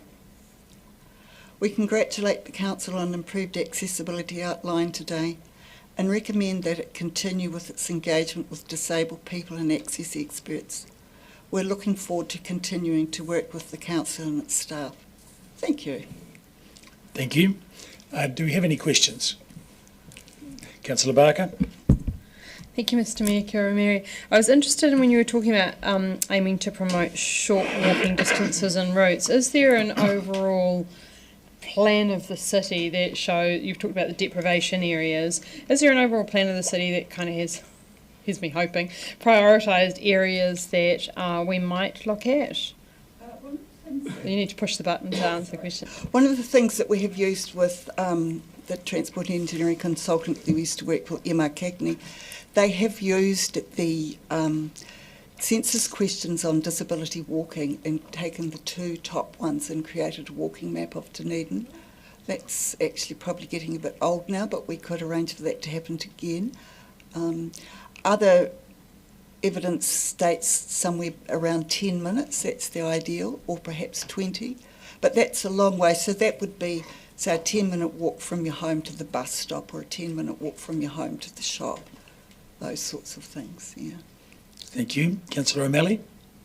It's Mary, good to see you. Again, there was, I think there's a member in the Transport Department that's sitting on top of what effectively is a map of Dunedin. It's a disability accessibility map and looking at basically creating pathways through the city, effectively from the position of a wheelchair to start with. To the best of my knowledge, that is not as active as it could be. And I guess my question is, you mentioned this kind of activity. Is there a place like the Disability Advisory Group, Issues Advisory Group, where something like that could sit and become an active document? Because there's been talk about curb cuts and other such things. I get the sense on a lot of the presentations we're getting that people are looking for something like this, but it's not a formal activity. And where I'm going is, there are certain parts of the city where if you're trying to achieve it in a wheelchair, you can do 9 out of the 10 blocks, but there'll be one point there which completely stops you going the rest of the way. Yeah. Microphone again. Sorry, you end up not leaving home at all because you just know that. The other thing about people are walking, they might have to walk for quite some time and then cross the road and then go back again just to go there. So I think to have an accessibility map, you actually need to do some formal auditing and include that and budget in that for part of each area that you're going to upgrade, and inform those audits with community consultation and find out from local people what the issues are. You know, we've had some quite interesting experiences where there's best practice design, etc., but then there are all those little local things that really make the difference. For example, in one little North Island town, somebody was using a motorbike down the walkway, so that meant people were afraid to go, and they had to go for a long, long other walk, so they didn't go. I think that would be really important to include the Access Advisory Group in that, plus systematically involve that. And you need to go to the high level and engage a transport engineer as well to review the plans and the maps. Yeah. Just sitting in a transport engineer's desk. Thank you. Councillor Gary. Thank you. Lovely to see you, Ms. O'Brien, and thank you for presenting today. Just circling back to your comments about George Street, could you just talk about the impact it has on members of the disability community to feel included in that way? So your microphone. Press it every time you want to speak. Yeah. It's actually quite phenomenal. And I know for me, the first time when we'd been on holiday and I came back to Dunedin and I had to drop somebody off at the dentist, and I got out in the park just opposite Westpac and got out, I thought, I feel like I'm still on holiday, this is so lovely. It's just the ability to actually do things. It removes the physical challenges and the challenges of energy. You know, you can go into town, you'll get a park, you can get out and you can do what you can actually want to do. It's a feeling of inclusion, of belonging, of joy. It gives me a lot of joy to see people in the street that we just didn't see before. I know many years ago we did some small surveys of looking for people with visible disabilities in the street. It was about 2%. And we haven't done them since, but I know that we would find that would be a lot greater. Yeah, it's just belonging, I think. Yeah. And a lack of or addressing isolation. Yeah. Thank you. Thank you. And thank you very much for your submission. And next we have Taylor Davies-Colley from talking about Town Belt Kaitiaki.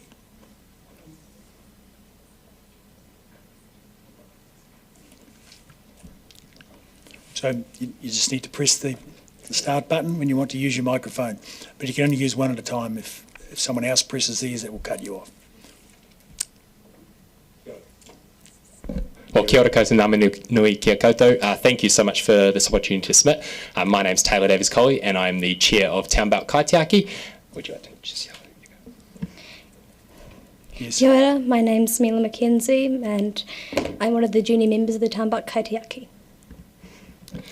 So I hope that you've had an opportunity to look at that submission very briefly, but just in case you are not aware of Town Belt Kaitiaki, we are a collaborative community education initiative started initially with Dunedin City Council, Department of Conservation, Mana Whenua, Dunedin Mental Society and some other community partners with the goal of engaging our rangatahi, our young people with the amazing green spaces in our city, particularly with the Town Belt. Because there are 30 education facilities within 1 kilometre of that space, and it provides a phenomenal opportunity for engaging our young people, not just with environmental issues, but with also opportunities to develop leadership and other skills like being at an annual plan submission. We're here today to just ask for a continuation of the support that Council has been providing, as well as an increase in financial support. And I'll touch on that briefly, but first, would you like to speak to Town Belt Kaitiaki a little bit? Yep. I find that Town Belt Kaitiaki is valuable to the students as it teaches us how to properly take care of society, especially the parts that revolve around nature. It also makes sure that parts of the Town Belt are able to be kept clean, and means that people don't have to worry about every part of the Town Belt when other people can focus on other parts of it. As was said, it's these community partnerships between Council and DOC and community partners like ourselves are great at providing the opportunities to support our wild spaces and our green spaces, as well as our community in a way that Council may not be able to do on its own. So we're here today to ask for a continuation of the support. Since 2018, Dunedin City Council has very kindly supported the program to $32,000 annually. We're asking for an increase in funding to $50,000 annually to represent a CPI adjustment. That funding hasn't increased at all since the first amount, but also to represent the amount of work that we're doing now, engaging with 18 schools in the town, about thousands of students a year, and working with teachers and the community to engage people. Essentially, Townback Kaitiaki represents one of the solutions to one of the biggest challenges facing us, in that we are moving into a world that is increasingly uncertain in terms of not just our environment, but also our economic and community climates as well. And Townback Kaitiaki is an organisation and a program that can provide our young people with the tools, the skills, and the empowerment to take on that world and move through it in a way that they are able to engage and make a difference. So yeah, I think that is all I feel I need to say. Do you want to say any more? Sure. I find that it's definitely an enjoyable situation. It's so nice seeing parts of the town belt go back to being nice and healthy. We do a lot around there, whether that's weeding, building paths or trapping. It's so nice to see the town boat slowly improve over time with our help, and we would love to continue doing that. Fantastic. We have some questions. Firstly, Councillor Walker. Yeah, thank you. Thanks, guys. And great to know that the future is in good hands after we've destroyed it. Taylor, thank you for this and for your amazing mahi in the general conservation world. Two questions interrelated. 32 to 50, we get that. So, and you've had co-funding previously from Immunity Society, ORC. So where does that sit in terms of the co-funding space? And most importantly, what happens and when if we decide not to fund you?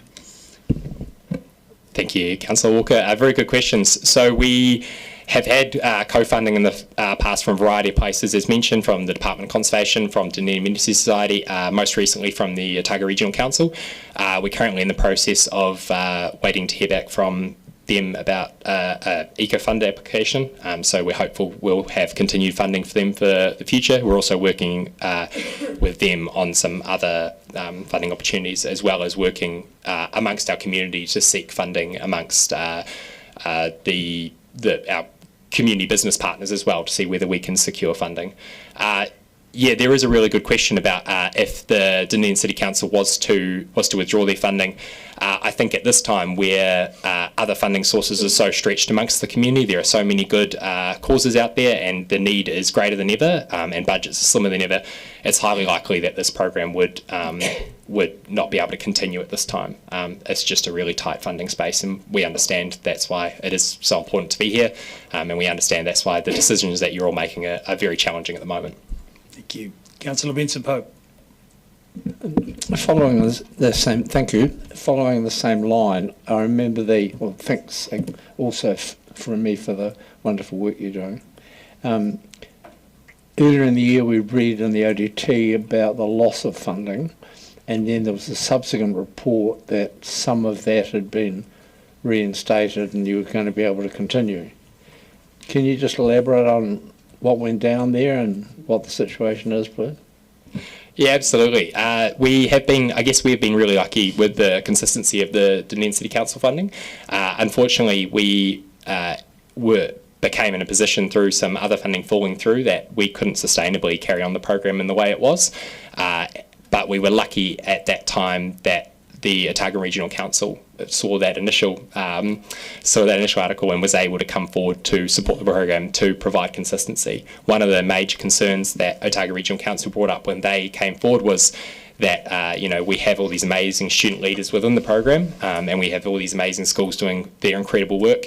And if the program, comes and goes, then we lose that consistency of bringing forward these amazing future leaders.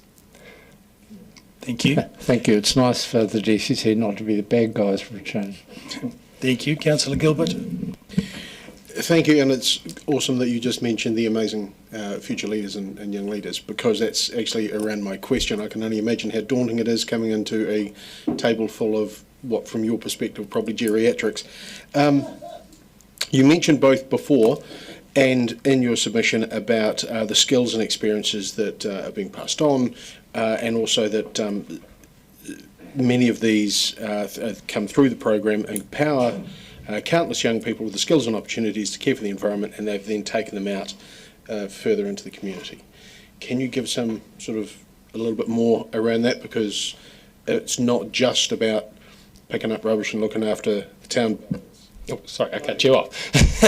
Sorry about that. No, that's a really good point. The town belt is a focus, but it's not what we're trying to deliver on. You know, the environmental skills that are developed are a brilliant part of the program, but by far the most important parts of the program are the leadership skills, the people skills, those community development skills. You know, the fact that our students have submitted and presented on many of the strategic plans the DCC's had over the last couple of years, the fact that they're engaged in these political acts. You know, they go forward from our program and they have been involved in, some of them have been involved in politics in other parts of the country. Some of them have gone on to do other amazing things in their community. Many of them have gone on to incredible future study. It's hard to keep track of them because they're brilliant people that often disappear across the world to, you know, with scholarships to do all sorts of amazing programs at far-flung places, bringing those experiences with them with the hopeful future that they'll bring them back to our community, of course. Thank you. Deputy Mayor Lucas. Does Enviro Schools dovetail with you, or do you dovetail in with Enviro Schools? Is there any linkage there? Really good question. Our friends at Enviro Schools are also doing amazing work in their community. They're, I guess, a collaborative partner of ours. We're always looking to work with Enviro Schools, as we are looking to work with as many community partners as we can. You know, in the last 12 months with, you know, I think it's between 15 and 20 other community groups we've collaborated with to deliver Town About Kaitiaki. So it's not about, I guess, us Enviro Schools doing different things, but rather that we feed into each other, you know, weaving together that great big tapestry that allows us to uplift our young people in the best way possible. Right. Thank you very much. Thanks for your submission. It's been great. Thank you.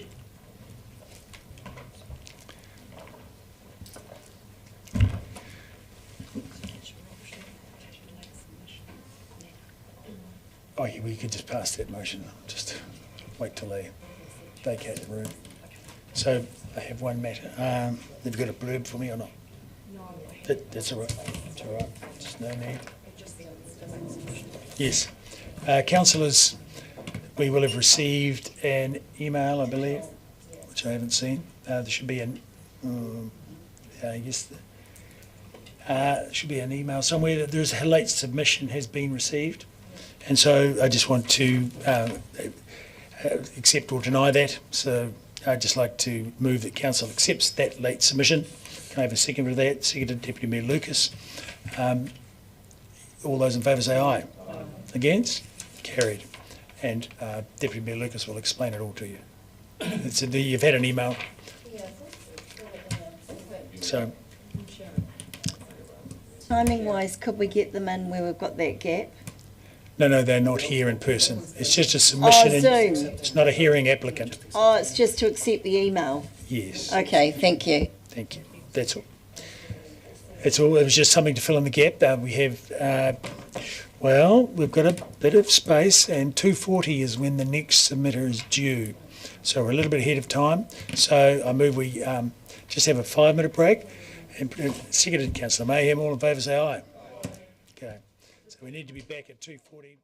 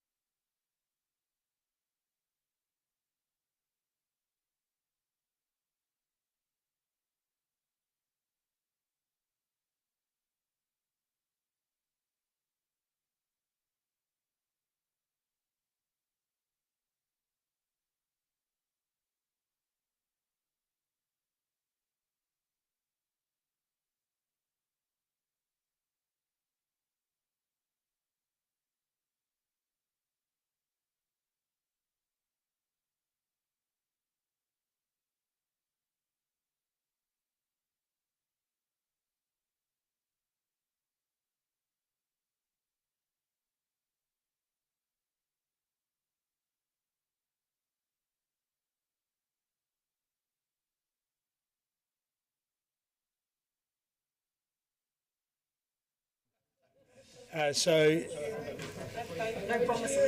Ms. Elder, you have 5 minutes for your presentation from now. As soon as you see the clock start behind me. Yep, where you go. Kia ora. It's a surprise that we're here today, I'm sure. We're here to present an amazing opportunity and vision for Dunedin, that Dunedin becomes a major multi-day cycle hub for the country with options for all levels of riders as a jumping off point and final destination following exploring central Otago and the beautiful Waitaki up to Mount Cook.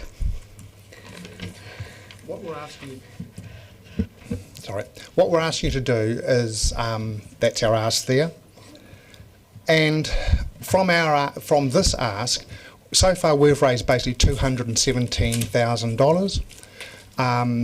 And we'll be able to continue doing that, but we do need your support to do the pre-planning stuff, the design of bridges, the resource consent, the things we can't, it's very difficult to get money for. For the build, we will get money. We've also donated $750,000 worth of volunteer hours. You'd have to press the button. Yeah, got press it. the button every time you want to speak. The coastal connection has already started. So we're from Waitaki, we're up onto Mopanui. You know, that's with volunteer labour, some fundraising, and people turning up to planting days and doing those sorts of things. The Tunnels Trail you've heard a lot about already. The Peninsula Trail you already know about.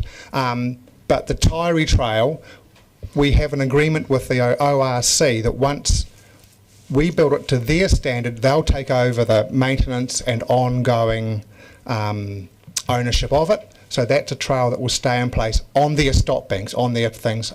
Across other bits, we'll be doing it ourselves.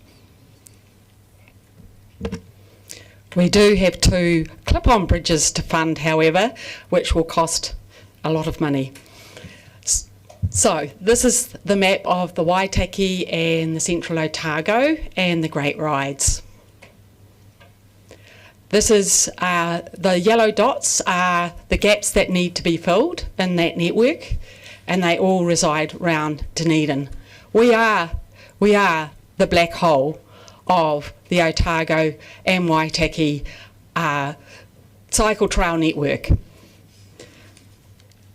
So if you look at Alps to Ocean, it makes 28 million a year, 26 million in a year for the Central Otago Rail Trail.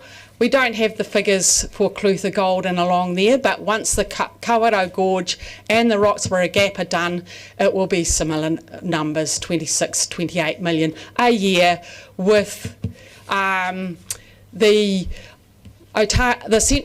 trails looking at going from 1 billion a year in tourism money to 2 billion a year in the next 10 years. That's a considerable jump in economic benefit.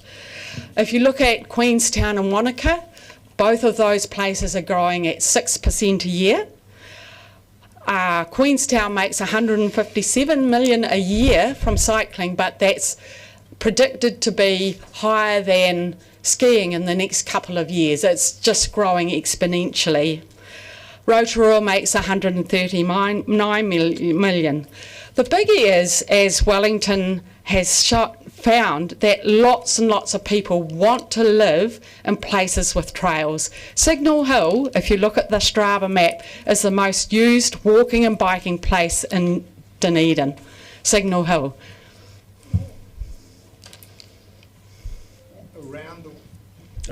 Around the world, politicians and planners are wondering why this road isn't being used. If you don't connect the cycle trails, that's what happens. The 40% of cyclists who might use your trail, who are brave enough to use it, won't use it if there is places where they think, I'm going to die here. You've got to connect the trails up contiguously. Happy to answer questions. Okay, well, we do have questions. Firstly, Councillor Fiso. Tēnā koe, Mr Mayor, tēnā kōrua. My question relates to the ask. So you said 50k a year, so you mean you're asking for $450,000 over the 9 years? Yes, we are. We will be turning that 450,000 into millions of dollars. Yep. Great, thank you. Councillor Vandervis. In terms of getting a quick connection that's contiguous from Middlemarch to the Dunedin railway station, do you think that Dunedin Rail can give you that connection, given that it's able to go to Middlemarch? It's beyond my expertise, but if there was a connection, cyclists will get on it. So, but if there's a way to cycle, they will use that as well. So maybe you don't go all the way to Middlemarch, maybe it goes, to Pukerangi, and then they get on the thing there, the train there. It's up to the train people to organise that, not to us. Thank you. Councillor Walker. Yeah, thanks as ever, guys, for coming in. And I brought this in today as well. It was from Queenstown, the trails, and that's changed significantly from just 5 years ago. 2 questions about funding. So you've asked with the 50k. Not fully sure, so if you can just tell me what that's for. So what does it mean in year 2 and what does it mean in year 7? And in terms of your request number 2 around the consultant, I presume that funding ask is separate from the 50k? Yes, So you're pressing each other? So the second request is separate, but so in the next year we have 2 clip-on bridges to design. The year after we'll have a resource consent to get. The year after that there'll be another clip-on bridge to look. It might not be a clip-on there. It will be from across the wide Pori stream, a serious bridge to get across that.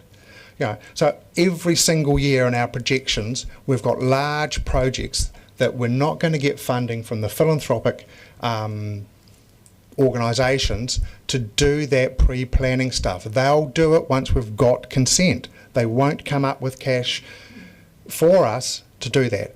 What you will get is volunteers, though, who will put in hundreds and hundreds of hours at nothing. A far better rate than you're going to get yourselves. So New Zealand's top trail builder volunteers for us. Hamish Seaton probably has done, I don't know how many hours for us. He would be worth a lot of money if we paid him. We had someone use a digger driver and dug the track up from Waitati to the top of the hill to the Eco Sanctuary for free. The digger was given for free. Yes. So that's the kind of thing we can do. We can multiply your money incredibly. We have a lot of questions if you want to get through them. Sorry. Deputy Mayor Lucas. Following on from Councillor Walker and about the independent consultants to do the obviously a benefit analysis, I'll call it that. Can you just, you want the council to fund that over and above the 50,000, and what will you actually use that for? So if we want to get money from MB, we've done the feasibilities on those trails. We have not got the business case. They won't give us money if we don't have the business case. And we're looking to go to MB for money. So we're looking for opportunities that come up, and if we're shovel ready, we can get in there. Thank you. Councillor Gary. Thank you for your mahi. And as you were talking about this and looking at this, it's a huge project, but I thought of the phrase "eat an elephant one bite at a time," and I'm assuming it's the best thing we can do to support you to get started on the linkages, even if we can't commit to the whole of what you're asking. Get started so you can progress it. Would that be a fair comment? Yes, it would be. And we're not asking you to fund everything. We're just asking you to get us to the starting line where we can go and ask other organisations for funding. Thank you. Councillor O'Malley. Question for staff. Are we funding mountain bike Otago for tracks still? Because we were putting like 50,000 a year in there. Yes. Yep. Okay, so just So this is another cycle activity. You want another 50? I know it's not mountain biking, but it's another 50,000 you want on top. Yes, and it'll be worth every cent. At the moment, mountain biking in Rotorua gets 139 million for Rotorua a year. When our trails go from Queenstown to Dunedin, mountain bikers will get off the plane and go bike in Queenstown, then Alex, then come on through. So we've got a whole circuit of mountain biking trails which will which are worth it every cent. Thank you. And that's all we have time for. Thank you very much for your submission. Thank you.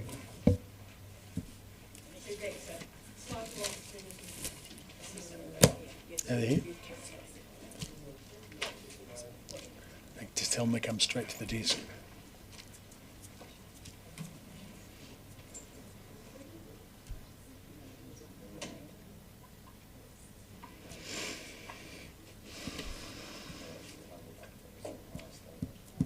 So next up we have Melody Buckby and Malik Tamimi from the Dunedin Youth Council.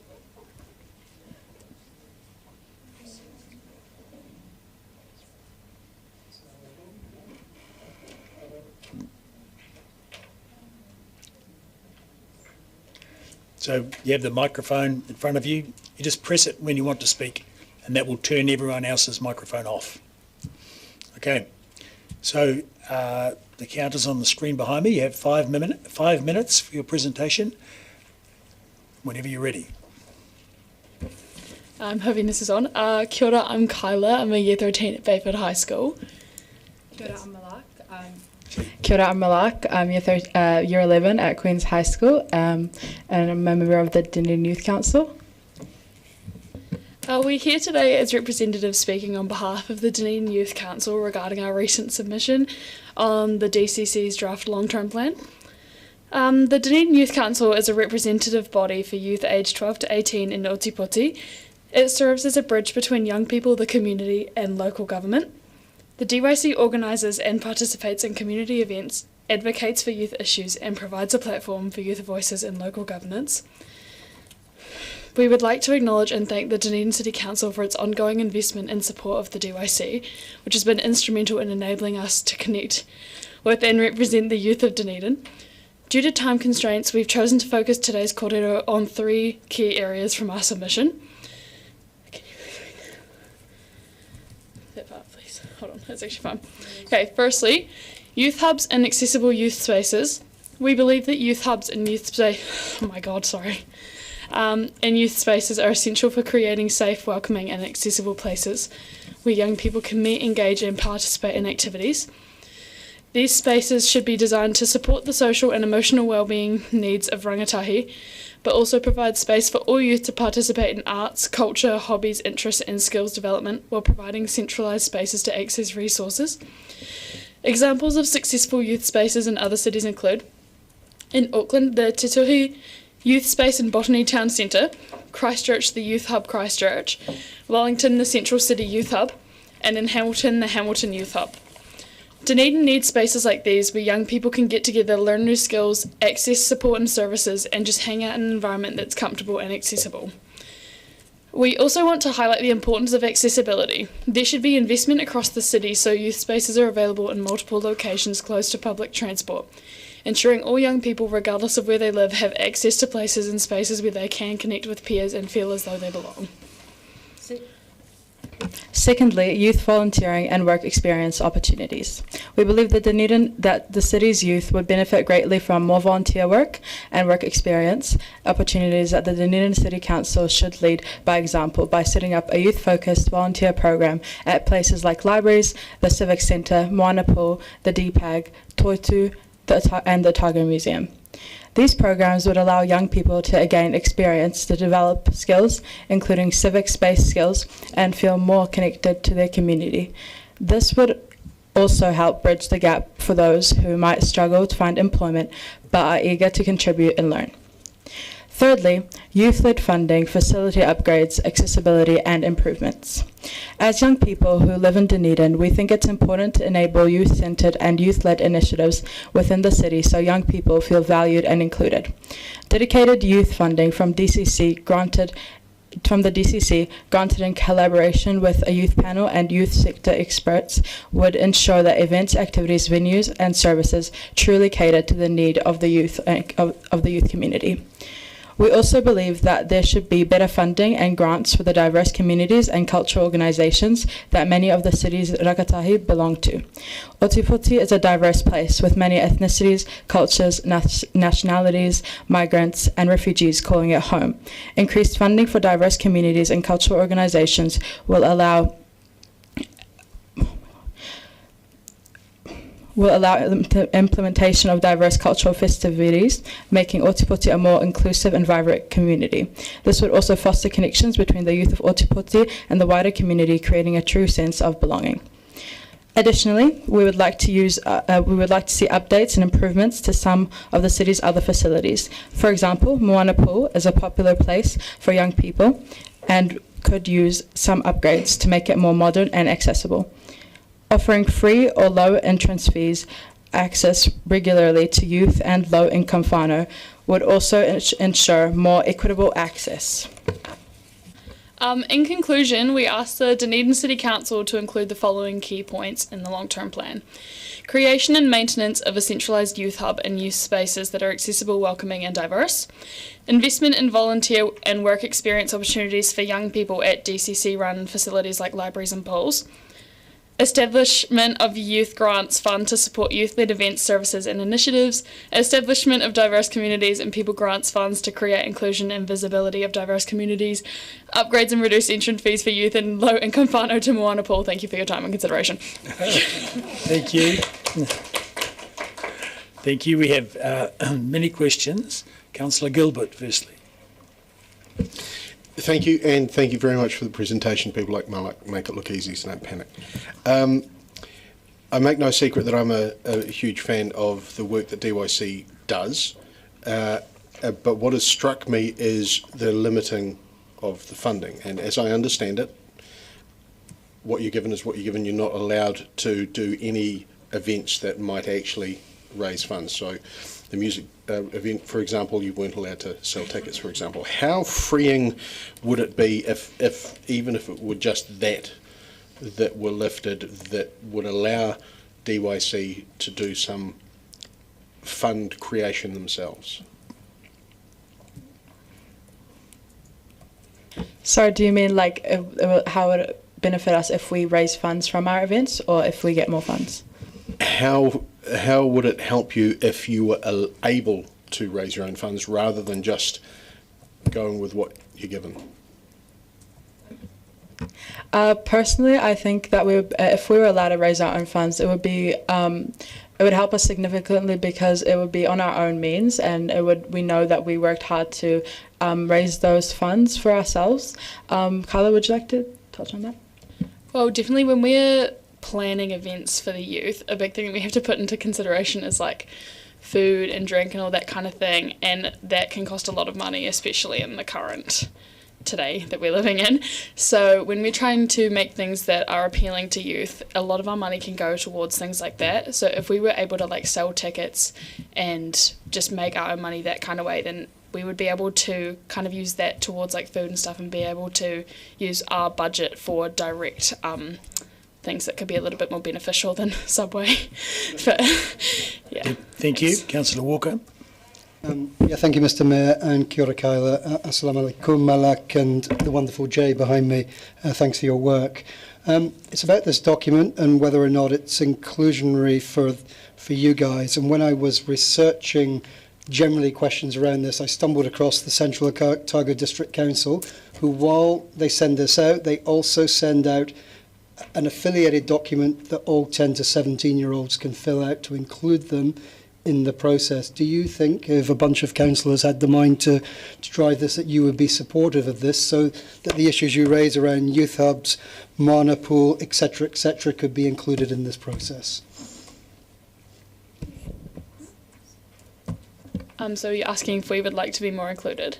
Yes, and have, in essence, when this document goes out in tandem, it asks questions to younger people, not just oldies like us. Well, yeah, I definitely think it would be a bit more beneficial if we had some tailored towards the youth, because a lot of people don't typically want to read quite large segments. So if we had, even just like a section devoted to like 10 to 17-year-olds' opinion, because we're obviously here representing a small group, although we're representative with different ethnicities and ages. It would definitely be better if there was a section specifically catered to that, because I think that would get a lot more engagement than just a general plan. Thank you. Yeah.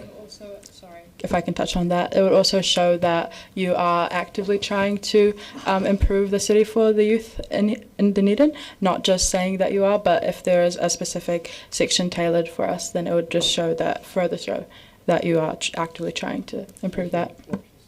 Thank you. Councillor Gary. Thank you, and first of all, welcome and thank you for the invitations that you continue to send us to your meetings. They're really appreciated. I had a look at the Youth Hub's links that you included in your submission, which I thought were really interesting. Can you tell us just briefly what your vision is for the Youth Hub? How big would it be? Does it need to be centrally located? Those kinds of things. We don't have a specific vision yet on how big or what we exactly want it to look like, because obviously coming up with the basic concept of having one first is great, but we would like the idea of taking different concepts from the different youth hubs around Aotearoa and seeing the benefits that they bring. But I think we talked briefly on having something in South D, but in Central D, Central Dunedin, we're just kind of hoping for something that can be a place for youth to all go instead of congregating in random places rather than outside McDonald's and bus hub etc. So it would probably be better if we had one in Central Dunedin where youth can meet and they know that it's there. Thank you. If I could touch on that as well, just to ensure that it also has many different aspects that would benefit different youth, because we have different diverse communities, people who need different things and different resources that would help them. So to have those different facilities that can help with that would be imperative. Great. So thank you very much for your submission. Thank you. Well done.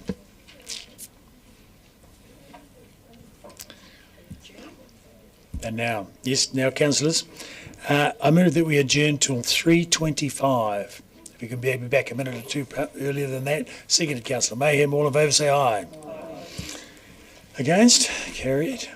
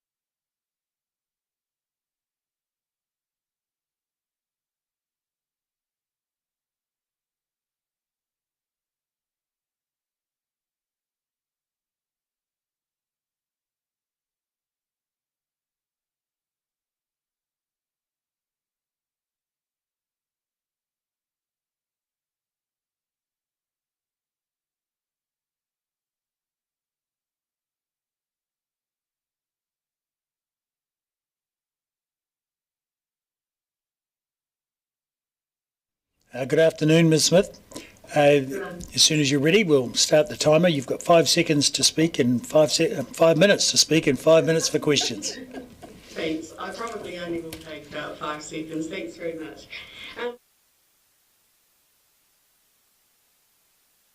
For you again to say that we are still moving on with the project. We particularly wanted to acknowledge the work of the council staff that we've been working with.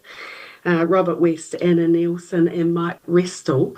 They've been really very constructive in their working with us. They've been very communicative, positive about the project and extremely helpful. And that's made it a pleasure to work with them. We're in the process of updating the MOU with Robert and his team because the project was held up a little by lack of available organisations to engage with the decontamination and stabilisation of the site, largely tied to natural events that had happened both in the North Island and locally more recently. We just got an email on the 30th of April from Mike Restall saying that partial demolition of the newer part of the building is imminent, that the agreement with the Māori Trust, who own a part of the land, has been signed off, and so we're looking to meet on site and finalise our plans for that part of the demolition. We will be preparing a media release so that people know that things are starting to move. We'll be passing that media release through Robert West and his team prior to releasing that to make sure that we're all comfortable with what that's saying. And at that point, it'll be really obvious to people that progress is occurring and we'll be able to get on with our substantive fundraising to move the project along. We've maintained the relationship with our architects over this period and we're looking at moving the project forward in 2 phases, the first being the restoration of the original structure and the second phase being the construction of the new addition, which will support a range of community groups, performance and visual arts being a bit of a focus for that work. So that's really the update. I'm happy to answer any questions that councillors may have, but we just thought it was important to acknowledge all of the positive stuff that's been happening for us with the council. Okay. Councillor Walker. Thank you, Mr Mayor. Thanks, Chris. Nice seeing you. Obviously, the crux of the submission is just seeking clarity around that 700k or the money for the stabilisation. You've had no indications that that's not still the case. We certainly haven't. So I'm looking around the room and I'm not seeing any nodding heads to the contrary. So can you feedback on that? You haven't had any indication that's not the case? No, we haven't. We were just concerned that because of the passage of time and so much that's been happening for the city that, and you having to change some of your priorities, that we were wanting to ensure that we were still in the right space with that funding still sitting there. Fantastic. Are there any other questions? I see none. Oh, thank you. Thank you very much, Ms Smith. That's wonderful. Thank you. Thanks for your time. I'm glad I'm not wasting too much of yours. See you later. Yes, I certainly wasn't a waste. Thank you very much. Bye. And so our next submitter is Heinrich. Mr. Heinrich Kopp, the Dunedin Environment Centre, Community Gardens and Conservation Nursery.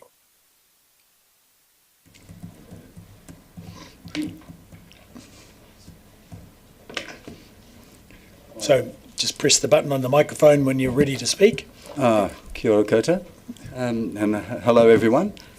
My apologies for not appearing on Monday. I somehow was sleepwalking, I think. Well, we're happy to accommodate you and your time.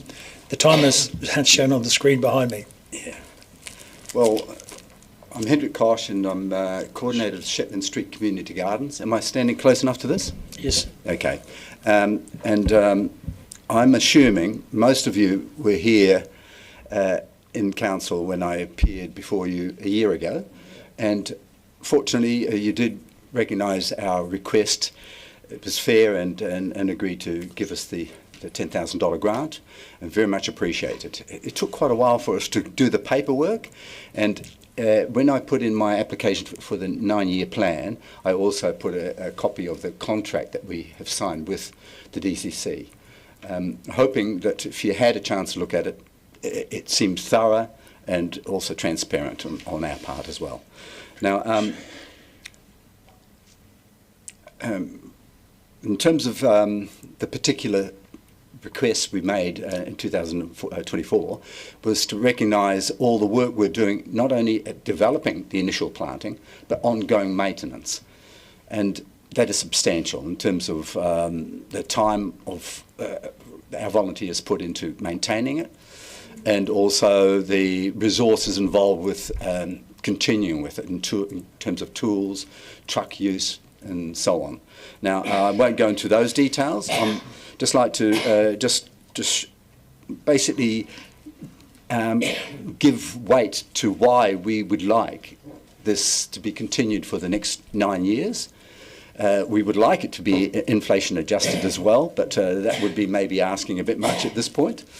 But just to argue the toss is that we've created a substantial amenity for the community nearby and probably the city. There's quite a few people have taken the opportunity to go there. We've also created an ecological corridor for 1 kilometre or so along there, and also in complement to other planting areas we've planted along the Kaikorai stream. We're well on the way of actually seeing a green belt developing along the Kaikorai, and we would like to continue with that. Now, having resources, ongoing resources, gives us the opportunity to do so. No,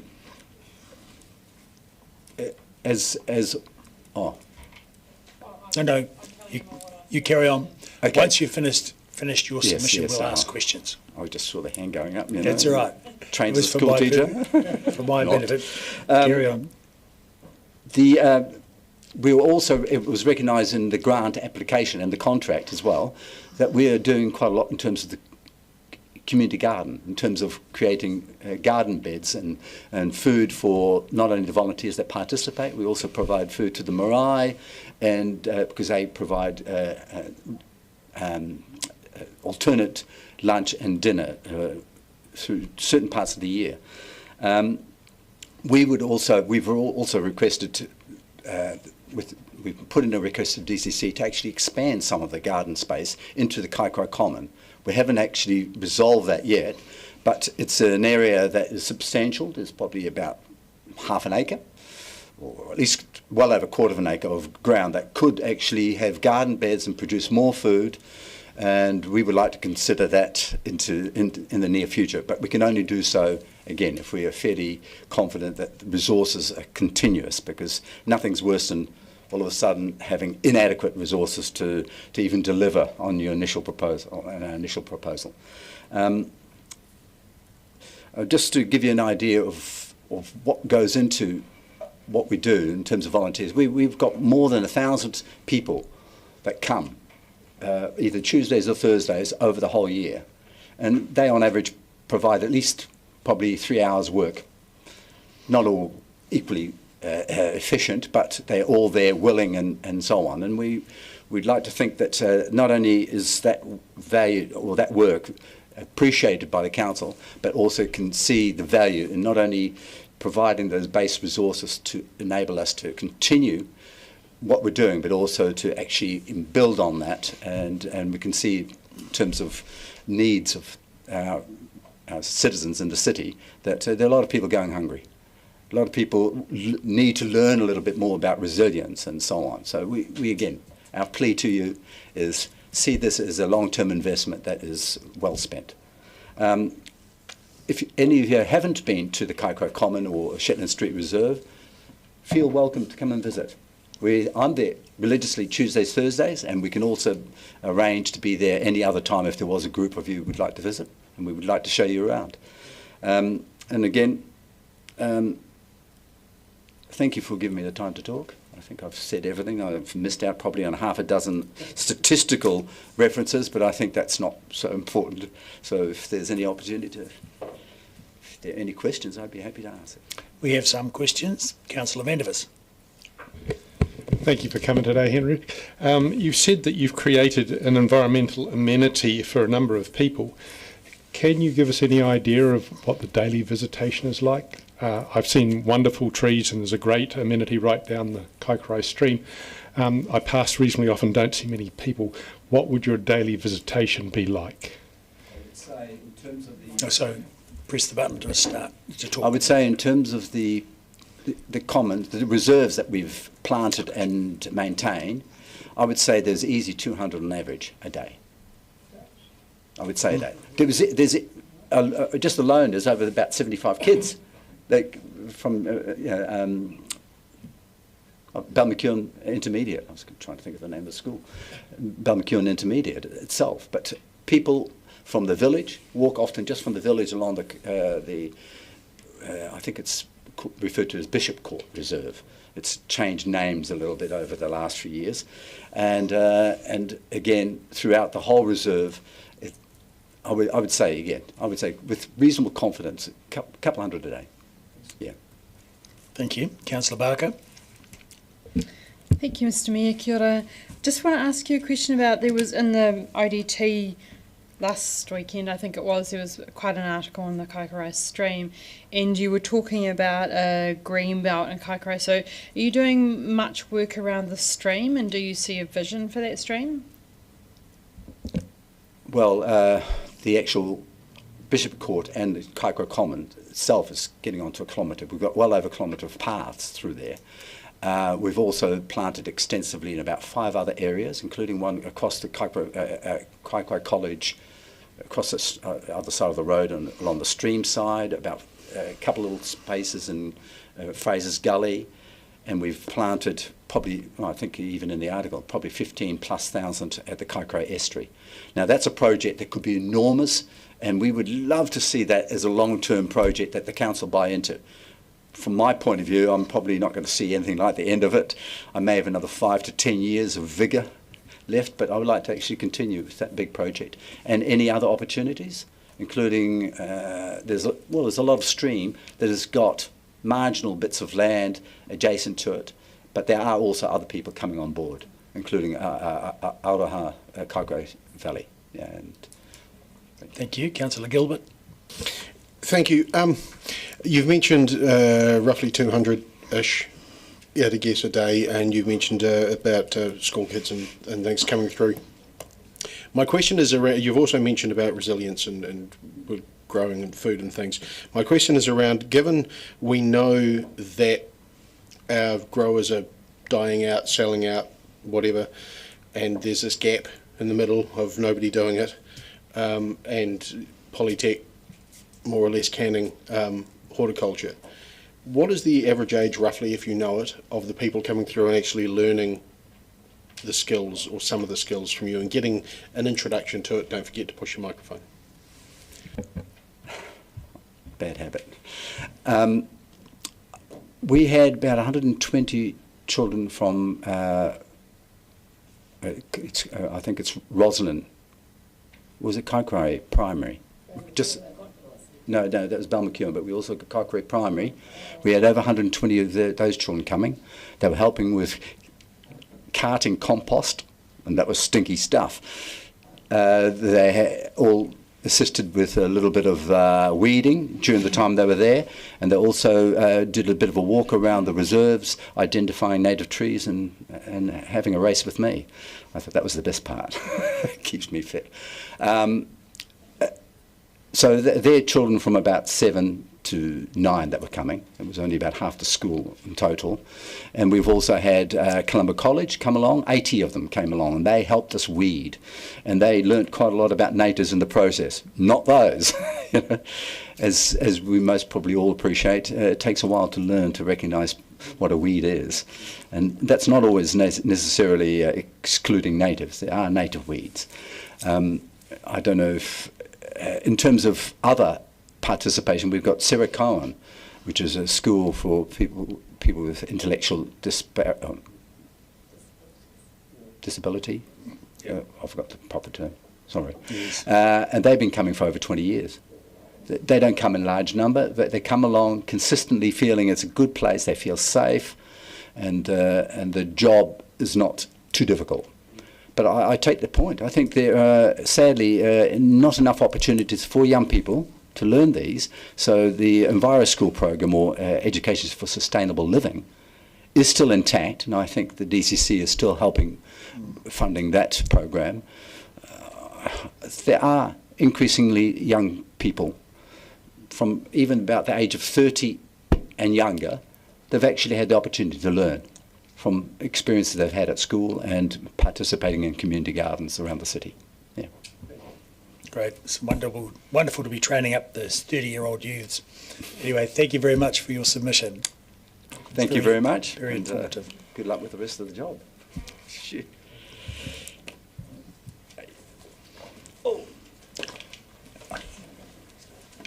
Turn me off.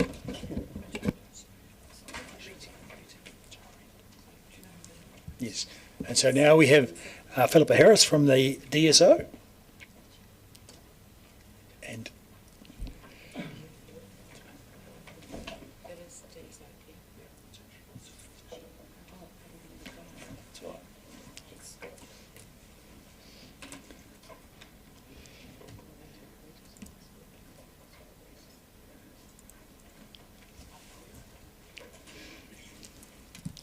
good afternoon. You'll see the timer behind me, and just press the button to talk whenever you're ready, and you'll have 5 minutes. Thank you. Good afternoon, and thank you very much for the opportunity to present on behalf of the orchestra. I'm going to hand over to Megan Bartlett, who is the chair of the board of the orchestra. Thank you.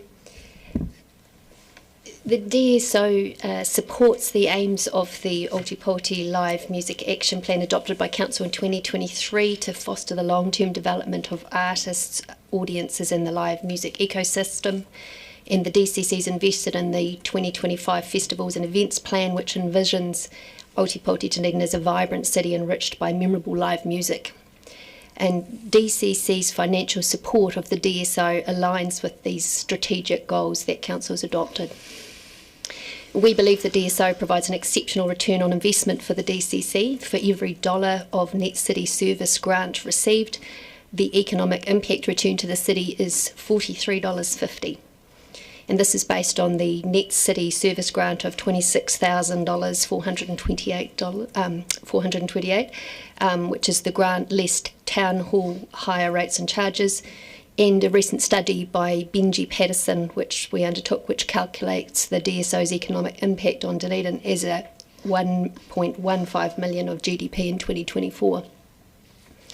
Dunedin's music exists, however, in a widespread ecosystem of interdependent parts, and adverse effects such as a loss of players to the city would undermine that whole ecosystem. It would affect the teaching in primary schools to university, and therefore the development of future players and the ability of all music genres, bands and performing groups to mount performances. It's our strong submission that there's no better investment for the Council in the Aratoia Arts and Culture Strategy, its Live Music Action Plan and its Festival and Events Plan than its funding of the DSO. DSO seeks a fixed portion of the unallocated grant money for community groups noted for the 2025-26 year is applied to the DSO to simply restore its grant to a present-day inflation-adjusted value of $136,000. We seek the 9-year plan to adopt a fixed DSO annual grant at a level which recognises the essential role the DSO plays in maintaining Dunedin's music ecosystem. So the DSO doesn't face each year the high level of uncertainty being in a pool amongst other smaller arts organisations. We seek the fixed grant to be indexed to inflation to increase annually, and a multi-year funding grant to be implemented which enables certainty to the DSO in its activities and planning. 2024 was another stellar year for the DSO. It performed 8 world-class concerts, 2 were sold out, and audience demand opened the Town Hall Gods for the last of the international series. So the DSO year on year increases and attracts wider annual audiences. And the November DSO Plays ABBA concert ended with the Town Hall audience on their feet dancing. The March 2025 concert, Clarici conducts Tchaikovsky, was scored by the artistic panel at 10 out of 10. And Creative New Zealand has noted the DSO reaches more persons per capita of population than any New Zealand city orchestra. So the DSO is a success, yet it is experiencing its own financial challenges. Two of the contributing factors in the last 11 years are a decrease of $27,350 in the present day value of our DCC City Service Grant, and against that a total increase of $57,000 per annum over and above inflation to the cost of hiring the town hall. So the combined negative effect of this for the DSO is $84,350 per annum. With the Creative New Zealand grant not presently adjusting to inflation and the difficult financial climate and competition that we face for the charitable dollar, the DSO is annually calling on its reserves, which is not a sustainable long-term picture. The DSO continues to invest actively in increasing fundraising and sponsors, but funds raised are not sufficient to cover the shortfall as well as other rising costs. And further depletion of the DSO's reserves is going to require the orchestra to reconsider activity levels, which could in turn affect other external funding. So we ask you to consider thoroughly and thoughtfully the further detail that we've put forward in our written submission, and we would be happy to answer any questions. Thank you. We have some. Firstly, Councillor Gary. Thank you. Thank you both for coming in to present. I think it's a measure of success that Councillor Wiley's just told me that he was up dancing too at the ABBA concert. So there you go, a bit of levity. Look, I understand you've come countless times to ask about multi-year funding, and you know we're going through a grants review. So I take that point. But I want to just focus on the booking system because, again, that's something you've brought to our attention. Would it be fair to say that what you're after in terms of the town hall booking system is a simplified system to give you certainty? Would those be the two? Because when I was reading through all of the detail of the system, it's just exceptionally complicated, and it seemed to me that a simplification for a key group would be important. Any comments? Yes, I think that sums it up very well. Simplification of the process and certainty of date and certainty of cost. Thank you. Deputy Mayor Lucas. Thank you. Just to clarify, and Philippa, you and I have talked about this before, ideally what you would like is effectively a line item in our budget that said the DSO and from your submission $136,000 to start with, and a minimum, I guess, of a 3-year funding contract. That's ideally what you would like to start with. Yes, that's exactly right. Thank you. Thank you. Councillor O'Malley. I used to take the other side of that coin. If you don't get it, you are slipping backwards, and eventually you'll get to the point where you become financially unstable. Yes, that's correct. And it's also the situation where if decreasing activity will lead to decreasing opportunity for income, decreasing sponsorship. It's a spiral that once it starts, it goes. Councillor Walker. Thanks, Mr. Mayor. Thanks, Megan and Philippa. It's pretty hard when it gets to the end of this process, so well done. In terms of, and you've been here before and you've made it clear the 3 things you want here, which is that increased inflation, the town hall hire and the multi-year funding. It's a difficult world out there, as you know, going out to get funding, and it's hard for us to fund everything. So if you had to prioritise those in an order, what would it be? I think it would need to be, as a starting point, it would need to be the funding at a position that it's able to allow us to focus on an annual basis at a level that we're not having to utilise reserves every year.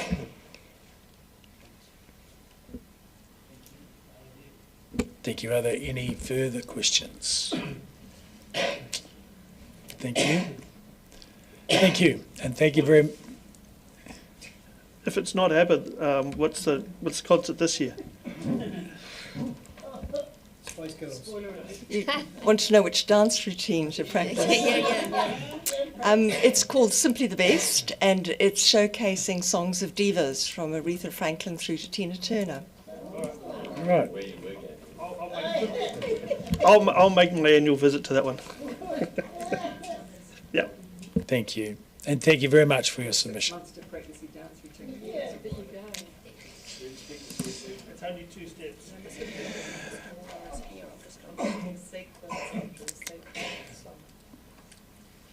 Colleen. Neville Pete. No? Okay, well we'll take Neville, we'll take John now. Thank you.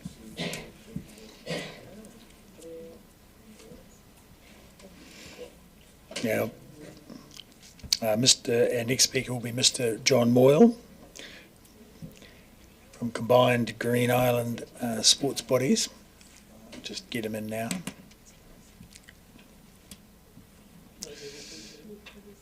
He may get here. Yeah, but no, John Moore's just outside the door.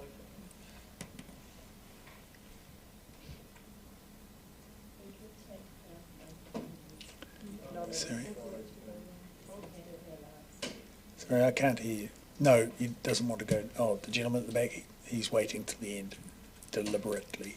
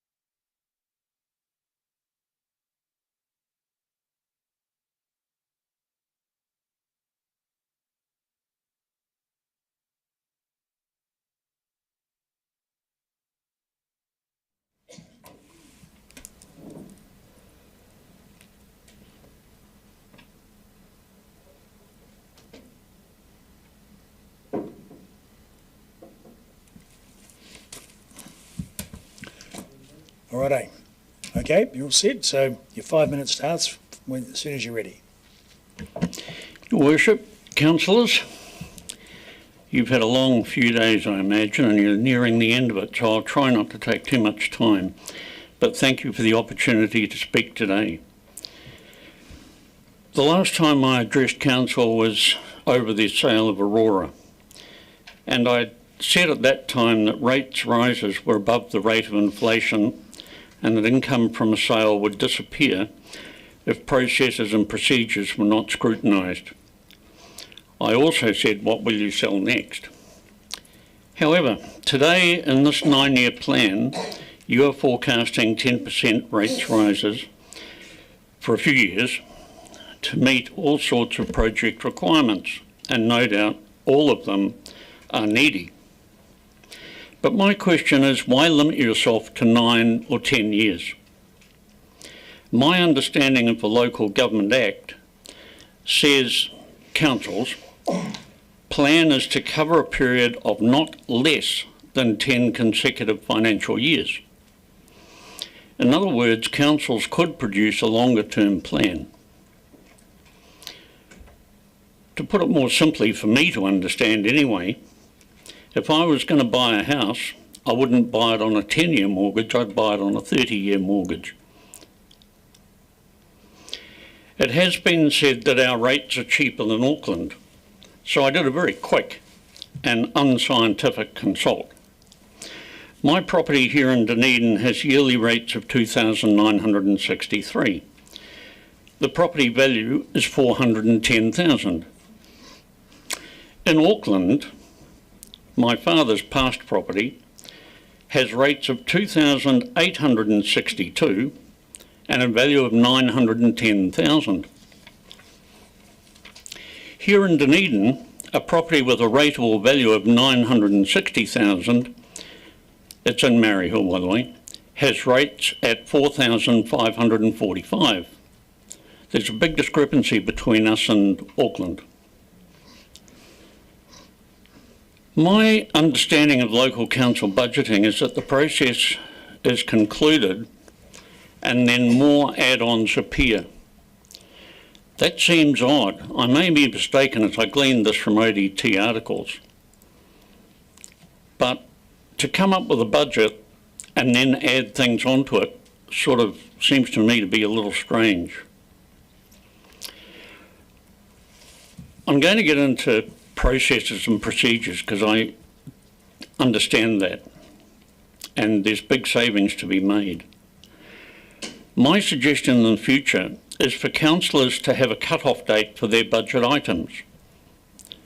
These are then prioritised by councillors, and the CEO produces a draft budget set over the coming X years with no percentage increase. Then council sits down and works through the problem. Council prioritises the requirements. Probably the first one would be debt to pay off, and the second one would be maintenance. You do have a lot of excellent staff members, and they will pay rates as well, or most of them. Therefore, a strong reward-orientated suggestion scheme should produce immediate savings results, because your staff know where the savings can be made. If you have a management services capability within your organisation, then this would be helpful. You become qualified in management services by attending the Open Polytech or other polytechs and doing a management science course. And your staff could go on it, and then they would be in a position to assist. If you don't know what management science is, management science is the application of scientific and analytical techniques to solve management problems and improve decision-making in organisations. It involves using methods like mathematical modelling, statistical analysis, and optimisation to understand complex situations and develop effective solutions. And your staff could go on that course. Whew. I'm still going, is that okay? No, that's the end of the time, 5 minutes. Okay. Yes. Anyway, we'll have questions from councillors now. So we have some. Firstly, Councillor Wetherall. Thank you, Bob, for coming to see us today. It's always easier in a taxi than around this table, really. Time is limited. But yeah, I note your suggestion of a 30-year plan. However, basically all the submitters we've had are wanting money now. How do you suggest we can facilitate those requests when you're saying we should have a 30-year plan? You've got to start somewhere, unfortunately. You will know what to prioritise, I think. Looking around this table, there's a lot of experience here. There's a lot of lengthy times in local government and in government. And it isn't easy to come up with a 30-year plan. But when you do it, then everything else falls out of it. You are getting a lot of requests for money now, and everybody's got very good reasons as to why they should do it. But there's a lot of people out there that are hurting. As a taxi driver, I meet quite a few. And I'm reminded of elderly people whose spouses died and they live on a pension and they're in a nice house and they just can't afford it. And that scares me. But doing the 30-year plan, I can't tell you how to do that. Only you can. And you have to put down your priorities. You know your debt levels, you know your maintenance requirements. And if you go through that on the budget that you had last year, then you will see how much money you've got left over and you can start prioritising everything. I think the public will be happy to know that they're on a list. and they can see where they're going on that list. It's when people do not know that they get concerned. I hope I answered that. I'm sorry. Thank you. We'll have Councillor O'Malley. Thanks, Bob. Just it's on your written submission on STMS units. Do we have an internal one? Management plan. Is that yours? So that was the link I went to. At the bottom of your one area that needs investigation is DCC having its own STMS section. How much money is currently paid on in-house? That has been raised by a number of people. Would you like us to? We don't have one, but as part of the follow-up from this plan, which is non-budgetary but action item, to actually look at bringing that in-house. Thanks, Councillor. The Management Services Department is actually trained for that. What I think you could do in saving money is to set up your own international buying ring, for a starter, and buy internationally. You've got sister cities overseas. They can send you the stuff and you can buy it. There's nothing that I can see in the Local Government Act that says you cannot do that. There's also nothing in the Local Government Act, from what I've seen, that stops you from building a capability here in Dunedin to build the stuff you need to specifications. And I'm reminded of how Fletcher Building got its start in life, from a very small few people to a lot. When it comes to different ways to save money, STMS is a beauty. I mean, they are everywhere. As driving a taxi, I just can't keep up with it, frankly. I go round the corner and, oops, sorry, I've got to turn around. There's just so much. And frankly, I think they charge an arm and a leg if seeing how much they quoted me to do something on my property. I think that you guys could set up your own STMS within Delta or within a special works system that you develop. And you could do that. Thank you. Councillor Vandervis. You've suggested, Bob, that we should start with a agreed budget, and then that councillors start with that, and then get staff to produce a set of priorities within that budget. Have I picked that up correctly? To a degree. I think what happens first is that councillors must sit down. See, my understanding of the situation is a little bit possibly naive because I don't know what actually happens.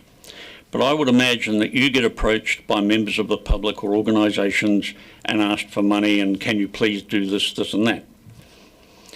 So the first thing is that you must have a cut-off date. Cut-off date is December 31st. By then you have all these and you sit down and discuss it together to work out which of those can be prioritised into what you want as a priority list. At the same time, the CEO is aware that this is going on and with her department heads comes up with a budget that is based on the figures that you received last year.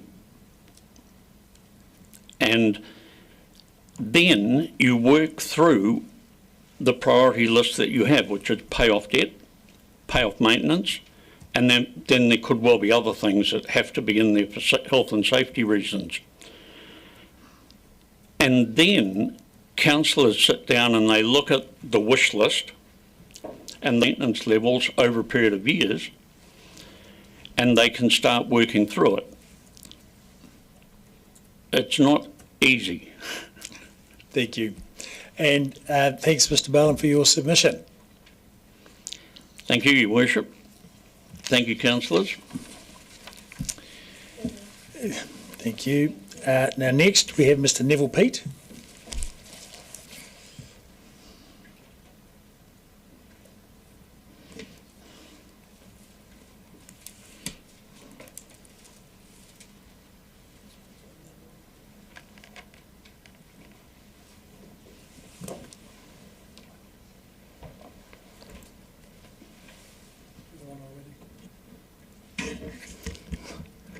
So you have 5 minutes as soon as you're ready to start.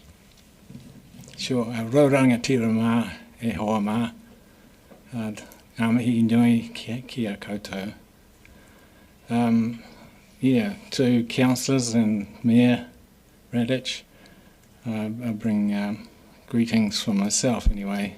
It's nice to be at a table where this sort of commentary is going on. I made a few rough notes, which will take up half the time possibly. And my first thing is to compliment you on actually making the 3 stages of the Peninsula Connection project, making those 3 stages possible in the next couple of years anyway to finish off the job. So I acknowledge that and congratulate you on making that provision. Driving in today from Broad Bay, which was where the James Fletcher industry started. I was again amazed at how much has changed there in the 30 years I've lived there. All for the good, because we've ended up with a world-class asset by any council's recognition. There have been some attempts in recent years, including by myself, to create biosphere reserves around council areas, and this would be one the recreational, the safety, the amenity value of what you've just you're building and are about to complete, I hope, in the next couple of years. I like to think of the Peninsula Connection as being linking up with the Clutha project as it develops too from the south of us. I was wondering just today whether Dave Cull what he would think of where you're at the moment, but he was of course a champion of this project, and he would be delighted to know it's got an end in sight. And just to borrow from an old adage, projects like this, complicated and long running, are only as strong as their weakest link. And so what we have in front of us is a weak three links, which or 3 stages of a completion will have to be done in order to dodge that adage. So yeah, and it's been 2 years, I think, roughly, maybe a little longer, since this started at Macandrew Bay, and now it looks like we're near the finishing line. And I just applaud you for bringing this to a conclusion in the next couple of years. Thank you, Mr. Mayor. Thank you, and thank you for coming along. We have a question from Councillor Gary. Thank you, Mr. Mayor. Kia ora, Neville. I want to acknowledge your Prime Minister's Award as an author and your recent National Environmental Award. You're a person of great mana, and I want to acknowledge that you were a councillor around this table who made the decision to do the bulk of the project.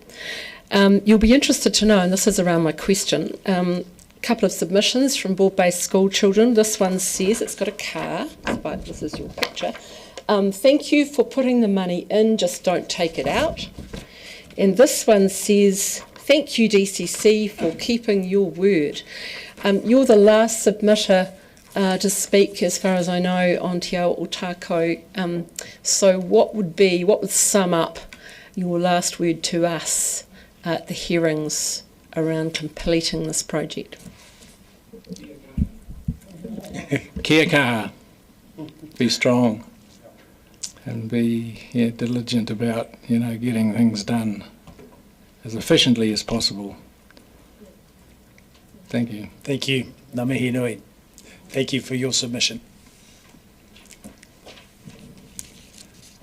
Is that finished? Yes, you're all done. Thanks. Good luck.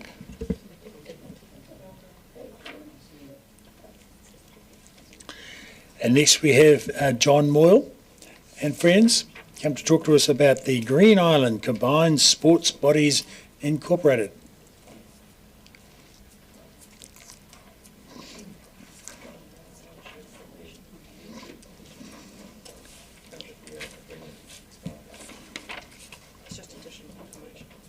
Thank you. Good afternoon. Thank you for your time today, Your Worship and Councillors. My name is John Moyle, and this is Helen Brownlee and Darren Bazette. We represent the Green Island Community Sports Body. We're being active volunteers in the redevelopment of Sunnyvale, and we're here to talk about our submission, which hopefully you've all had a good look at. Quite a detailed document. So we'll just briefly run through that and then take some questions. So Sunnyvale itself are located near Green Island, and it's been a major sports hub for a long time. Its brief history, it was opened in 1977, and it was well ahead of its time. It was a multi-use building, open all year round, opened by the Green Island Borough Council, which in 1977 was completely unusual. Everyone had their own paddock to play in, but not this. It was the most up-to-date centre probably in the South Island at its time. It was only ever built to stage 2, and the stage 3 development went on hold as the Green Island Borough Council merged with the DCC. So in 2008 I came here and asked for $100,000 and we never got it. But the DCC came back and they were very forward thinking and actually inspired us to get on board as well. They came back with a service level agreement of $42,000 plus GST, and that inspired a group of us to go out and raise $1.3 million through bank loans, lotteries grants and various other grants and some local fundraising. So the partnership started a decade ago. That service level agreement is now finished. And Sunnyvale, the new part's lovely, the old part not so. And in that time, many of you would have visited Sunnyvale, you would have seen the village green, you would have seen the new lounge, sports facilities, but it has evolved from being football, cricket and squash. It's become a community facility, and while ploughing our way through areas of unknown and things like that, we ended up falling on a model which is quite unique and has been sold to other sports and other community bodies around the country. We've got a private entity on a building that's owned by clubs on council land, and all three of us work together to get that over the line. And without the funding of a commercial entity, we would be bankrupt. So that kept us going, kept the clubs going, but it also provided a community facility which is open 6 days a week. Not a bar that's open 3 hours on a Saturday to serve hot, cold pies and warm beer. So, and then in that time, the 10 years we've been going, the staggering increase in the numbers using the facility is amazing. So, you'll see the numbers in there, and that's not just sport clubs. I mean, a lot of it's not just Sunnyvale because it's a great place to be. Obviously, there's growth out south. There's a great new supermarket out there. So all these things, new housing and so forth. The increase of schools. So, the example I use a lot, the junior football club on its own has a staggering over 450 players. Let alone the rugby club down the road, which has doubled its numbers. So Green Island it's new housing and it's regenerational housing. Where my parents lived, those people have moved on. It's first home buyers. Schools are bulging at the seams. So where we are is right in the heart of that area, and we need to continue to develop a centre for all of the community. The issues we've had, if it was a new build, we would have traded in the black. Unfortunately, insurance has, as you've seen, increased over, I think it was 400% in 10 years because of the EPS panelling. It's like the sandwich panelling. Gilbert will know it well. So these things have frustrated the further development of the building, and but we're not here for a handout. We're here to continue the partnership and to keep building and moving forward. So we want to get another relationship, a 9-10 year agreement that gives us the backing of the DCC, and then we can. It also gives us strength when we go to funders, knowing that we're backed by a big entity. It acknowledges that we're a very, very important part of the community and sporting background of our area, and that gives us the power to go forward and then raise some more money to then finish off this building. I've been involved from the inception. Darren's been involved from the inception as well, and he's also one of the owners of the Village Green Cafe, and Helen has been a long-standing member of the Squash Club, so we've spent a lot of time and a lot of hours in the building. And you guys anything to add? Yeah, I'll just say that the debt that we had on it that was guaranteed by the DCC, that's nearly done. So we're back at scratch, and we want to start and go again to build something that the community can be proud of. And it'll last for another generation of kids, grandkids, etc. In the biggest growing, centre, I think, of Dunedin, which is Green Island, Greater Green Island, includes all those other suburbs out there, south to Torrymouth, Mosgiel, which is only going to get bigger as well, as you're all well aware, subdivisions, etc., Fairfield, Abbotsford. It's all young families, young tradesmen that love this facility, and it's got to be done. It really does have to be done. Okay, it's time for some questions. Let's start with Councillor Fiso. Tēnā koe, Mr Mayor. Tēnā koutou. Thank you so much. Just a quick question of clarification. So $45,000 a year is your request. So over 9 years, that's $405,000. Yes, that's suggested. 450, over 10, I think that one. Yeah, over 10, yeah. Even though it's a 9-year plan. But yes, you are correct, Councillor. Deputy Mayor Lucas. Thank you. On page 5, you talk about what stage 4 is, and so stage 4 is actually the key part is replacing the cladding, which therefore would reduce your insurance costs. And also, I'm just wanting a clarification of that. And then also at the end of the 9 or the 10 years of the SLA, obviously you intend to take a loan out to fund that work. Would that be this time when the SLA could cease from council, because then you will have repaid that loan on that stage? Well, council rules have changed. I believe they don't guarantee loans as such now. So depending what the agreement was and if there was any stipulations tied to it, whether it be something to fund a loan off our own bat or to use it to assist in the actual build. We've also been to council sports and recreation to see what they need in the city, because like for like, it's going to be 750 million just to replace what we've got. But knowing full well there's a shortage of hardball courts and so forth, that's why you see we've been proactive with volleyball, we've spoken to gymnastics. So the thing is, well, if we're going to raise 750 million, let's go and raise some more and potentially increase the ability to have those hard court sports there, and that's whether it's volleyball, basketball, pickleball, because again, we're looking to do better rather than just do the same. Great, thank you. Councillor O'Malley. Just with the renewal of the SLA, we've had Dunedin Rugby Club come here just earlier today, and I know that activities go out in Mosgiel that are not unlike this, which is you're the only one in the city where you've got that whole community sports facility lined up with all the clubs and the community working together. And where I'm going with this is there's an activity in the North Coast on waste called One Coast, which is the first good example of a community activity up there.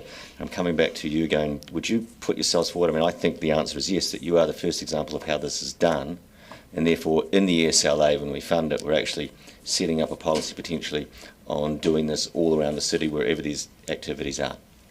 Oh, absolutely. As I say, this 1977, this was thought of. So people way wiser than me came upon it.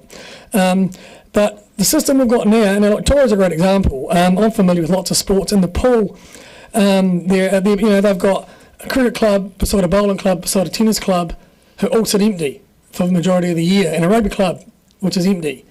They've got a bigger population than us to do the same sort of thing, to pool their resources. You know, and I use this term, which isn't grammarly, my grammar's not perfect, but you lose a bit of your clubness, but you're going to get longevity because everyone is struggling to fund their own building for 3 to 4 months of the year. But, you know, I don't care who I have a beer with. I walk into Sunnyvale, I don't care what you're doing there, if you're there for a social outcome. And to provide meeting rooms and places like, you know, seeing people that coached me in junior football, being able to go down and watch that in the winter, whereas they wouldn't even go out. It's an amazing facility, and even legal legislation has been in our favour over the last decade with the liquor licences, the rules and regulations around that. You know, that's not our problem. Our people are well looked after. So, yeah, we would absolutely speak to anyone and blow our own trumpet. Thank you. Councillor Witherall. Thank you, Mr Mayor. You're basically, in a nutshell, just asking for a business as usual approach. You've got 4 options there, but really one is proven, you're proving yourselves, and really is that the only option we should really be looking at? Well, the building's valued at $6 million, and if you'd like to buy it, we are open to offers. We're happy to run it. But again, look, I don't think we're at that. If we didn't face this insurance issue for a long time, we potentially would be coming here with some money in the bank as well. But we are looking for business as usual. And again, whether there's a stipulation or not, of how we use the money, we've obviously got to use it prudently, and we've got to, you know, accounting's got to be acceptable.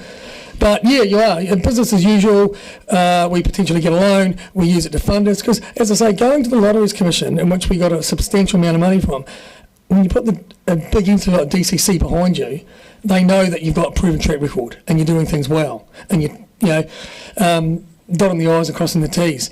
If you go out there for these bigger amounts of money, you know, they're asking these questions. You know, are you doing it on your own? Who's involved? You put an entity like yourselves behind it, and it's great now to be in that next stage and say, well, we proved we did it, we worked well, you know, and here we are. And a lot of you have been to that building, and I'd like to think that, you know, you think it's a great facility. Okay, and unless you've got an urgent question, Councillor Gilbert, I think we're done. Thank you. You're quite right, EPS sucks. 6 years ago, there was only one insurance company who would do it, and the fireys would basically turn up if the place was on fire and get out their marshmallows. So it's going to be quite expensive to replace. But you mentioned that the loan that was last time is nearly paid off. What does nearly paid off mean? You need to do the... We're in the last 12 months, and I think it's either 15 or 18,000 left. Yeah. Fantastic. From, what was it originally, 440,000? Something like we got our Westpac. Yeah. Excellent work. Thank you very much for your submission. Thank you for your time, appreciate it.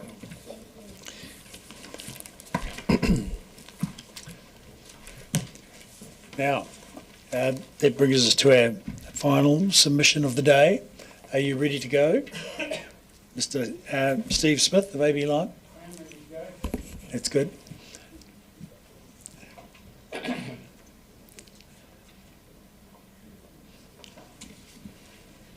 I was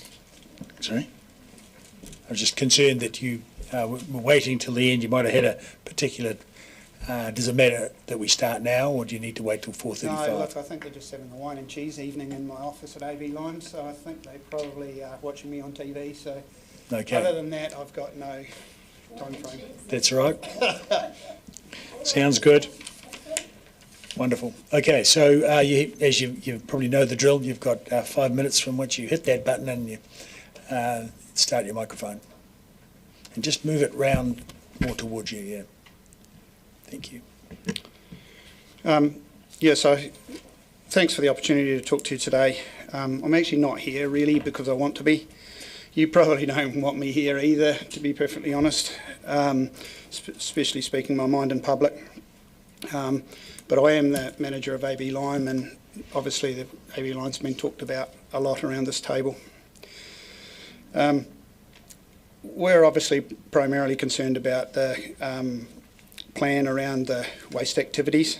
I submitted a written submission. Sandy assures me that you have read it.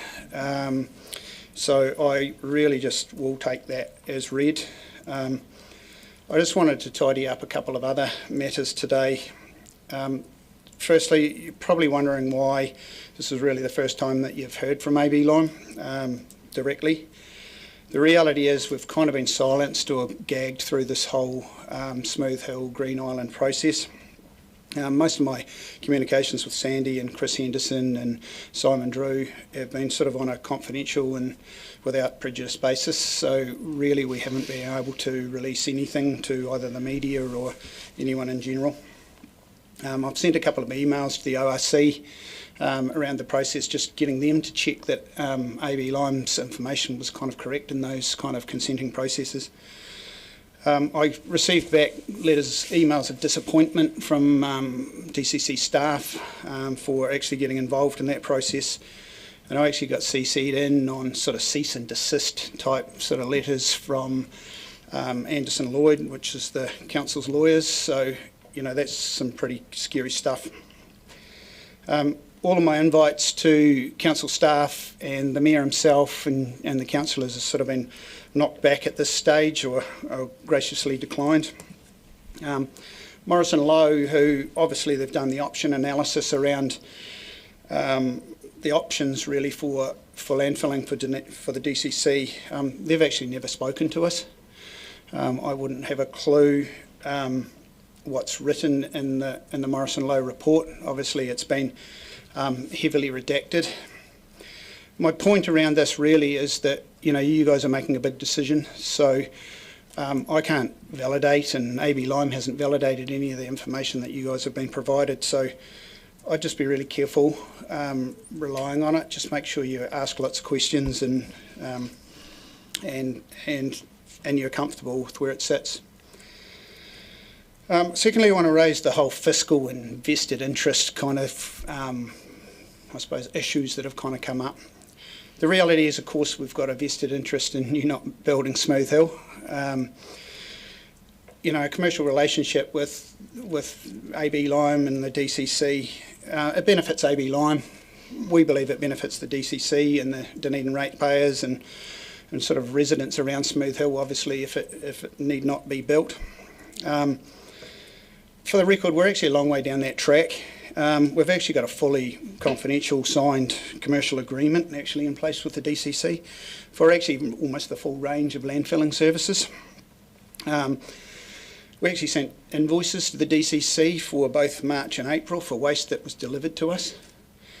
You are using us, albeit really small sort of waste streams at this stage.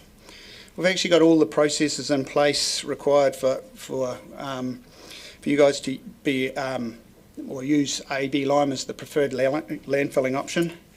All the DCC really needs to do is truck us more waste. You could do that tomorrow if you wanted to. Specifically speaking on pricing, this is the bit that kind of worries me around some of the analysis that is in the plan. Based on your fees and charges for the 25-26 year, and based on our own, the landfill gate price at AB Lime is going to be $71 lower than Green Island. Now that's not Smooth Hill, that's Green Island. When you build Smooth Hill and spend $74 million building that facility, I think you're kind of limiting your ability to compete with AB Lime, unless you've got heavy ratepayer subsidisation. It is sort of acknowledged in the plan in the fact that your landfill expenditure operationally is going to increase from 15 million to 39 million in 2034.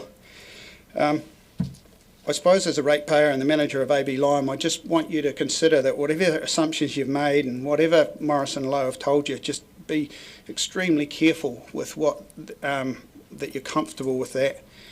94 million is a huge gamble with ratepayers' money, and you're talking about 60,000 tonnes of waste at this stage in all of your documents that you've kind of released. So it could be more than that based on all sorts of other stuff that I can't see. It could be less. I wouldn't know. But if I can be so bold as to offer a suggestion, what I'd do if I was you is just agree that trucking waste AB lime is a much safer and kind of less risky option, either over the short term or the long term, than building Smooth Hill. And I'd go really hard on your recycling.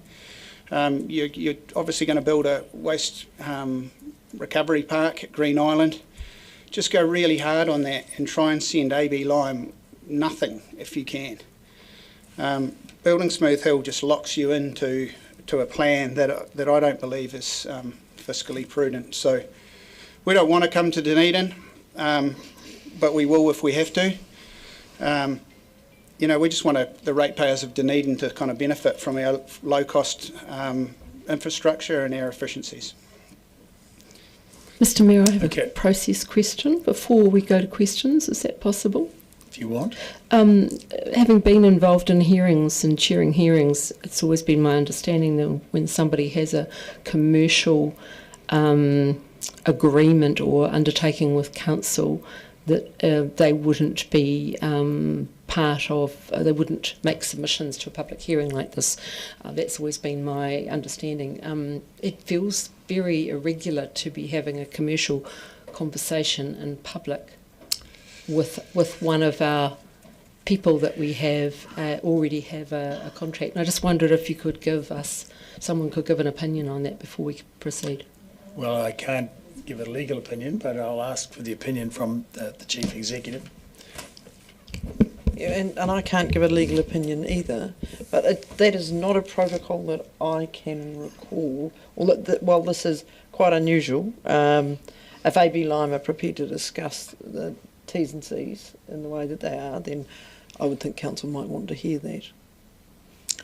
Yep, and from my point of view, I think it is an item of such high community interest that we should, in all fairness, hear from Mr Smith. We have a range of questions, and so now I presume you're happy to answer councillors' questions. Yes, correct. Thank you. Firstly, Councillor Wetherall. Thank you, Mr Mayor. I presume if you got the DCC contract, the DCC would be your largest customer. Do you note as a customer the DCC will have no control over what you will charge us for your services going forward, and explain why you think you could do it cheaper than we could? Yeah, so there's, I suppose, a long answer to that, but the reality is that most of the contracts that we sign for waste disposal services are based on a CPI adjustment. When we signed with the Southland councils, it was based on some kind of CPI calculation that involved about 4 different PPIs or CPIs, and it was meant to sort of represent the costs associated with landfilling. What we've determined over the years really is, because we are a quarry and operating lime works, we've got all the machinery, it's very similar to what you use for landfilling. We've actually decided that the mining CPI is a much better approximation of the kind of costs that we have associated. To put that into perspective, during the last 10-year period, including the COVID periods, which obviously inflation got a wee bit out of control, the 10-year average for our increase in our gate price is 3.7%. Those kind of things are able to be locked in commercially in a contract, so I wouldn't be worried about that. Why can we operate cheaper than you? The reality is that we're a fully operating quarry. We've got 48 staff on site. The landfill construction all happens as we are extracting the rock. The profile of the landfill is built as we go. I suppose you could say that it's paid for by our lime customers, because we're obviously extracting the limestone that we do. Then really it's just a matter of putting the layers in over the top. So we're really kind of efficient with the way that we do it. We've got aerial drone surveys that happen once a week. There's just lots of things that forward planning that goes on. The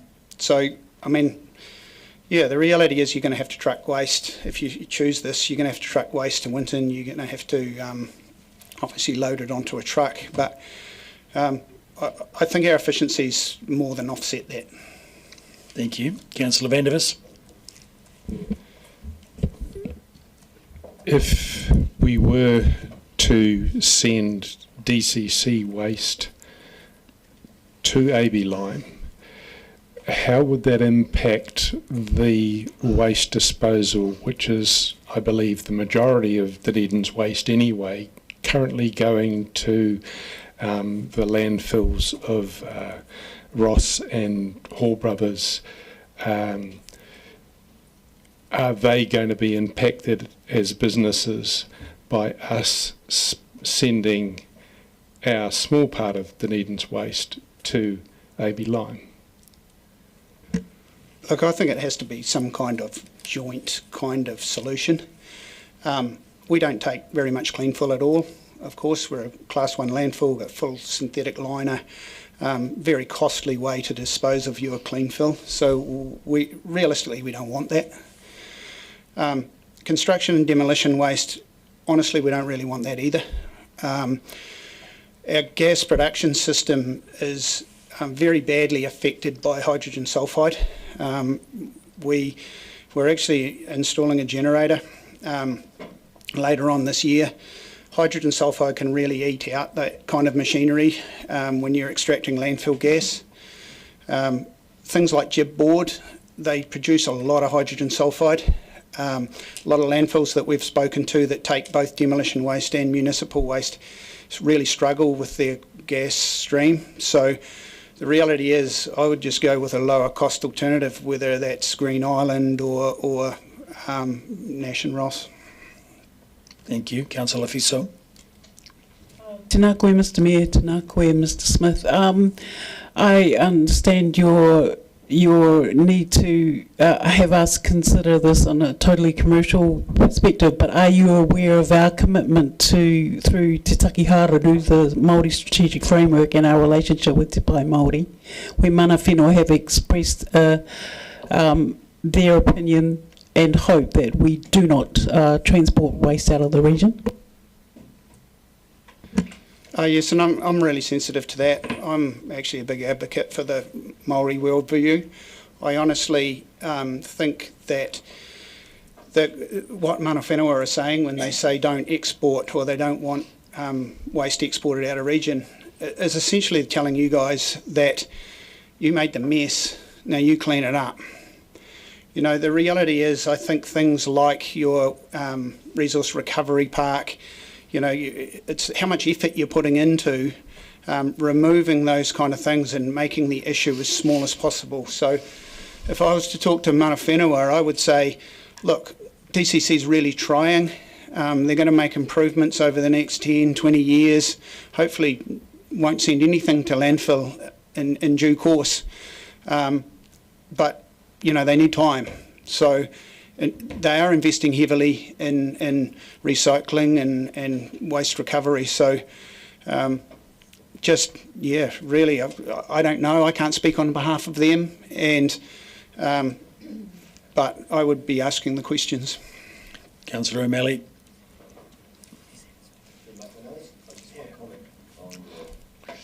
Just this sentence right at the very end saying we don't want to come to Dunedin. What does that mean?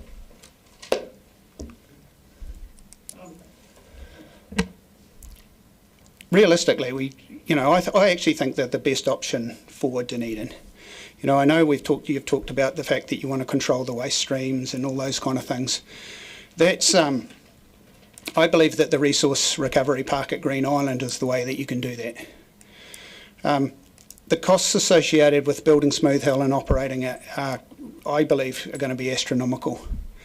The ratepayers of Dunedin, really they're going to be disadvantaged by that.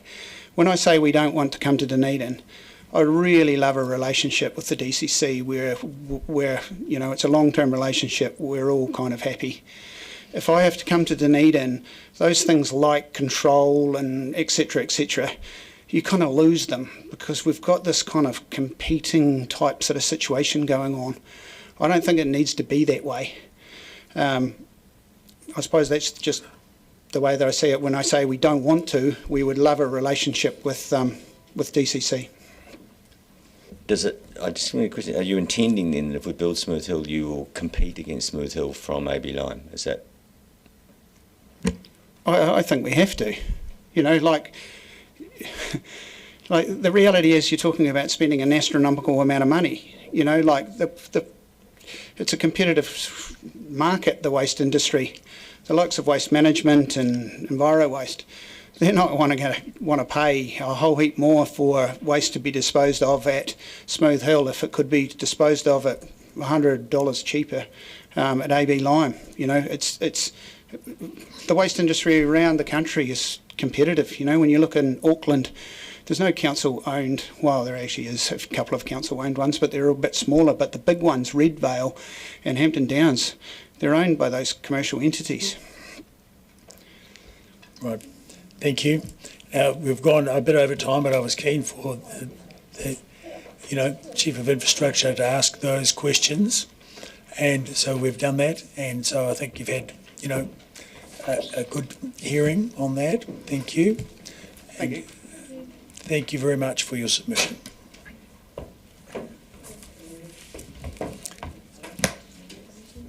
Yes, so at that point, we've covered everyone and everything. Sorry. I move that we finish the meeting. Seconded. Deputy Mayor Lucas, all in favour say aye. Aye. Against? Carried.